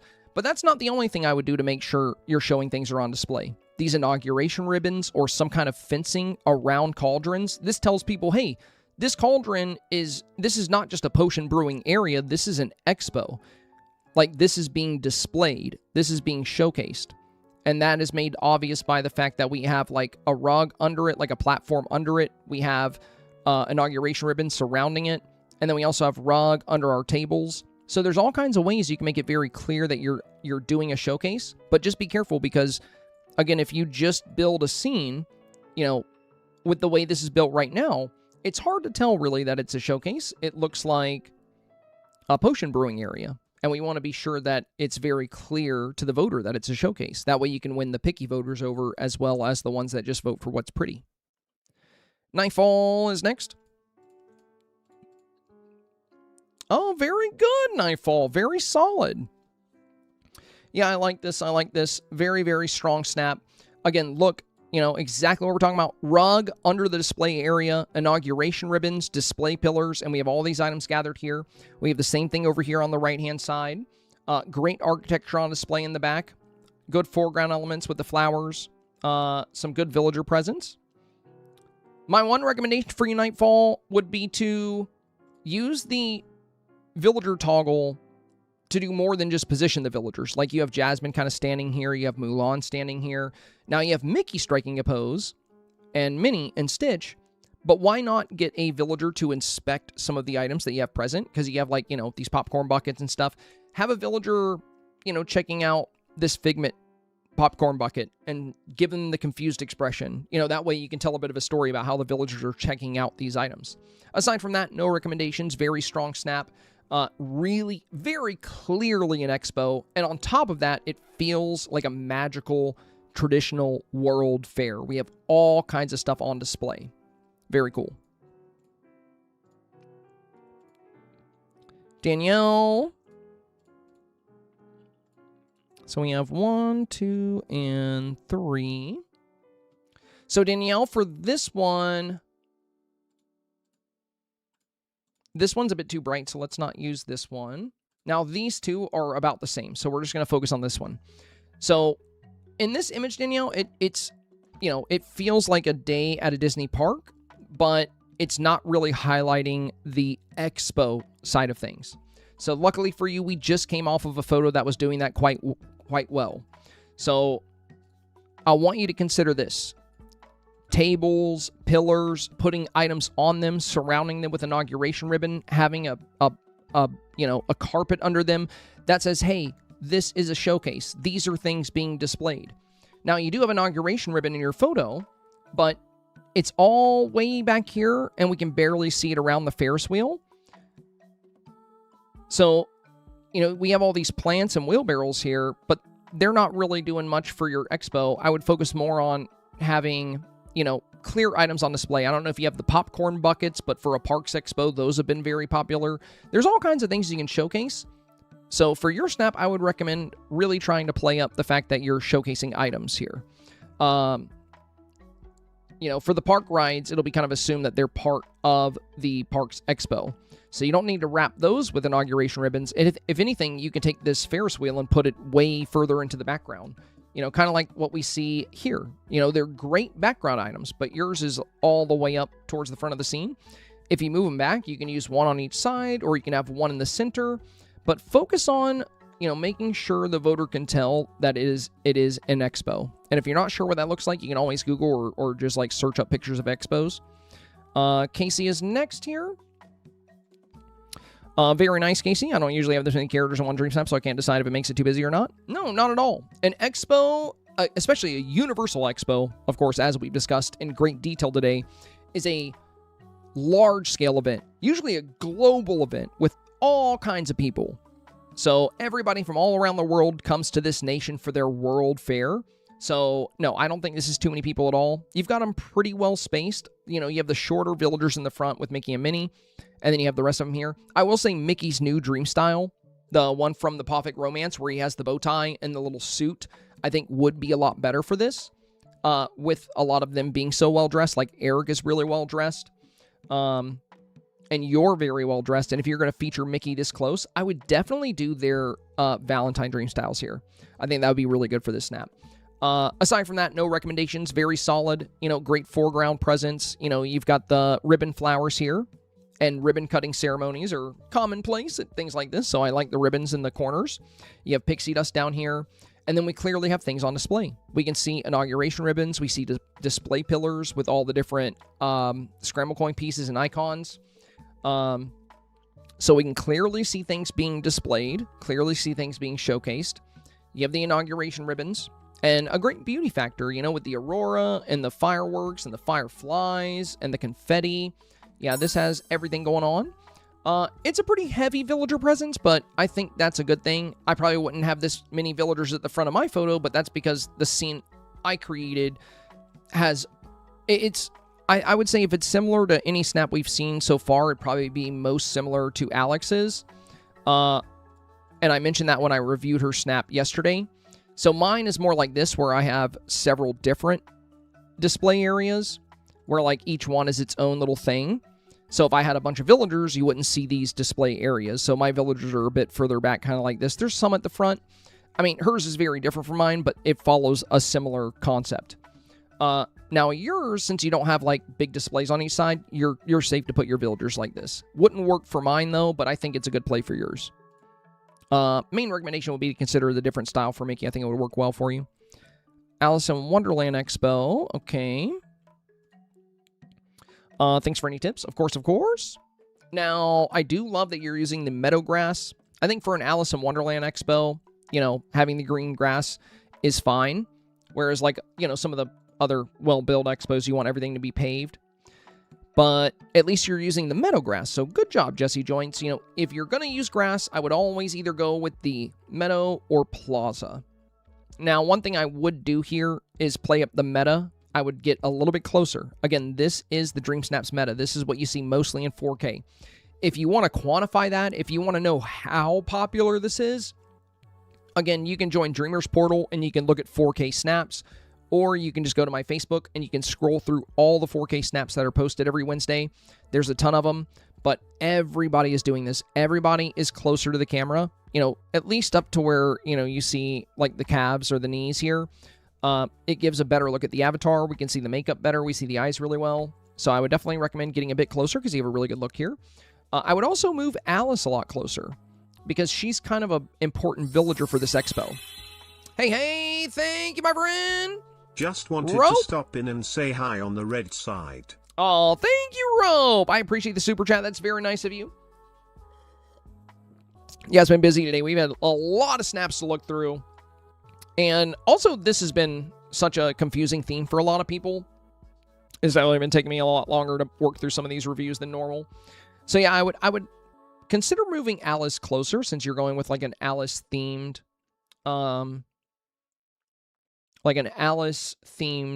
expo here. Now, I love the way you've got the inauguration ribbons and the tables set up. And I love the way you have like Rapunzel and Belle interacting. Again, very good use of the villager toggle. We've talked about that a good bit. One thing I would recommend doing a bit differently, aside from getting closer to the avatar, would be to minimize how much skyline you show in your dream snaps. In other words, build your background a little closer. You don't necessarily have to do that this week, but if you look in the 4K range, if you look at what's popular in the 4K range, you do usually see skyline, but it's rather limited.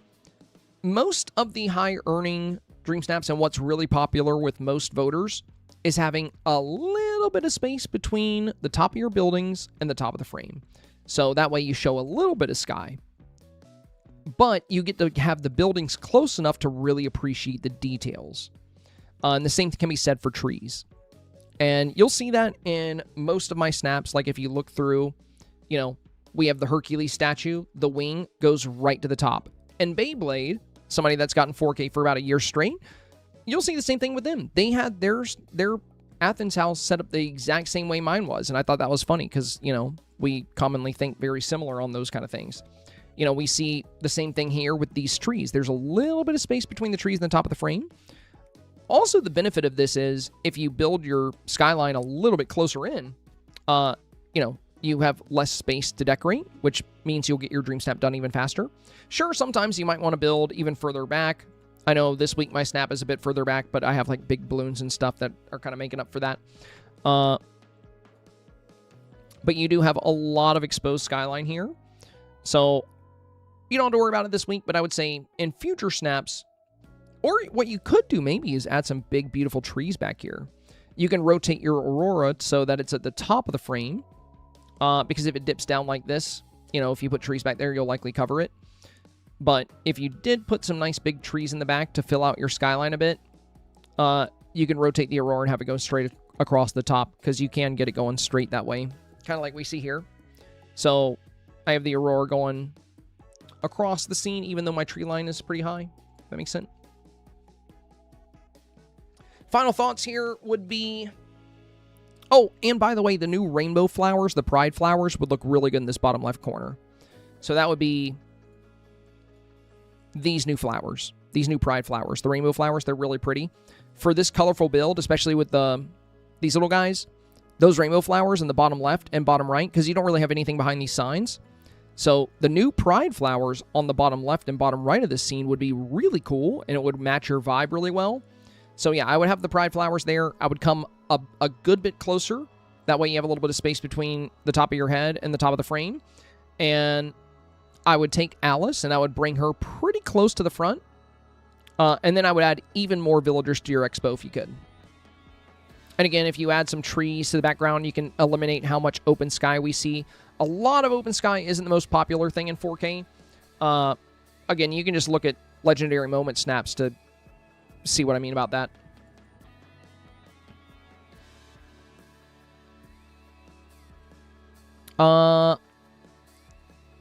Yeah, we reviewed Goddess already. I think this one didn't get cleared.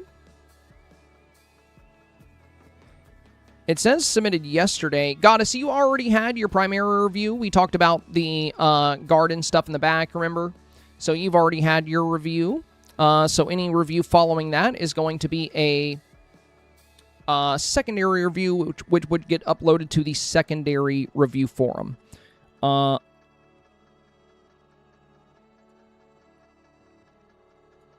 So, Goddess, if you make any changes, you can upload your next snap to the secondary review forum before 3 p.m. tomorrow. But you only get one primary review. All right, next up, we got Alfira. Good job here. I'm not a fan of this theme. I just tried to do what was in my head. I also think that there's not enough beauty aspect in this. Would really appreciate your feedback. Well, you could always add Mushu fireworks for a little glitter of red, maybe on the sides if you wanted. Or you could lose the trees for some colorful buildings. I mean, for a technology build, Alfira, there's a lot of different ways you can get some pretty cool beauty factors in there. So for my tech build, I actually like nighttime a lot better. But you can hang in the lanterns. You know, we got these lanterns adding color. And look at how good these buildings look at night when you've got the saturation turned up and you've got really cool color on them.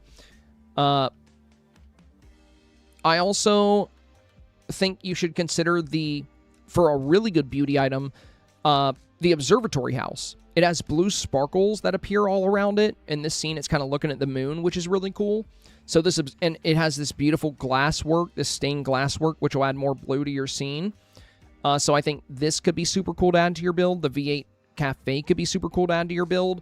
If you want more of a beauty factor, I would add a few more beautiful buildings. So instead of the trees, I would definitely do the observatory back here. And instead of these trees, I would do the V8 Cafe, or vice versa. You already have the V8 gas station logo here, so maybe instead of trees, V8 Cafe here, and maybe instead of trees here, do the observatory. That'll give you, I think, a much better beauty factor. And the green doesn't really balance as well with the white and blue, whereas the V8 Cafe and the observatory, I think, would balance very nicely. So that would be my first recommendation. Secondly, you have a lot of white in the photo. You see how you have like the superheroic mansion, which is white. You have the Inside Out headquarters, which is white. And then you have Eve's ship, which is white. I would not do the white pathing. Instead, I would fully embrace the arcade rug. I would do the arcade rug. And, you know, it's up to you whether you do or not, but I think it's going to, you know, I think one of the things that's making you feel like this doesn't have much of a beauty factor is probably the abundance of white sucking the color out of it. Because you do have good beauty elements. You know, you have this nice blue on the side, this blue here. You have these swirling blue lights in the middle. You have neon lights back here. You have this aurora. So you have all these beauty factors, but I think they're being overruled by the abundance of white. It's leaching a lot of the color out of this photo. So what you can do is you can remove these rugs and just swap everything for the arcade path. You know, go arcade path across the whole thing, make it feel really techy. Instead of these green trees in the back, let's embrace really unique futuristic architecture. Let's get the observatory on the back left. Let's get the V8 Cafe on the back right. And then boom, now you have some really good beauty factors. You've eliminated a massive amount of the white. And if you really wanted to, you could even go with nighttime, kind of like what we have here, but you don't have to. But look at how good, you know, the tech stuff looks when you break away from that white leaching so much of the color out. This is also why I like nighttime, because I have a daytime version of this as well, which looks pretty good. As you know, like it's fun, but I think the nighttime worked a lot better with this. I mean, realistically you could use either one, but yeah, my main recommendation here would be, again, you know, I would full send, even if you can't use the red carpets or the tech carpets under these displays anymore, I would still full send the arcade rugs, because it's going to eliminate, I think it's better to eliminate that white if you can. And then the buildings in the back instead of trees, I think would fit the techie vibe and the nature of this scene even better, and it would add a good beauty factor. And if you wanted, you can go with daytime or nighttime for your final product there. But you have great villager presence already. You know, the inauguration ribbons and the items on the display pillars make it very clear that things are being displayed. So those would be my leading recommendations for this theme. And if you don't like it, you can stick with what you have. But knowing you, I think you'll really like it if you pivot in that direction. But either way, I'd love to see it for secondary reviews. So if you make those changes, send it my way for tomorrow. Very good avatar outfit here. Love the way you're presenting your avatar. Tara said, I would be grateful for any advice you have. Okay, so a few things right off rip here. Number one, you're on meta with how close you are to the camera, and also with your foreground, midground, and background. So you're very much delivering the Dreamsnaps meta with most of what we see here. However, there are a few things very common in the meta, or one thing in particular that I would recommend here. And most of the photos, and again, this is not about what I like, it's about what we see performing very well in 4K. And one thing you're probably noticing as I scroll through all these 4K photos is that they're all very vibrant. Voters are just kind of obsessed with bold colors. And I know, you know, you're still going to see snaps that don't have bold colors in 4K, as long as they're well composed like yours. But for the most part, you know, a vast majority of things like this, you know, top 200 submission here, a vast majority of the photos in the 4K range, top 1000 here, are going to be very vivid. They're going to have very strong color and very strong lighting. So another top 1000 here. And look at how bold the color is, the saturation, the sunset time of day. So the colors are really popping.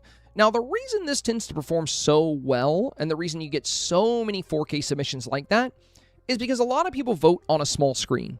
And when two photos pop up next to each other, there are a lot of people that vote very fast. And they will, if both photos are good, they're going to gravitate towards the one that catches their attention first. And I've ran polls with thousands of people to discuss this, you know, and we also talk Dreamsnaps like nonstop. So I have a pretty good idea of, you know, how a lot of fast voters think. So one thing I would definitely recommend here for your scene would be to enhance the saturation and try to get it to be a bit more colorful. Again, you know, you can draw reference from those photos we were just talking about. And not just those, but if you go to my Facebook and you go to Beachy Bliss, or you go to Forested Book Nook, or any of those themes, you're going to see the same players doing the same thing and getting 4K every single week. Like Beyblade, Mama Dukes. Now, they always do different things. It's a different theme. And a lot of the times they're doing something way different than a lot of other people, but they always get 4K. And what they also always tend to do is play up lighting and saturation and balance. So you've already got the balance. You've already got the meta with getting close to the camera. Just keep in mind, as long as you're aware, you don't have to do this because it's your snap at the end of the day, but I want you to know voters love bold colors. They love enhanced saturation. So if you can bring out even more color here, I would definitely consider it. Now, the other thing to consider is that this is a very large-scale expo. So a Universal Expo is like a worldwide event. So you've got some items on display here, and you're welcoming us into the expo. But Gameloft just gave us this brand new villager toggle where we can put villagers wherever we want them. We can have them thinking. We can have them inspecting items. Why not utilize that? It's going to make this snap even more competitive. So my biggest advice to you, Tara, would be, first off, I would consider trying to bring out more of the natural colors of this scene by enhancing your saturation. Number two, I would highly consider adding a strong villager presence to this photo and working on clever ways to get the villagers interacting with the environment.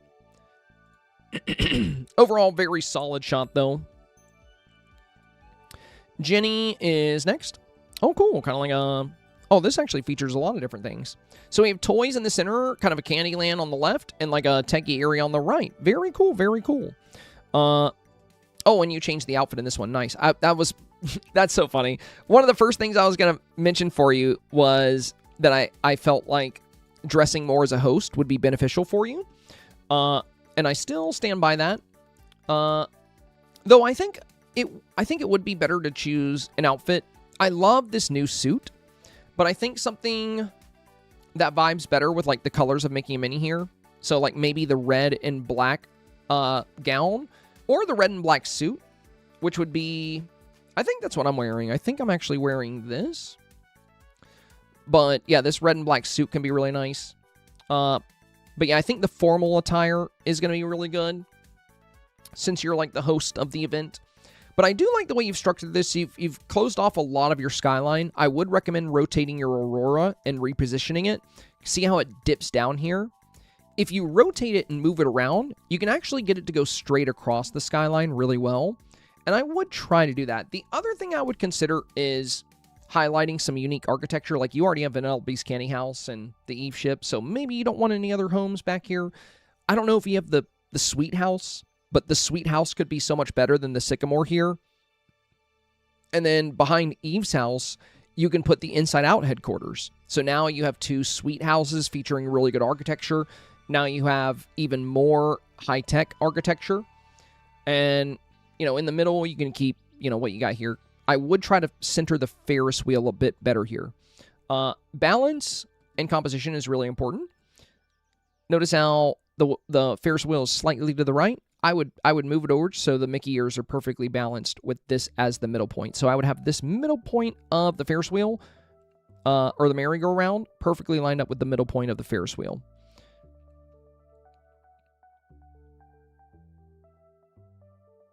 But yeah, it's a fun expo. You know, you clearly have things on display. We have various display pillars, and I like that you're doing, you know, kind of themed areas for your expo. Very clever way to go about it. I think the best way to make this more competitive, though, as stated, would be to highlight even more architecture, especially when it plays with the environments. You might not have the Sweet Candy House, but if you do, it would be an amazing addition here on the left-hand side. And if you don't have it, you might not want to add the Inside Out headquarters because adding one without the other is going to make the photo off balance. So if you don't have the Sweet House, you can keep the background like it is. But if you do have it, it could be very good to use. Again, there's just a lot of really strong photos that are really making the most of architecture. And again, if you go to a World Fair or a Universal Expo, you're going to see a lot of architecture that ties in with the event.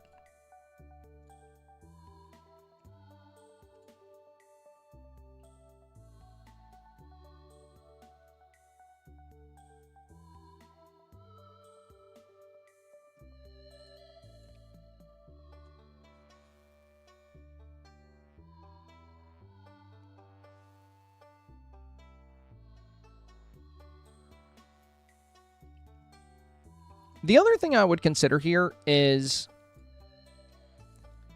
instead of the asphalt where you are, I would take your main street path that you have here, and I would replace the asphalt with the main street path. That way it forms a T. So we have like a T here. So main street path going here and down the center. And then you can take these pride flowers. I would move them more into the corners. And that will open up some space around you so that you can have some kind of unique items at the entrance of your park. You can do some kind of Toy Story item since that's at the front, or you can do display pillars with something unique to your scene, but that's going to allow you to have a more intricate foreground. And I think, you know, with the asphalt here, it kind of looks like you're standing in the road and there's flowers in the road. I wouldn't really use asphalt here. I think Main Street Path would feel more natural with the build.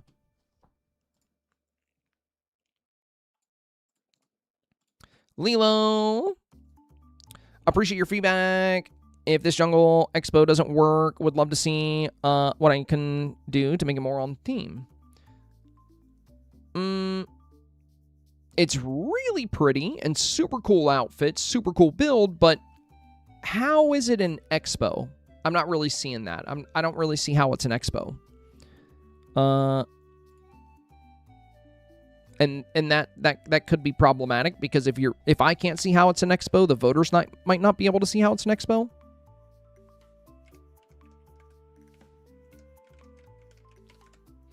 Again, you know, an expo is a large-scale public event or trade event where businesses, organizations, and individuals gather to showcase products, share innovations, and network. Now, you can do a Jungle Expo. We have great items for that, like the Lost and Found building, but like, there is a very big misconception with the theme this week that has me worried for some of you guys. Because a lot of people think an expo equals showcase, therefore I can showcase any build and it's on theme. If that were the case, this would be an expo. This would be an expo. This would be an expo. But these are not expos. You know, each Dreamsnap challenge is a showcase of the theme, right? Every single challenge is a showcase of a certain theme. But expo showcase is something entirely different. So an expo, again, is a large-scale public or trade event where businesses, organizations, and individuals gather to showcase products, share innovations, and network.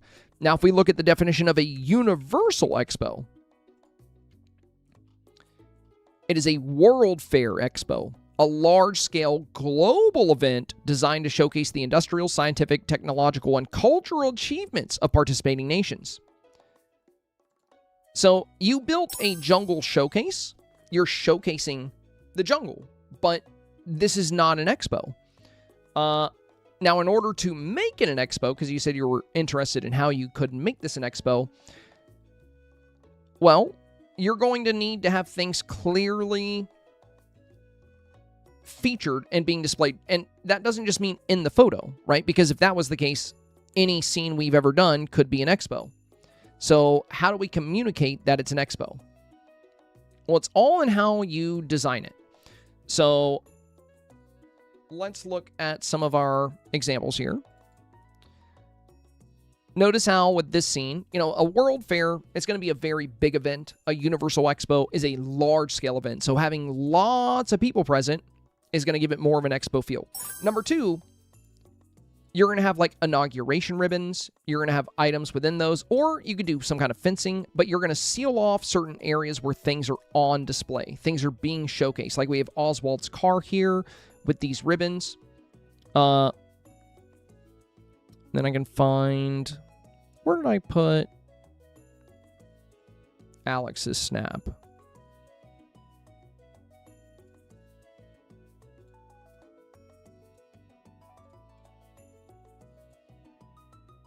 Like this one, you see how they have the display pillars with all of these items alongside?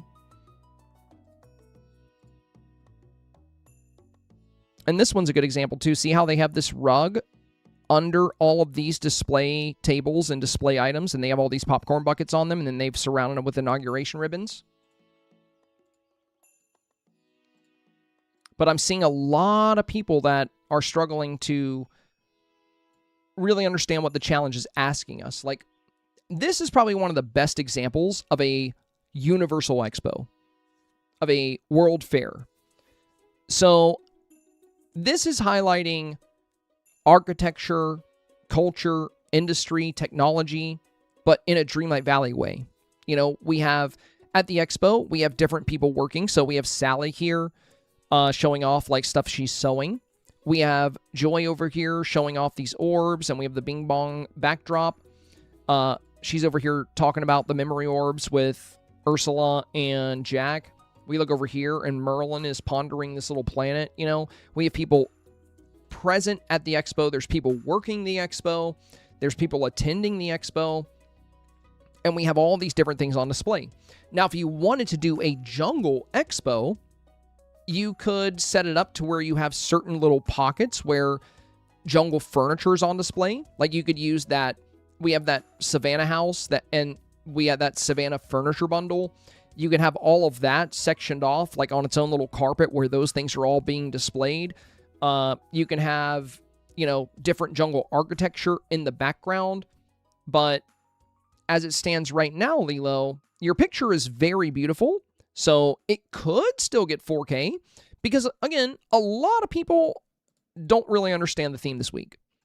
So if you are lucky enough to get those voters, the people that don't really understand what an expo is or how to create an expo, then you'll do fine. You know, it just depends, because if you do get people that know what an expo is and you're up against actual expos and you don't have an expo, like, you know, these are both really beautiful pictures, but I would vote for this, and I'm pretty sure most of the people here would as well, because this player went out of their way to do the theme, to build an expo. So I would be very cautious. This is a really pretty style, you know, like but, you know, having the whole bottom half of the scene, like water, you know, it's supposed to be a big event where there's a lot of attendees and things are on display, but it looks more like you're sailing up a river into a beautiful jungle world. Whereas, you know, it doesn't fit the definition of an expo at all. And I'm not trying to be mean. I'm just being, you know, perfectly honest about it, because I want you to get 4K, and I feel like this is very risky. Again, it's really pretty, and a lot of people have no idea what an expo is or no idea how to approach the theme this week. So this will probably do very well with like the selfie submitters or people that don't really know what an expo is. And if you get those voters, you might be safe. And I wouldn't be surprised if, you know, a lot of these slip into 4K or even into the top 3. Because there's going to be, I think, more people than not are not really going to understand the theme this week. So I think the results are going to be all over the place. But the safest way to play the theme this week is to do something really beautiful and to make sure it's an expo at the same time. That way you can win the people that don't understand and the people that do. You can win both. Juju. I have no vision for this challenge. I thought I had one with this photo, but it didn't work out as planned. Not too much to work with, but appreciate your feedback. Okay. Well, it looks like you have some things on display here, but I would definitely rethink these big, tall fence pieces. Just the pure black on each corner kind of sucks the color out of the scene. There's much better pieces you can use here, and if you don't have the inauguration ribbons, you don't have to use these fence pieces. I would not be using these. They're very tall. They're very obstructive. They look great by the water or by the ocean, but they're not going to really look good for what you're doing here. The other thing I would recommend, Juju, is highlighting architecture.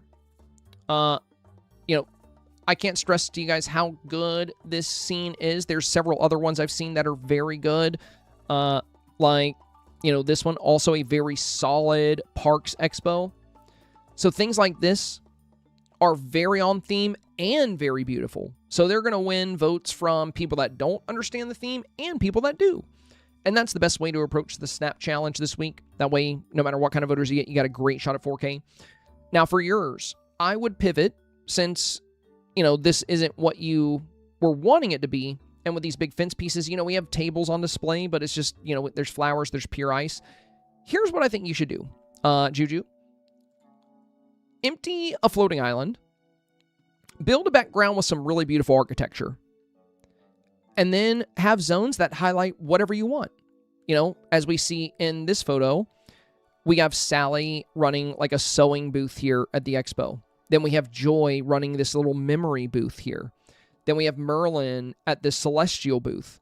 Then we have Eve at this robotic booth. You don't have to do any of those things. You can highlight whatever you want at each of these locations. It can even be things that are similar. Like in my snap, you know, a lot of the stuff on the right side, it's transportation. Like I'm highlighting cars and trains and industry. And then on the left side, it's like celestial stuff and technology. And then I have everything kind of roped off so people can explore and check it out. And the background is just beautiful architecture. So, you know, you don't have to do like the balloons if you don't want to, or the rainbows, but having, you know, some great buildings in the back and then just showcasing, you know, building an expo with whatever items you want. That's the fun thing. You can use whatever you want here. It just needs to be clear that it's an expo.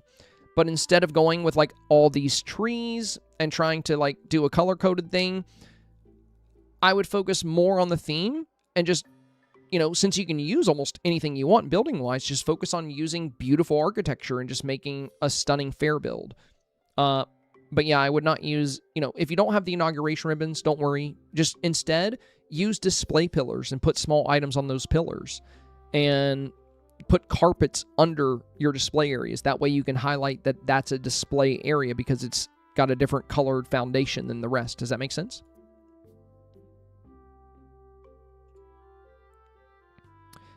Catterday. We got option 1, option 2, and option 3. Struggled a bit with this theme. After I made the first one, I felt like it was too busy. I didn't showcase the habitats very well. I redid a different floating island. Now I'm questioning if it's still too busy. Well, the first one wasn't too busy. Like, we can see right down the center pretty easily. You got a nice open space here. So, yeah, I'm not really sure how it's too busy on this one. I also think it looks better without these walls, to be honest. This one looks pretty good, actually. I think your third one's really solid. So the third one, we get really great architecture featuring here with, like, the, you know, little tree house. And I like that you have a nice opening here in the middle, and then a section going to the left and a section going to the right. I'm so glad you actually pulled off the companion kind of expo, because I saw another one for somebody that was asking about doing companions, and they ended up making what looked like a dog park. But it wasn't an expo. It was just like a day at the park. They had some like pet items strewn about, but it wasn't set up like an expo at all. This is actually really solid. You know, you have a good opening for the expo with a couple of statues here. You've got the puppies and a lot of attendees. And then you've got all of these companion items on display. The inauguration ribbons make that very clear. The way you've sealed all of this off. The little center path here. Great aurora in the background. I think a light amount of fireflies, if you have fireflies, could be nice just to kind of add some gold notes to the top of your scene here. But yeah, the villager presence is really good. Your first one was not too busy. This one was fine. But this one feels even more like an expo with the way you've got everything sealed off here. So I also like that you have a, you know, you're well dressed as the host and you even have kitty ears. Now, how a companion or creature expo will perform remains to be seen, but this is probably the best pet expo I've seen so far. So I think it's good. Hard to say how voters will like it. Like I said, a lot of confusion about the theme this week. Ariana Venti. All right, let's see. I struggled a bit with this one. I wanted to do the popcorn buckets somehow, but wasn't sure if it fits a theme. Well, I mean, to be fair, you have things on these tables clearly on display, so we are showcasing things. And then I see you have inauguration ribbons in the back. Let me zoom in a little bit here. I don't really see anything in the ribbons, though. What I would do if I were you is I would create a box with the ribbons, and I would put something in that box to show, and then I put a rug under it. One thing with your photo that I think is going to hurt you, this path, I always avoid using it ever since we had the Poffic Romance Star Path. Because this path really leaches color from your snap. It's a very pale gray.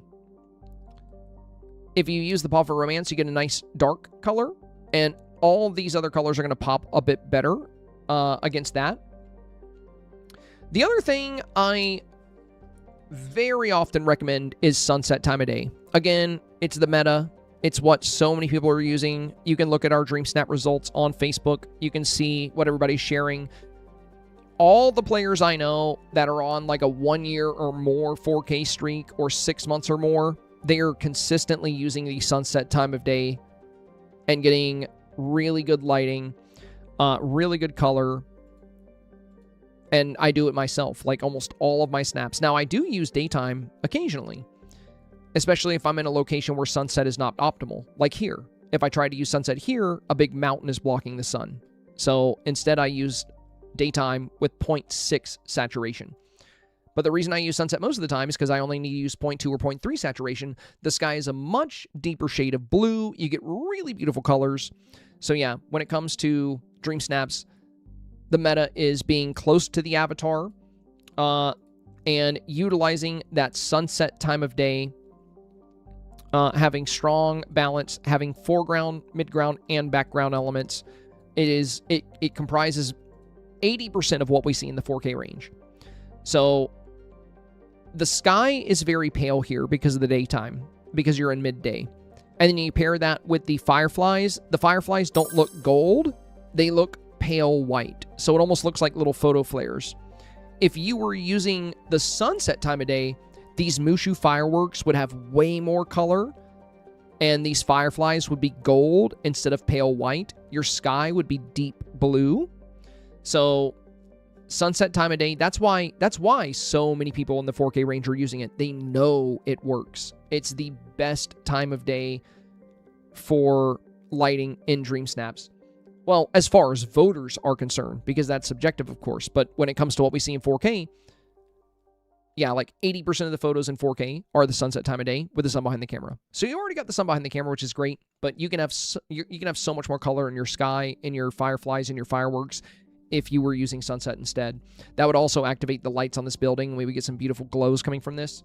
Now, you have items showcased on tables, which is great, and that gives the showcase vibe.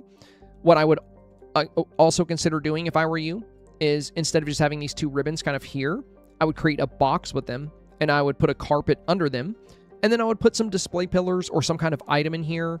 If you're doing, like the Disney Parks Ferris wheels and, some of these items here, I would showcase more than the popcorn buckets is what I'm getting at.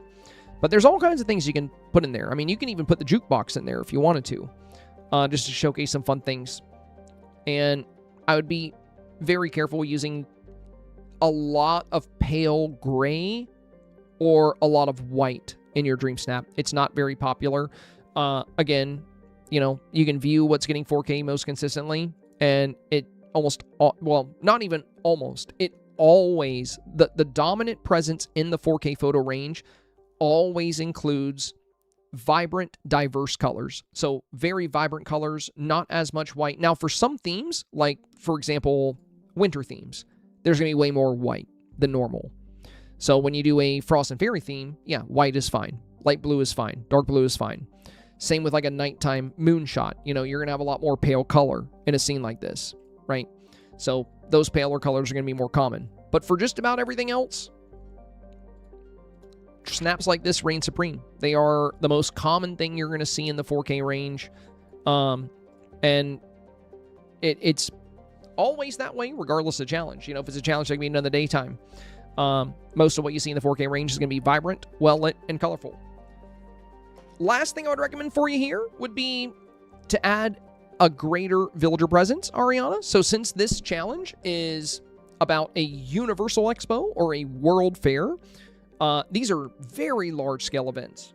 So you already have Mickey here.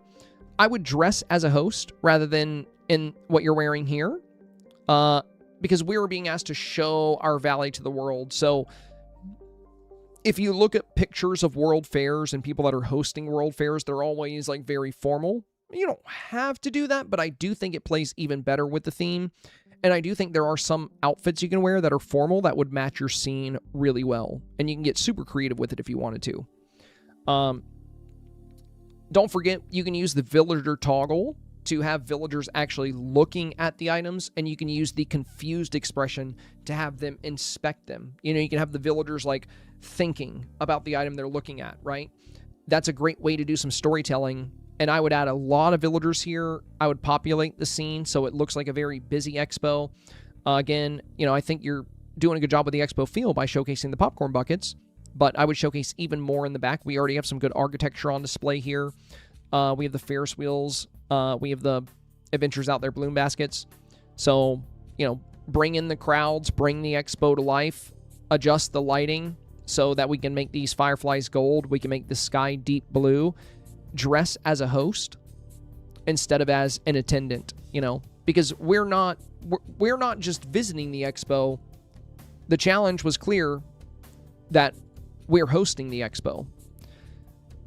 So it says, your valley has been chosen for the Universal Exposition. Showcase your world to villagers. So we're the one showcasing the valley. We're the one showing it to the world. And that's why, you know, a lot of the high-end snaps that we've come across, we see these very formal avatars alongside very formal villagers. And snaps like this, I mean, you don't have to take this direction, but I do think it is going to be very competitive. I think snaps like this are going to be very strong because it's going to make it even more clear that your submission is a universal expo. And you want to make that as clear as possible. No matter what the challenge is, it's always best to make sure the theme is very easy to read. Wishing Star said, "Oh, awesome about your videos and reviews. Have been a ton of help with this one. I love making dream snaps, but sometimes struggle getting started. That's where I was with this one, and I started second-guessing my idea after all the beautiful snaps and struggling to just get started. Your advice to focus on something you enjoy about the game helped me get back into it, so thank you." Nice. All right, so we have a little pet expo. Okay. Well, I like the fireworks. Then we have this one here. Well, when it comes to pet expos, this is tricky. Luckily, we just had a really good one. Like, this is probably the best pet expo I've seen so far. Look at how they have the inauguration ribbon set up and how everything has its own zone. And we have things on display pillars. Like, notice how for the turtle expo area, we have seaweed and seashells. So the turtle's favorite food. Notice how for the raccoon portion of the expo, we have blueberries and glowing moss. So with your expo here, the inauguration ribbons definitely help to give it an expo feel, and so does your outfit. My only concern is that the expo itself, like behind the ribbons, does still have like a very strong dog park feel. But you do have some great items at the front, like the statue here. The puppies are looking really good. You got some villagers present. We did talk about this on my Friday and Sunday reviews, how you can do a companion expo where you're highlighting a lot of companion items. But with everything kind of being in the grass here, and then all the items being back there in the grass, it does look like we're kind of at the dog park. Thankfully, your outfit is a very good, you know, expo host kind of outfit. And, you know, you got some good beauty factors with the lanterns here on the side. But, you know, when it comes to a lot of these world fairs and expos, you know, we see a lot of paved areas, and then we see sectioned off areas for display. Now, we could say that's what this is for yours, but having pretty much the entire mid-ground being one display could be a bit risky. What you could do is potentially you could pave this and have like a little opening going into this section, and then you can have different pet displays, like maybe 3 on each side. So right here, we showcase little pet bathtubs. Right here, we showcase a medium-sized item like little pet house. And in the back, we showcase large pet items like this little sleeping barrel. On the right, you can showcase, you know, on one small rug, we can have pet toys and, you know, the Pixar or the little Pixar companion ball, the bird feeder, the little wind item. And then, you know, here you can showcase other things. But yeah, my only concern here is that it does still have like a very strong dog park feel, and it needs to have a strong expo feel. You do have things, I think, pushing you in that expo direction, especially the outfit and the ribbons. But I think there's ways you can build this out to where you can have the best of both worlds, you know? But if you want to keep it as like an open dog park on display, I mean, you could. Yo, thank you, Lilu. Off to fix my snap. Very Thanks kind of you, my for friend. Advice. Of course, Tweets. of course. Of course.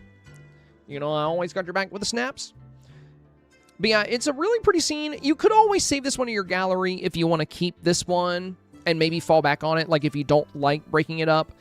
Again, I would love to show you mine, but I'm trying to keep it, you know, out of the limelight for now. Oh, you know, we can go back to, Alex is here. So this is on a bigger scale than yours would be, because you have like that small park we would convert into multiple like little showcase areas. But kind of like this, you know, on the left we have separate displays. Like this one is like a sewing area. This one is an inside out area. This one we have, you know, some celestial items. This one we have robots. So for a... Oh, and you already did pave this one. Yeah, you've kind of done it here, actually. But I do love the fireworks. So there's things I would keep from this one. And things I would... a combination of both of these I think would be nice. Okay, so here's what I think. I love the statue. I love the fireworks. And I love the lanterns. So the foreground here is really nice. I would keep the foreground that you had in the other one. So I would still do the little statue here and here. And I would still have the lanterns hanging in because they're really pretty. But yeah, you're actually already doing exactly what I discussed here, where you're highlighting different areas. And you have like the little dog pound thing. So this works. This works. Oh yeah, and you even have like the little pet washing station. So yeah, having the different areas. Well, it's good that you already had the foresight to kind of, you know, make sure it doesn't feel too dog park-esque. But if you were to add the fireworks to this and bring that beautiful statue back and hang those beautiful lanterns back in, you could have the best of both of these worlds. That way you're going to have a spectacular, beautiful expo, and it's going to highlight the pets, but it's still going to focus on, you know, being an expo and being for the pets. So my final recommendation for you would be a combination of these two if you could. Because this has better beauty factor, right? Like the fireworks, the hanging lanterns, the golden statue, the golden bone. Let's keep those because they were strong. And, you know, let's move in this direction here that you moved in with the, you know, different things on display. I'm glad you've had more fun with the challenge once you were able to, you know, decide what kind of expo you want to do. I think that's the tricky thing for a lot of people. Ultimately, I decided to do a kind of everything expo, you know, the universal expo that covers all kinds of things, but you don't have to because, you know, really what we're being tasked with is making an expo for our valleys. So you can choose what you like, you know, and showcase those things as long as it's an expo. Heathen Dove. I struggled a bit with this one, not because I didn't like the topic, but because I felt like there were too many options. In the end, this is what I came up with. Thank you so much for any advice that you might have, and I can't wait to hear what you think. Very fun. You know, you got like a good celestial vibe here, and we can see some inauguration ribbons, but my biggest recommendation for you here, Heathen Dove, would be to open up your scene a little bit, because I'm not getting much of an expo feel. So, you know, if we look at this scene, right, notice how we can see into the scene really well. We see crowds, we see people everywhere, we see villagers inspecting and interacting with these items. This is what really makes a strong expo, and I think this is what's going to impress anybody that understands the theme this week. You know, like they're over here talking about this item. Max looks happy. Maybe Eric wants to get one for Max. We have Rapunzel over here checking out the little mochi house. Stitch is playing with the tiger. We come over here, you know, we have all these different things on display, but we can see into the scene really well. Now with this one, there's not really a crowd. It's you, Stitch, Merlin, and Eve. But it looks like you guys are all working the expo, and it's very hard to see what's on display because you're right at the front, Merlin's right at the front. Now, what you could do is if you open this up a little bit, and if you didn't have, very large items at the front, like you have a really big table right here, a table like this I think would be better further back in your mid-ground. Smaller display tables in this area would be good because then you can fit a villager right here looking at the items. And then your arm's kind of covering this item on... Your arm and Eve are covering this. Like, you've made a display area for this item, but we can't really see what you're displaying. We can also kind of see right through your snap as well.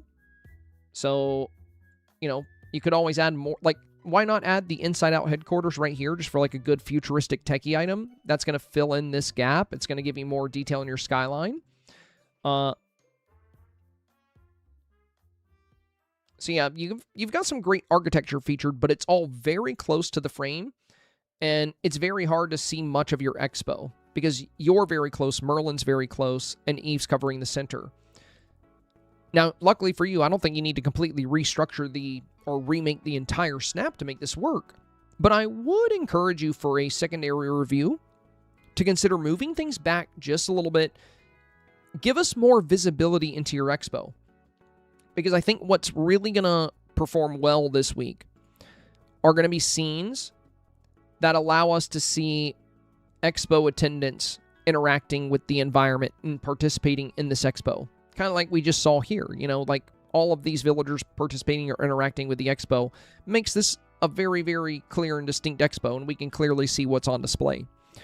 And there's a lot of snaps like that, Again, a very, very strong example of that would be Alex's snap here.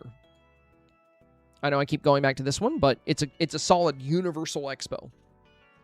So we can see into the scene really well. We see all of these villagers interacting with the expo. You don't have to do something this detailed and this extravagant, but, giving a bit more visibility into your scene. I probably wouldn't be quite this close this week or have Merlin this close, Think about this.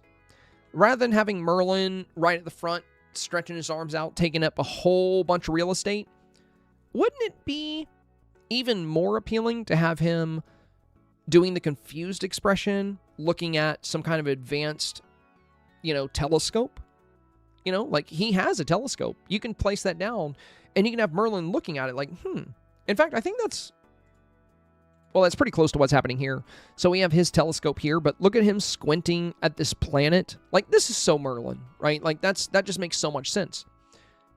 That is, even though Merlin's much smaller in that photo, that would be a much better use of Merlin for you as well. And then we would see into your expo a bit more. Sabzi is next. Pretty good indoor build. Indoor is a bit more limited, of course, this week. But this is a rather strong tech expo for an indoor build. Struggle so much with the theme this week. Do you think I should include the visor glasses or not? I think it doesn't really matter whether you want to use them or not. I think you'll rank about the same. So I wouldn't fixate on that too much, Sabzi. I do think if you can include additional villagers, you should. Keep in mind, you can bring as many villagers indoors as you would like with a villager summoning item. You can summon them into another room and then bring them into this room. And you can use the toggle to turn some off and keep some on. But I would consider having a couple of villagers attending the backdrop because Eve looks like she's on display. R2 looks like he's on display. And there's going to be a lot of snaps that do really well to portray villagers. The tricky thing with indoor this week is it'll need to be very, very strong because you're going to be up against a lot of snaps where it feels even more like a Universal Expo because they have all that space outside, because they have all that architecture. But, it's a solid indoor build. Foreground is very good with the time course here at the front. You got robots here. You're dressed well for a tech expo. I think some additional villagers would probably be the best thing to elevate this even further. But yeah, not a lot of advice, as long as you know the risks of doing indoor, because it's definitely a lot more limiting. If you look up, like, pictures of Universal Expos or World Fairs, you're going to see a lot of very large scenes. They're huge areas. They're very big events. And it's just hard to get that very big event feel indoors. But indoor snaps can and will be in the 4K range this week. So hopefully you'll be one of them, you know? Event. I think we're down to our last 5 snaps here. Okay, so we have another Tech Expo. You have Eve's house here. We have the Inside Out headquarters. Now, Event, one thing I would highly recommend for you here, you know, I think you're using the Icy Willows because they feel a little alien, which is cool. But I would definitely consider diversifying your tree line a little bit. That's going to give you more color variety, and color variety is very common within the 4K range. I don't know if you have the dark blue winter trees, but those would look really good layered in front of these Icy Willows, and they would match with the blue kind of vibe you're going for here. You might have to move them back a tiny bit, but they could work very well. And you've got some good things on display. I love the meteorite. I love the floating tables here. You did fill out your corners well. You know, like time cores here. We have a little baby vacuum. We have the tablet here. So some great display items. And you have Wally and Eve. Aside from adding some of the dark blue trees, my biggest recommendation for you, Yvette, also thanks for the first time review. My biggest recommendation for you would be to really make the most of your villager toggle this week. You got a good tech scene here. And I like the way you constructed the walls, and you have the flowers kind of peeking overhead. The aurora looks really nice. So how do we give even more life to this tech expo? Well, villagers, they're going to be really good. You know, again, one of the best ways to use villagers this week is to place them with the new toggle, select the confused expression, and they're going to scratch their chin, they're going to look at stuff, and you know, you can choose some funky villagers for a tech scene. So you could do Mike Wazowski because he looks like an alien. You know, Joy looks kind of inhuman, you know, since she's got like a weird frame and she glows. So like, and she's small too. So, you know, you could put her, you know, in the midground and a taller villager in the back. But I would definitely consider adding additional villagers to this to make your expo really feel alive. Because you've got some good detail in here, but you definitely have space for villagers. You know, you've got the inauguration ribbons. We clearly see things are on display.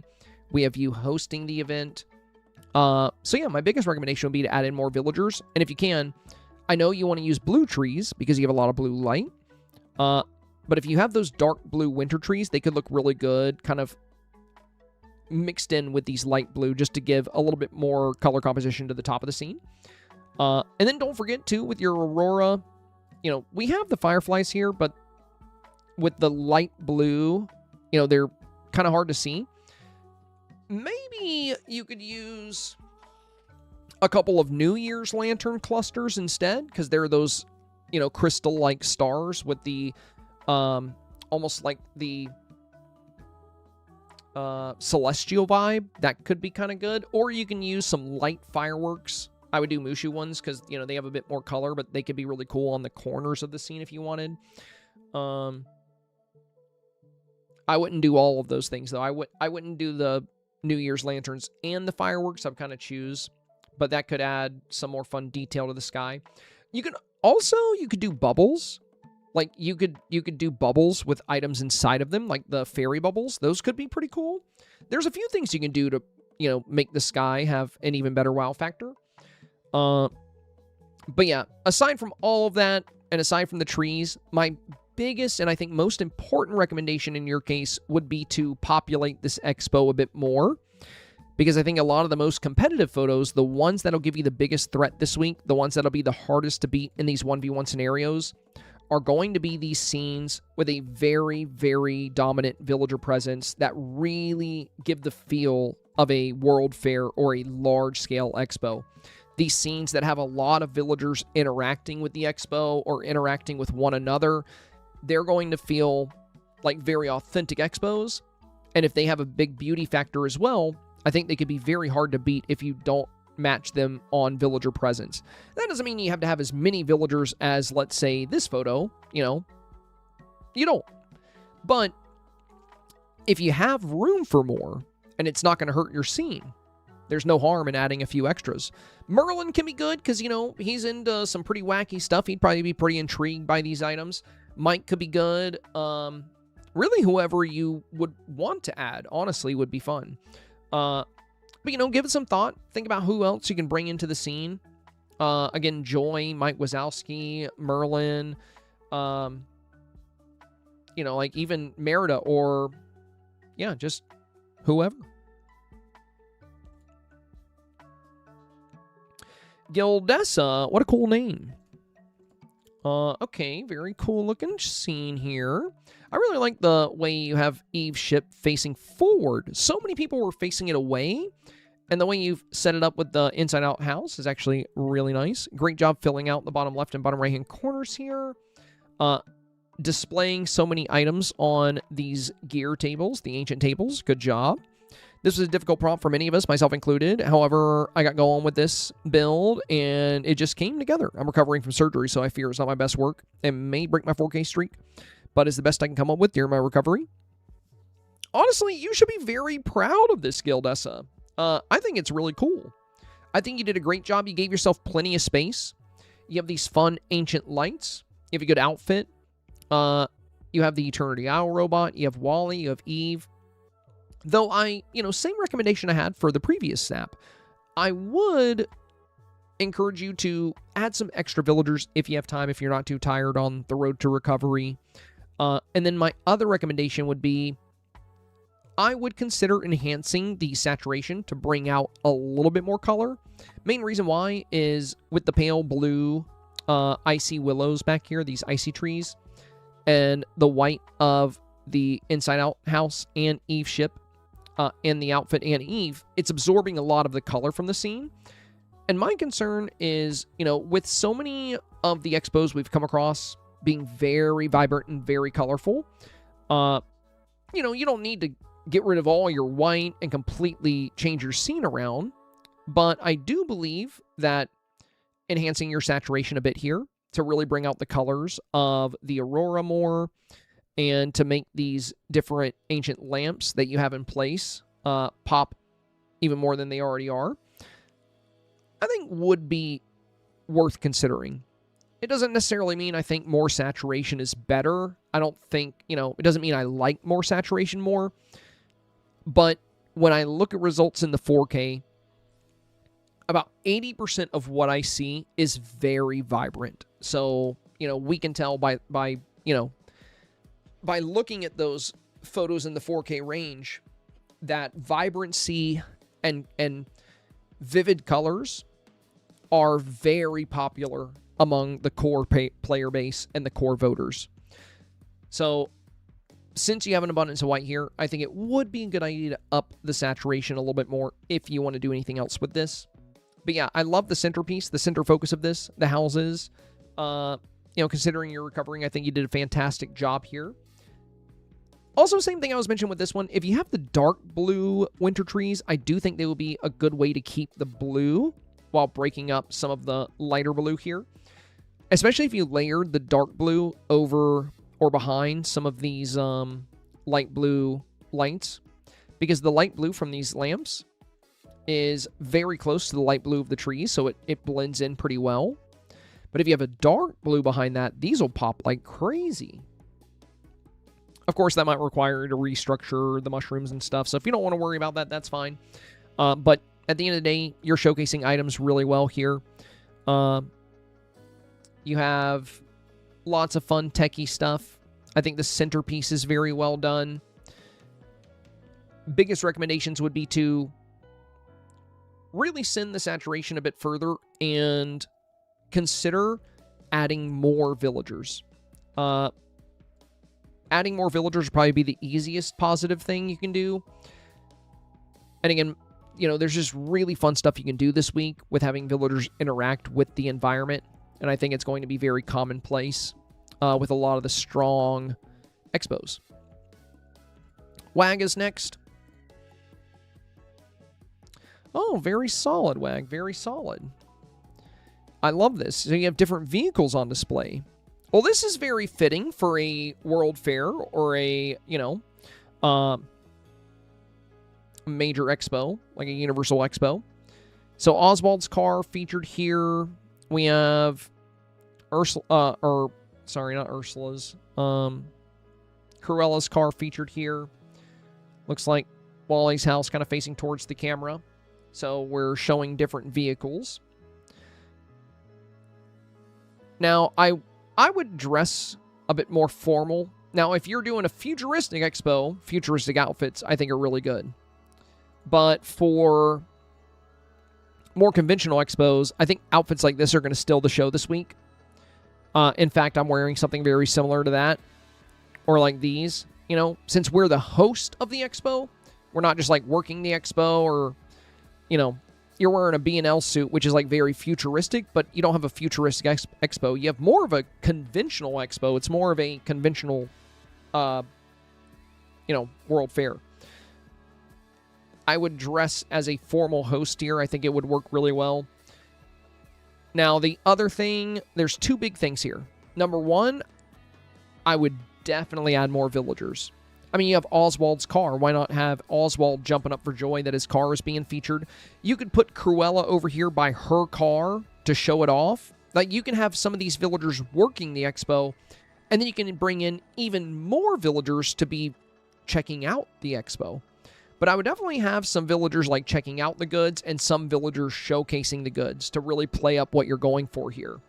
The last thing I would consider besides the outfit and the villagers would be, we have this big gap here. It's filled in over here, except for a small gap there. But I would definitely try to find something you can do back here. If Wally's house is in the way, perhaps you can move the whole scene up or left. You do have the option of presets now.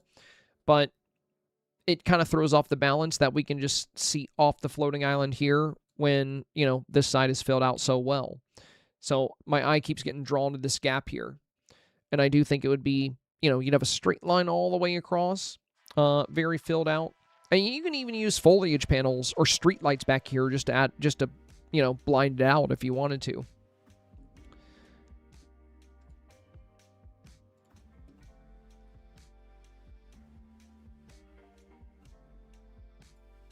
Dreamy Dewdrop, wow, very good. Love your outfit. What a cool host you are. Love the top hat. Love the hair. Very nice. And you got Mickey well-dressed as well. You have him checking out the gemstones here. I love that you're highlighting a lot of different things. We have some people doing gem showcases, and I mentioned, gems are really cool, but, I think some of the best world fairs or some of the best expos are going to be ones that don't just focus on just one thing. Even if I were to do a magical expo, I would feature the Sanderson sisters set. I would feature the enchanted brooms. I would feature different cauldrons. I would feature potions. I would have all kinds of magical items, right? Not just potions. What I love about this is that you're featuring magic and technology. So we have magic on the left, technology on the right. Very cool. I love Wally staring at the Evergem. That's so cute. And Mickey checking out the amethyst here. Very good job. Beautiful backdrop here with the Ferris wheel right in the center and the founder statue. And then we have some great architecture with the park entryways. And then we have, the Small World rides on the side. You have a great villager presence. We have multiple villagers visiting the expo. Like Flynn, Belle, Merlin, Mickey, Eve, Vanellope, Wally. The only room I see for, even more, if you wanted to do anything else cool with this, is it does look like you have, some opportunity kind of over here. Maybe since this side has, technology and stuff, what if we put, Cruella's car? That way we can focus, we can have some transportation in there as well. Because this is a great job. This feels like a very traditional world fair where we see, a lot of different things on display. So you're highlighting technology, and you're highlighting magic, and you're highlighting architecture. What if we did transportation as well? Cruella's car sits pretty low to the ground, and it would be a great display item since it's nice and long. It would fill in this space really well, and then you could put Cruella beside it like she's showing it off. Could be super cool. But yeah, your final product here is looking really good. I also love the Mushu fireworks paired with the Aurora. Gives it a great expo feel. Love the outfit, the eyeshadow, the hair. I think this is very likely for 4K. Extremely clear that it's an expo. I love that you have different sections. You have things on tables. For anybody that's still kind of lost on this challenge or looking for ideas, this is something I've been talking about a lot today.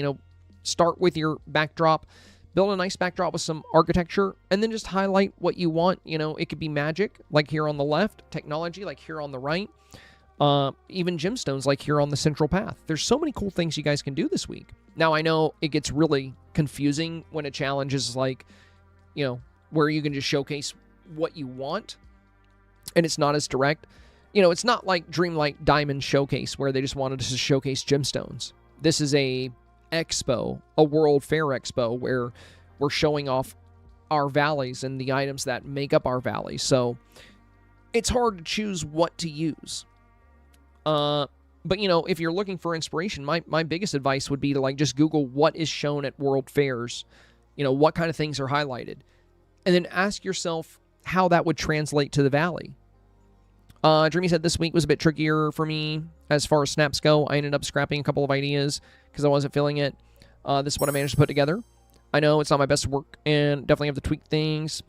I also tried to add R2-D2 and BB-8 to the right side as well. Figaro and Dinah to the left side. But unfortunately, the companions didn't want to cooperate. After fighting with it for an hour, I gave up. Yeah, you don't need them. You really don't need them. Got good foreground advice from Alex with the mosaics. Nice. Yeah, the mosaics do look really good here. I love these mosaics. Thank you so much for taking the time to review my snap. I'd love to hear your thoughts. Appreciate any advice you have on this one. Yeah, I think you should be more proud of this, because you're like, it's not my best work and all that. I'll be real with you. This is one of the better expos I've seen. I feel like I've seen a lot of showcases, but I haven't seen too many expos that really feel like a universal expo. Now, of course, I do think you could take this even further, but I love the outfit. I love the shiny gems here in the center, and I love how you're highlighting technology and magic. You have good architecture in the back. You have good beauty factor, good lighting. So I think this is actually really solid, Dreamy. But again, since we have cool technology here, I think highlighting transportation over here, Cruella's car, nice long item. You can have Cruella standing beside it too, showcasing the vehicle. I think that could be really cool. You don't really need more on this side because we have the potion cabinet. So that's going to seal that off. We can't really see too much of the open space back here, so we don't need to worry about it. On this side, we can see past a lot of the small items, so we can clearly see the big space back here that we can work with. So, yeah, Cruella's car, I think, would be awesome there. And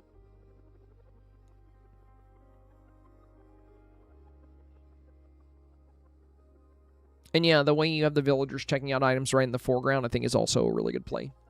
Overall, very solid Dreamsnap. Very solid.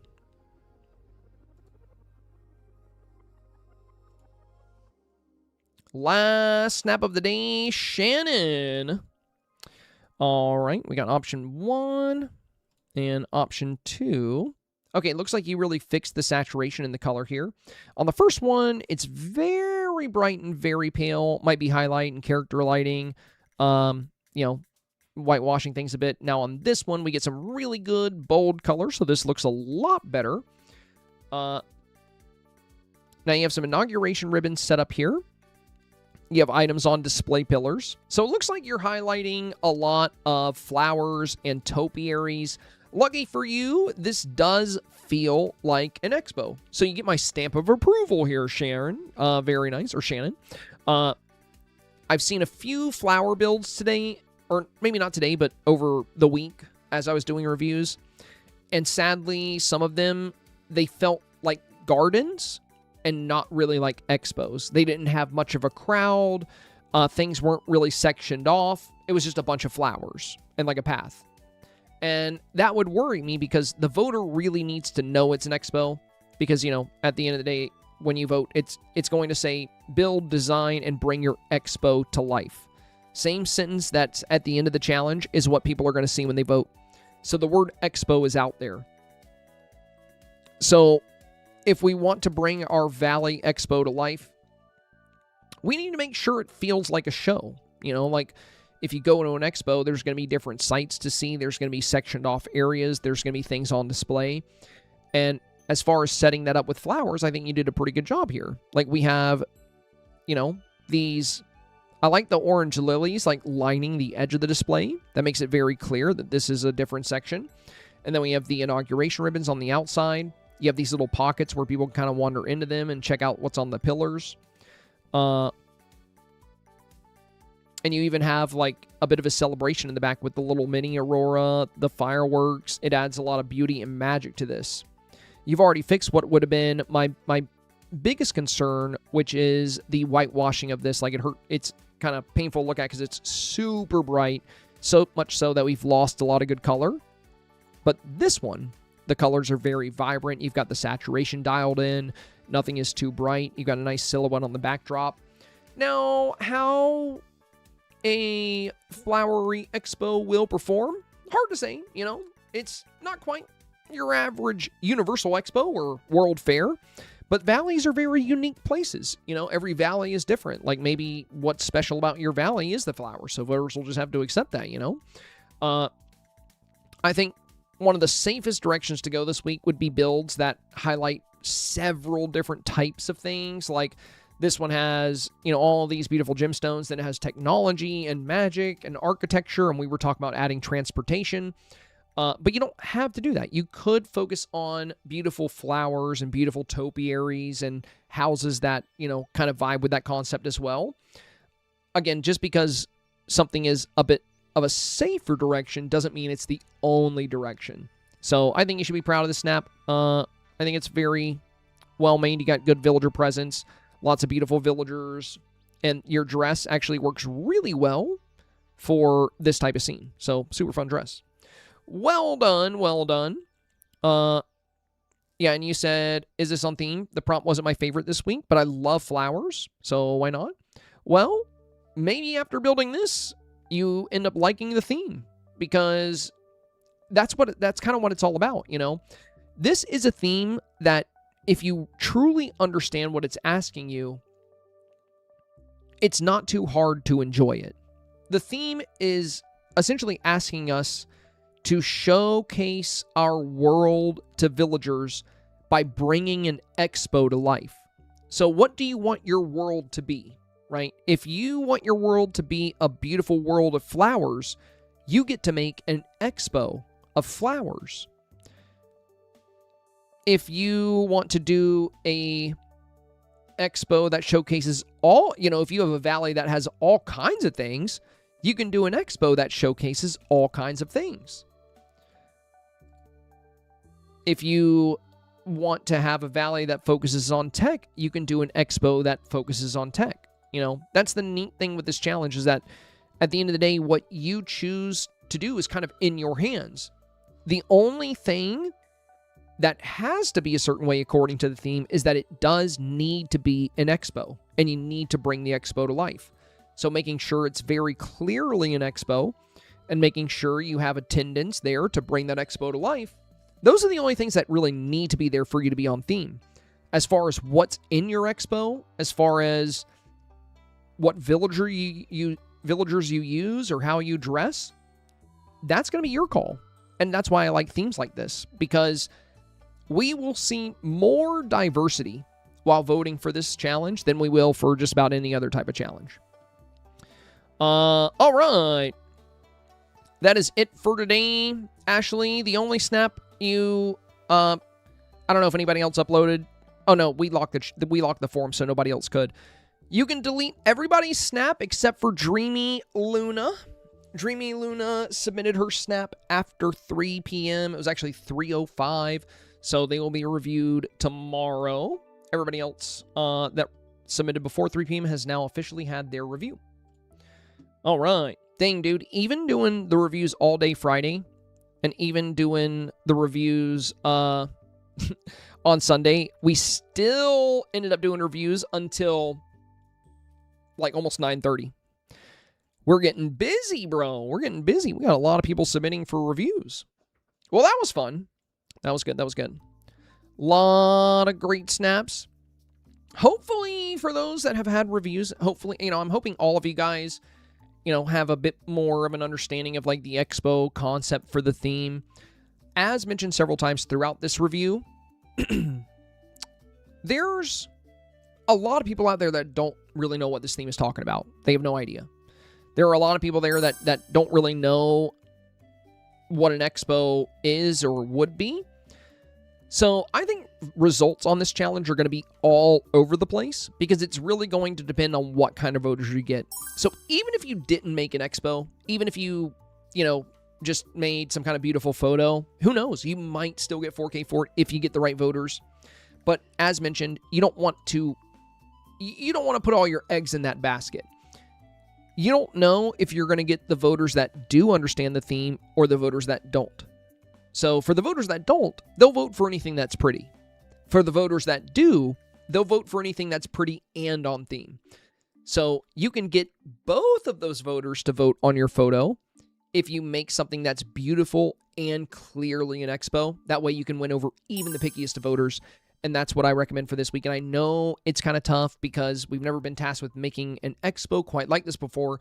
And with the open-ended nature of this theme, being it, we can make any kind of expo, anything for our valleys, any way we want to showcase our valleys, it makes it a rather complex and challenging theme this week. But I hope after these reviews and after you guys seeing so many different types of expos and seeing so many good, strong examples, you still have a couple of days to work on this.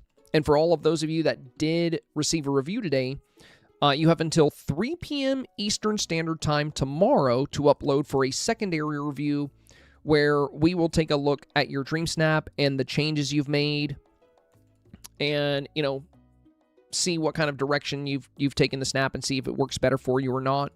But again, there's a lot of good options. I think if you're one of the people that's going to go back to the drawing board tonight, maybe you're going to try doing something from scratch or, I don't know if anybody's out there like that. But if you do, I made several different examples for this. I did a technology expo, which I really liked. I wouldn't mind submitting that. I do think it would get 4K. And I made a magical expo, which I also really liked. But at the end of the day, since I've made both of those as examples and I put them all over YouTube and everybody saw them on Twitch, I don't want to use them. So I set out to make, instead of a tech expo and instead of a magic expo, I'm now working on a universal expo for my valley. So this universal expo is going to focus on a bunch of different forms of transportation like coaches, cars, trains.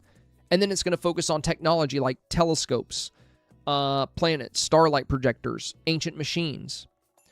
And it's going to focus on some beautiful architecture and hot air balloons and the giant telescope of the observatory. It's looking really cool so far. Like, I'm really happy with the way it's coming together. And, once everything's done, I'll probably show it to you guys once voting close, or once everybody's submitted and everything's in. But yeah, if you're going back to the drawing board and you're looking to create something, keep in mind that you could choose multiple great things about the valley. Like, that's why I like this as an example, because this is a great universal expo. The fact that we have an area for Inside Out, and then we have an area for Sally and her love of sewing, and then we have an area with Merlin and his love of astronomy, and then we have Eve and Wally with like robots and Wally stuff. And this is actually not too difficult to do because you can just filter by Inside Out for your Inside Out exhibit. You can filter by Wally for your Wally exhibit. And you can just find good celestial items. Now, of course, the background and the buildings and the balloons, that's a lot more complicated. But, you can, there's so many different ways you can build your expo this week, or you can do something hyper-specific if you want to. But, yeah, I hope all of you guys have a good understanding of how to do this. Willis, a good thing you did Sunday reviews. I know. I I was pretty tired Sunday, and I almost was like, maybe I'll just do them all on Monday. But I was like, no, there's so many. Like, I'm going to have so many. If I don't do some of these reviews on Sunday, I will be streaming way too late on Monday. I would probably be here till midnight, easily till midnight, if I did not knock out some of the Sunday reviews. So I'm so glad we did. Anyway, tomorrow we will wrap up all of the secondary reviews. So on the agenda tomorrow, for everybody that received a primary review, we're going to be looking at your new snap and your old snap and looking at the changes that you've made, and, you know, hopefully it'll be in a direction that works better for you. Bella said, if I want my fireworks at the back of my shot, do I place them in the back, middle, or foreground? When you say at the back of your shot, so Bella, that's going to depend on how high you want them in the air. So, like, let's say in this photo, right? Let's say I want the fireworks up here. Well, you're just going to place your fireworks. You're going to test them. And if they are not as high or low as they need to be, you're going to move them. So, I'm not building your scene, so I don't really know where you want them. And I don't know which ones you're using. That's the other thing. So I know somebody said I put mine in the foreground. It depends on what fireworks you're using. Like, Mushu fireworks are completely different from Disney fireworks. There's a lot of different types of fireworks. So, and there's differences for every scene, Bella. So the answer to that is that it depends on your build. And also, you know, I've been live about 3.5 hours past my schedule. So for something like that, I would just encourage you to, you know, experiment with where they're placed. That's how you're going to find the best place to put them. You got to take the time to experiment and place them around, and you'll find the best place. But there's not a simple answer for anybody. There's not a simple answer for fireworks when it comes to every build, because some builds are going to use Mushu fireworks, and having them in the foreground and having them shoot to the back is going to be best. Some builds are going to use the regular Disney tag fireworks. They don't go as high, so maybe in the mid-ground right here behind the potion bottle, right? Some builds might use the fireworks from the Night Show Star Path. Those go even lower than the Disney ones, but they have better colors. So not quite as far back as the Disney ones, but maybe about here. So here's what you can do, Bella. Put them in all the different spots, but across the photo. So for example, put one firework here, put one a little further down, put one a little further down this way, and then one a little further down this way, and go in this angle. That way, you'll know which one is working best, and then you can move all of them to that range. But yeah, my biggest advice when it comes to stuff like that is just you got to play with them yourself to really understand how they work. I can't really, you know, help you too much with understanding exactly how the fireworks launch and how they perform. That's just something you have to do. You got to play with them. When the fireworks first came out, I used them a whole bunch, but it's different for every build. So yeah, just experiment. Experiment's the best. Max, thanks for the advice. Of course. You're very welcome. Alex Ray Fox says I can submit for primary review before tomorrow. Yep, we will do primary reviews. We will do primary. Yes, Lilo. I think Bella already knows that. I think Bella already knows that fireworks have to be in the camera view. I think most people know that. That's why when I showed where to put them, I showed a bunch of areas in front of the camera. I would hope they know that. Bella, thank you for the bits. And let's see. Yeah, you're good. You're good, Alex. Tomorrow at the beginning of the stream, we'll knock out any primary reviews that haven't been done yet. So right now we just have Dreamy Luna, who submitted after 3 p.m. today, so they'll be tomorrow. Let me clear these two. And then we have, I guess, you as well, Alex, and anybody else that did not get a review today. I don't think we saw Bob's today, so we might get Bob's as well. And that after we get the primary reviews knocked out, we'll be doing all these secondary reviews. But these are a bit faster because the changes are already made. We're just focused on, you know, how those changes were incorporated and how it worked out. So it shouldn't take too long tomorrow. Challenge unlocked. Perfect.